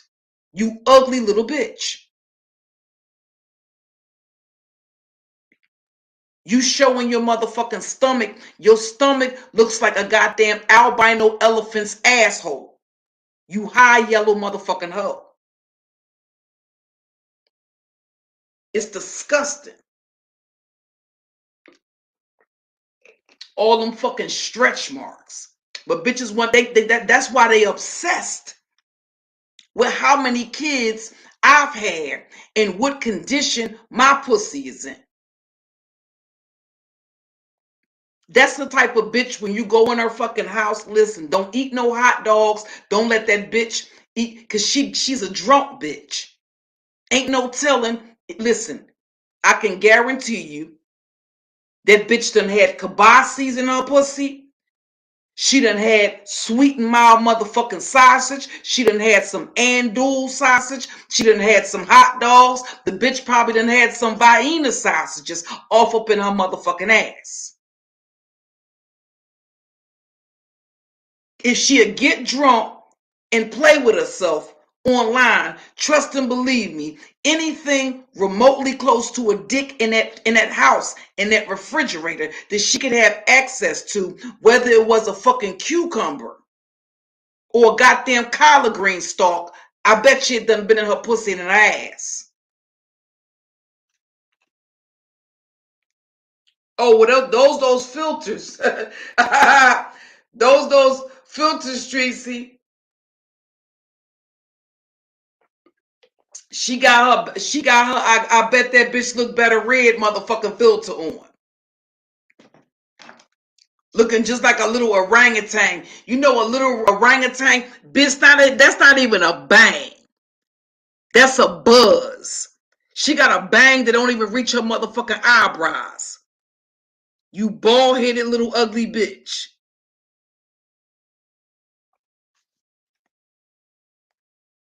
She got a boy cut. She got a boy. She got what they used to call a hustler. She got a hustler with a motherfucking relaxer. Just go ahead on and cut all the shit off, bitch. You got some women that look nice with a bald head. Somebody lied to you and told you that shit look good. Grow some motherfucking hair or put a wig on, bitch. You like a nigga in the face.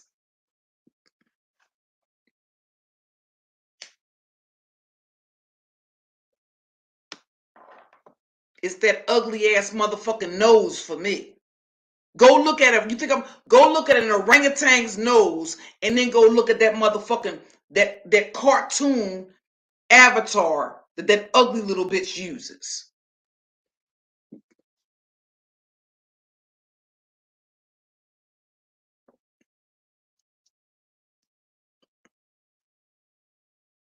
Sorry, y'all. I was putting my cigarette out. So it was like, and when I first started going over there, right? I remember she was on. I remember. Let me tell you what type of drunken bitch this is. My first time observing this broad, she was on a live stream, and they had been over to Clydivas, and I follow bitches home, so I went over there to her platform, and I'm watching her live stream. Not only was the bitch drunk trying to eat some fucking spare ribs, the spare ribs fell on the floor. This nasty bitch bent down, picked the spare rib up, and continued to eat it as if that shit didn't. And she did it on a fucking stream. And I could hear a dude talking in the back because he must have bought the plate of food to her. The little kitchen bitch nigga she got there. He must have bought the plate of food to her. And that just goes to show he don't give a fuck about her. If he letting you eat off the motherfucking floor, he don't give a fuck about you. I ain't hear no babe, don't eat that. No, it been on the floor. This bitch was eating spare ribs. The spare rib fell out. She was so drunk. The spare rib fell. This bitch picked the spare rib up and continued to commence to eat it.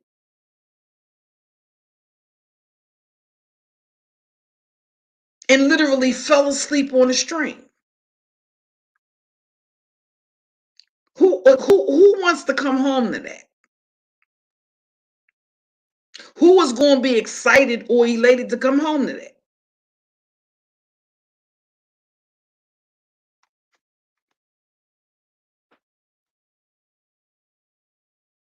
Mm-mm. She justifying. I think somebody had asked her something before, like, why you on streams, masturbating and shit like that. That's some shit you need to take to fucking OnlyFans. This is fucking YouTube. So basically, she's some type of motherfucking nymphomaniac that gets off on other motherfuckers. She into some type of voyeurism where they get off on other motherfuckers watching them, dig off in their ass and all other types of shit like that. Keep that hoe over there on that side of the tracks. We already got a resident whore over here. Thanks, but no motherfucking thanks. I think they trying to get rid of all the ugly, crazy, throwed off bitches in one swoop. That's why they don't really care about them bitches coming over here. They trying to get rid of all of the ugly bitches.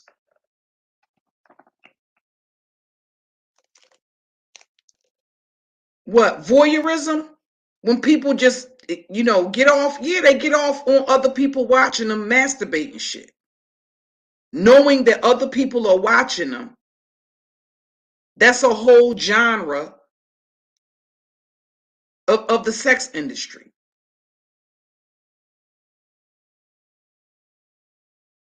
And it's linked with nymphomaniacs.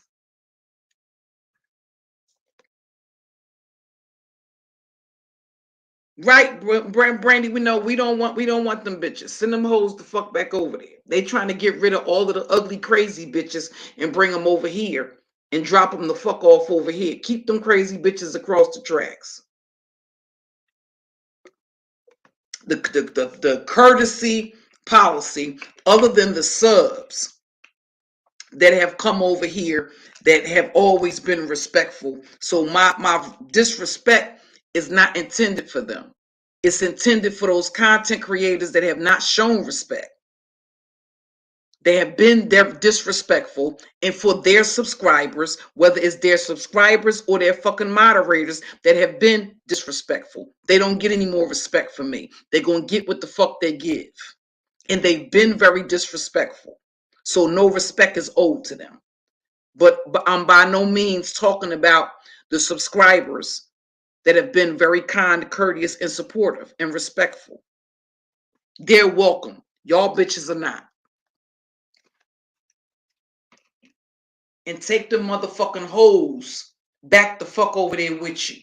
You know, the bitches that you use as the placeholders until somebody relevant hits your fucking panel. Cause see, that's all Pizarro keep them little retarded bitches. She's queen. She's a queen. She's the queen of the remedial bitches. Okay? She's the queen of the helmet wearing hoes. Them little short bus window licking, dig up their nose, pull out their boogies, put them on the motherfucking window, and then stick their finger in the mouth ass bitches. She the queen of them. That's what she the queen of. And because it's all about her clicks and her motherfucking views and her being relevant, the fact of the fucking matter is, does that bitch go to any of their fucking platforms and sit there and chill with them? Fuck no. The little helmet wearing bitch sits there on a fucking pot, swinging her feet, swinging her little encrusted ankles, toe jam filled motherfucking toes. She sits there swinging her feet back and forth on the motherfucking toilet, pretending to shit, but won't get the fuck up, right?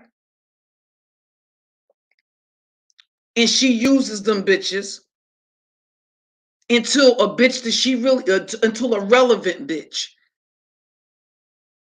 hits the panel. They placeholders. That's what they are. Little fucking placeholders.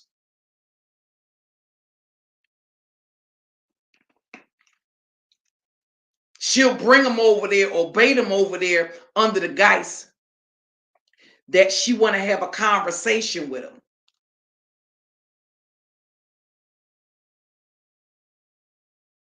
But it's really because she don't have the intellectual capacity to hold a conversation.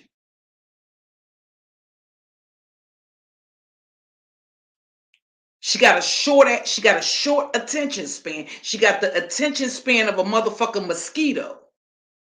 In addition to probably having some fucking form of adult what do they call it? ADHD. So they come on a panel. They don't find it fucking disrespectful to this retarded bitches sitting there listening to TV, having a full blown. Why the fuck are you live if you watching television? If you watching television, that just goes to show how disconnected and how disinterested she is in her fucking audience, in entertaining her fucking audience. Bitch, you don't need to sit there and watch anything, any sci-fi movies. Bitch, you are a walking, talking, living proof of a motherfucker. You are a sci-fi movie, bitch. You little weirdo ass bitch. I told you to stop playing with me. You little weird, little failed fucking 8th grade motherfucking science project in the face little bitch.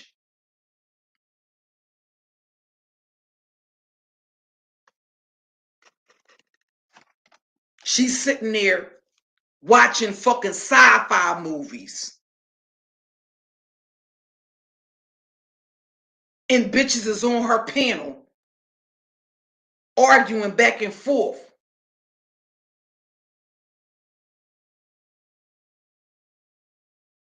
And she's sitting there fucking watching TV. Motherfuckers gotta tell her to turn her fucking TV down. No, you little retarded bitch. Motherfuckers need to tune you the fuck out until you learn to get some business and some respect about yourself. That's disrespectful to your fucking audience to be sitting there watching TV. If you watching TV, little retarded bitch, how are you engaged with your audience? How y'all doing, intels? And that the little dumbbells start ringing.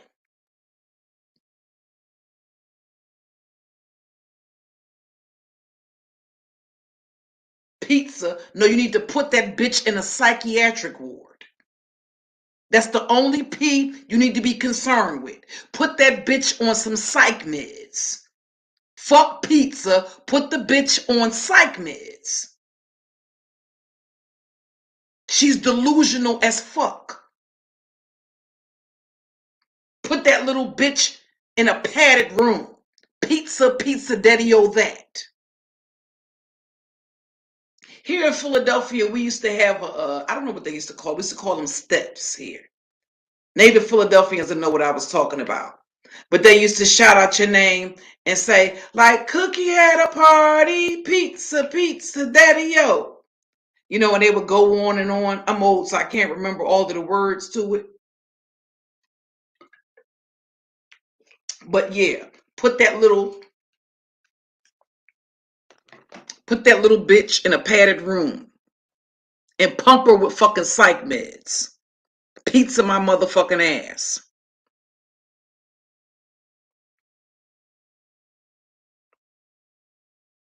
That just goes to show their level of motherfucking creativity of all the motherfucking names you can name that. Look, why didn't you call a little bitch Pluto?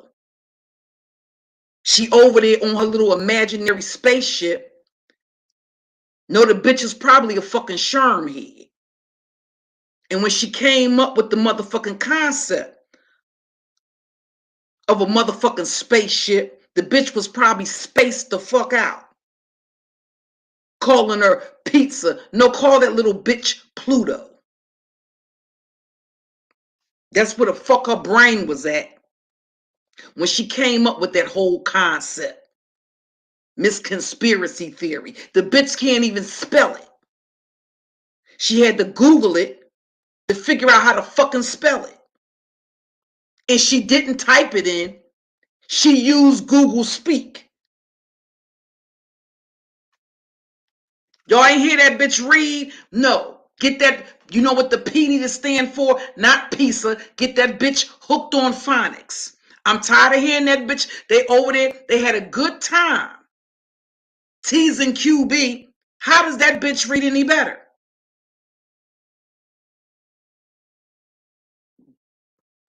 You would think that there was a bouncing ball moving while that bitch was reading. No, the P needs to stand for practice your reading skills, bitch. Practice pronunciation of your motherfucking words, bitch. Lift that thick ass motherfucking pig's tongue you got in your fucking mouth and talk, bitch. Your mama should have took you to a motherfucking speech therapist when she knew your little retarded ass couldn't talk the way you were supposed to be talking. Now I got to get you together.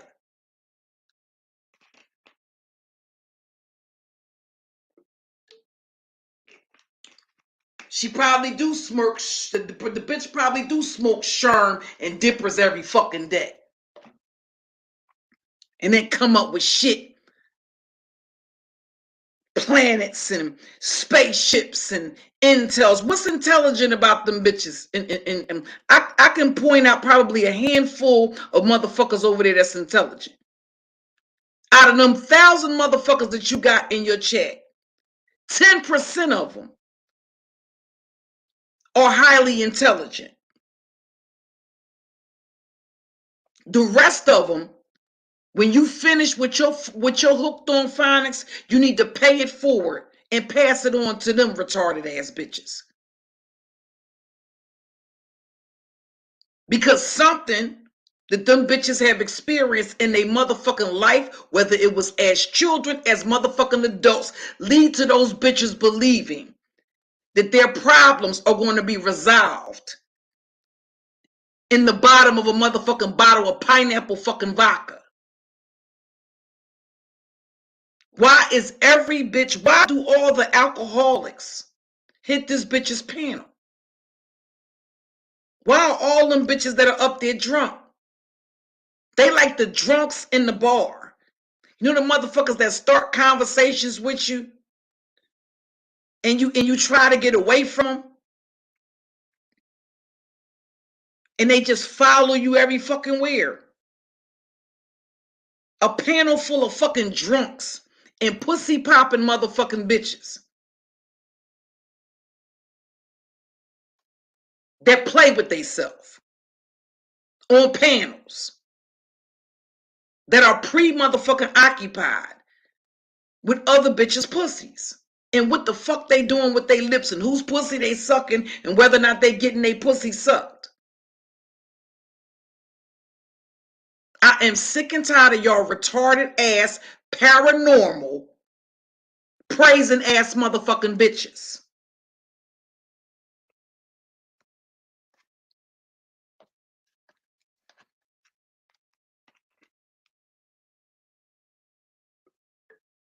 Talking about all these conspiracies. You want to talk about conspiracies? Bitch, talk about the conspiracies of when motherfuckers hit your link and you done lined them the fuck up. Talk about that conspiracy, bitch. Talk about the conspiracy of you to line bitches up and to get bitches ambushed when they hit your fucking link. Talk about that conspiracy, bitch. What's your theory on that? Write a thesis on that, you thick-tongued motherfucking thought.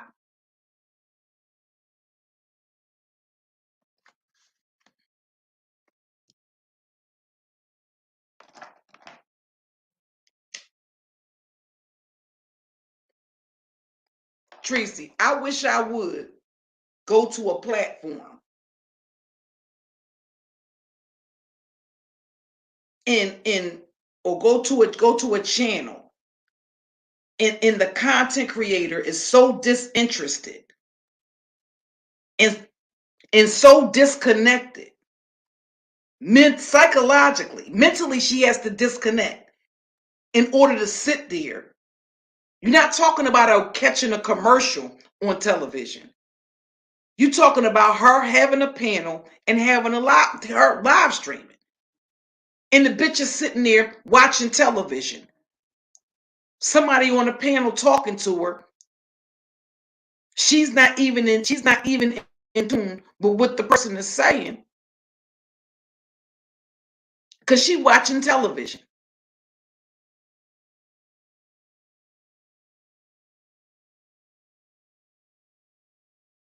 And my question would be, you got a chat room full of bitches that's afraid to tell you, right? Y'all bitches ain't got no place else to go but to sit there and occupy the space. It's like that's their only way of interacting with other people.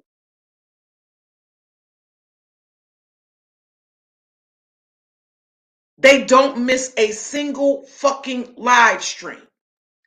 But they're always talking about and consumed with every aspect of somebody else's fucking life. Why the fuck is that?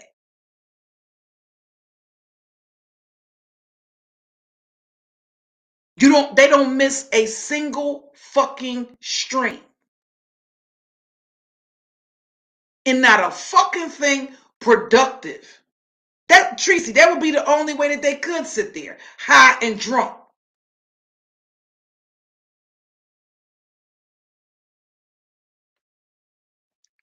And as long as it can keep her, as long as it can keep people engaged.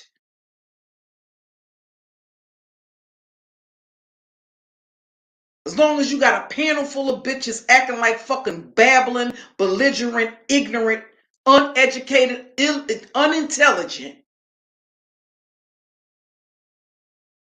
underprivileged ass motherfucking bitches.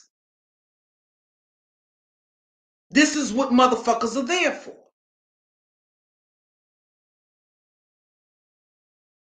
For fucking idiocy.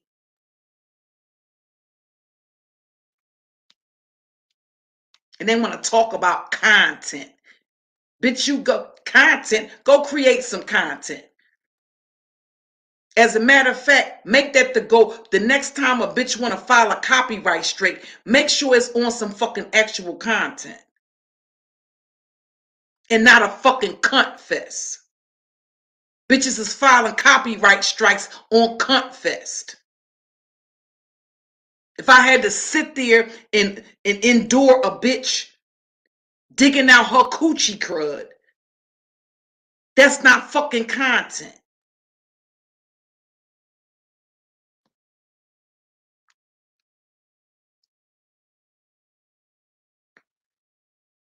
Can't no straight men be on a panel. Straight men can't hit the link. But your husband can sit there and listen to bitches talk about cunnilingus for hours and hours and hours and hours on end.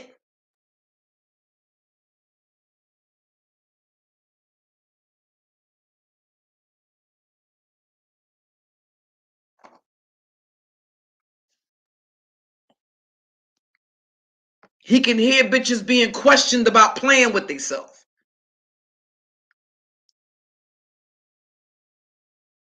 Child.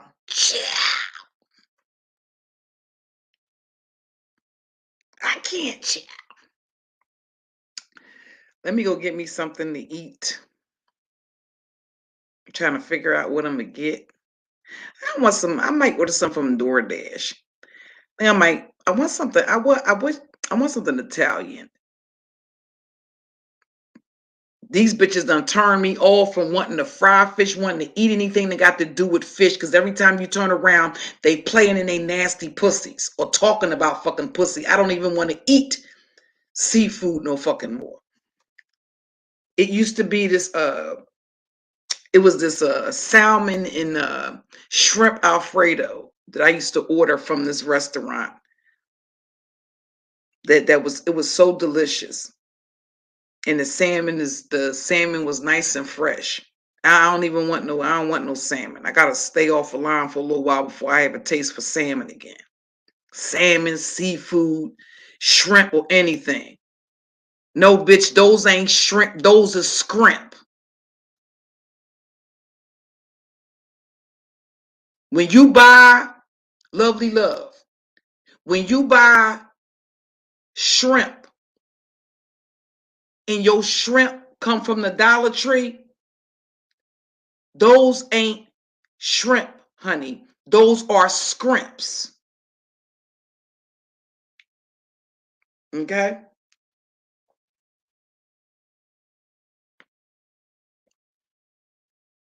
Wasn't she, Tracy? Didn't she have didn't she have didn't she just do a pound cake video? Did she cook a pound cake video?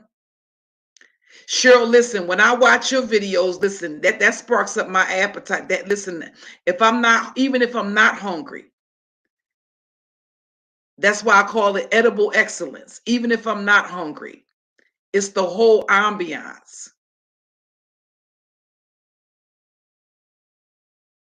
Cheryl sets you set the mood with the table, everything. So it's excellent, and it's healthy eating. It's healthy eating as well. So you do that, sis. You did that.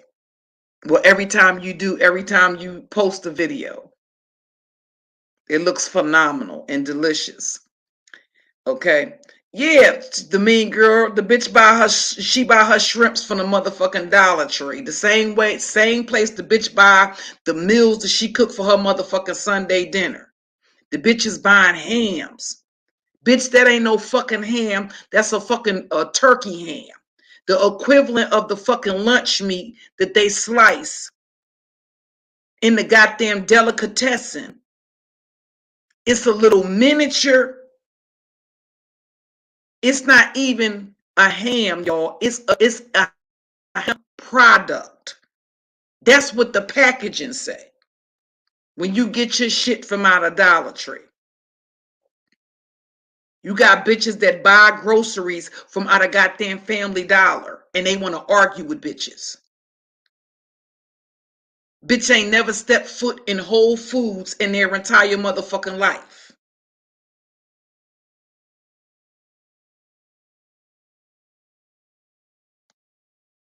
If motherfucking Family Dollar ain't got it or the motherfucking Dollar Tree ain't got it, those are the type of bitches that will go the fuck without it.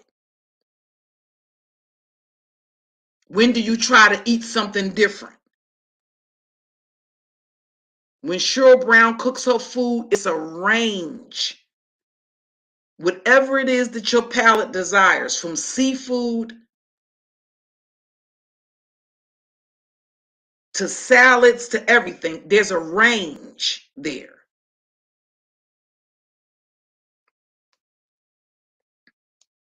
But everything this bitch buy, if it don't come from Aldi's, Family Dollar, or Dollar Tree, because you know the bitch got to save enough money. She got to save her coins to be able to make sure she get to the motherfucking deli and buy her motherfucking beer. You bum ass bitch. Don't ever drop down in my chat again, bitch. Not when I'm on a motherfucking rant, ho.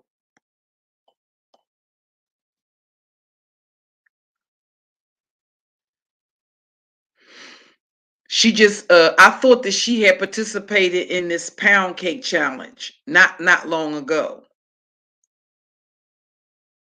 Everybody else might have been making pound cake, but that bitch she made a pussy pound cake. Everything she put, everything that comes out of that motherfucking, everything that bitch cooks, you can trust and believe her pussy is her special ingredient. And because she's such a sick, voyeuristic bitch, she gets off on sitting there watching people eat her food and shit and know that the crust that done came out the crevices of her fucking crotch. That's probably what that bitch greased that motherfucking pan with, that she cooked that she poured that pound cake batter in, the mean girl. That bitch couldn't cook me she couldn't roast me a motherfucking peanut in a shell and I would motherfucking eat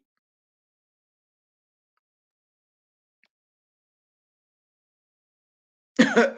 Motherfuckers go over there and try to make a motherfucking listen, they asking why all the sausages look like that.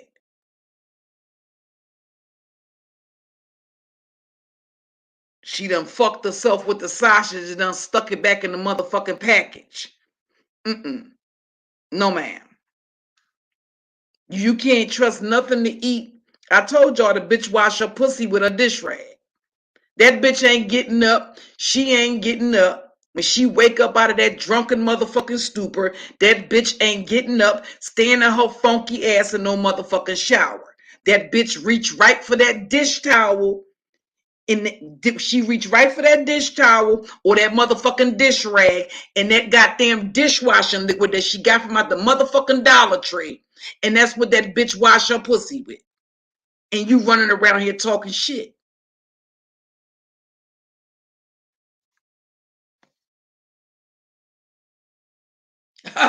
Yeah, a pound cake with pussy. She used that crud from out the crevices of her crotch to grease that motherfucking pan with. Ain't no butter. Go back and watch the film. I bet you the bitch probably turned her back a couple of times, and y'all wonder what the fuck she was doing, digging in them goddamn heavy satin draped drawers. Well, this a do. Coochie jam, Kels. I ain't got no more margarine, but this will hold me over.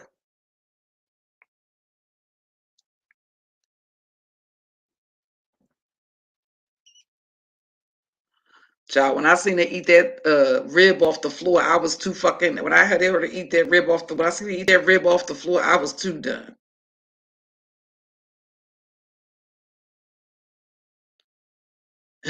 Listen, Brandy, them scrimps that bitch was eating was so small, I thought a shrimp had a motherfucking baby. That's that's how small them fucking shrimp was.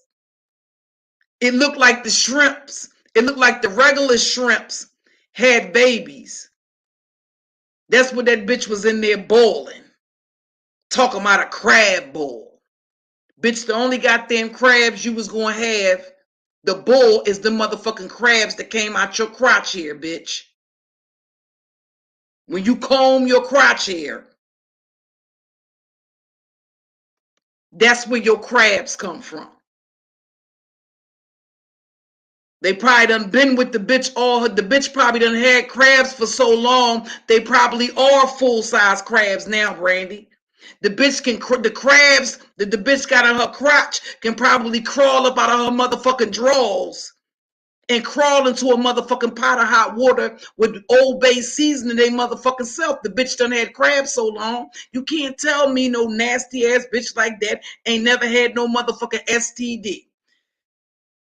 Okay?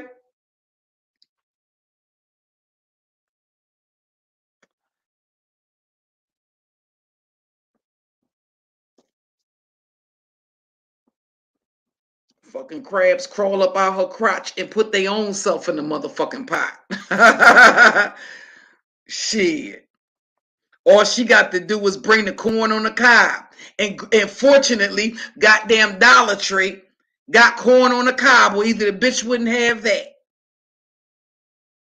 She the type of bitch that'll be in Family Dollar arguing with motherfuckers about why they don't sell potatoes.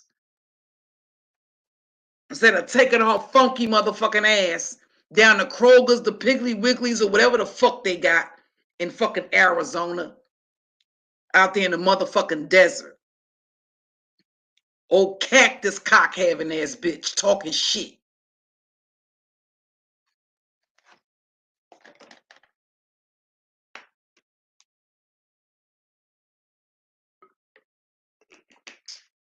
All right, y'all. I'm gonna go and get me something to eat. Y'all go and grab y'all some lunch. It's probably past lunch. Well, it's probably past lunchtime for some of y'all. Maybe just be turning lunchtime for some of y'all. But I'll be back a little bit. I'll be back a little bit later on. I'm going get me something to order me something to eat, and later I'm gonna take me a little nap. I've been up for a while. That's how I'm gonna start taking naps. Because sometimes you try to I'll push through it, but I find that it's better for me. Like even in terms of your mood, when you wake up, when I get tired, I get grouchy. Like a little baby, I get grouchy. So I find that when I take a nap in the afternoon, um, when I wake up, I'm a little bit more refreshed. And it's not that I wake up and stay up all night. I still go to sleep at my regular, still make it a point to try to go to sleep, at least try to go to sleep at my regular time. And I haven't forgot about we did have commentary today. But I got I have my notes here, y'all. So when I come back, we can get into if y'all would like, I can drop the link, and I can set it I can set the timer, because y'all know I'm long-winded. I can set the timer, and I can talk about I'm gonna say maybe like at least like 4 or 5 pages of notes, and we can talk about Mary J. Blige and Kendu Isaac's divorce. And I'll open up the panel to see if you ladies want to chime in. If not, that's okay. But we'll get through that commentary. And what I'll do is I'll still create the it may be some more things, because remember I said I wanted to get you all's input, so that way when I actually do the video, because I already downloaded some of the I'm signed up for different services, like where you can actually download videos to include in your videos, that they give you the copyright rights for. And I can put together like a half an hour premiere, and I want to include some of the points or some of the takeaways that you guys had in the actual premiere. Because sometimes it's a lot of time. That's what I say, when I'm ranting like that, I don't keep up with the chat. But a lot of times it's gems that the sister and are dropping in the chat that I miss or that I catch on the playback because I'm not paying attention to the chat.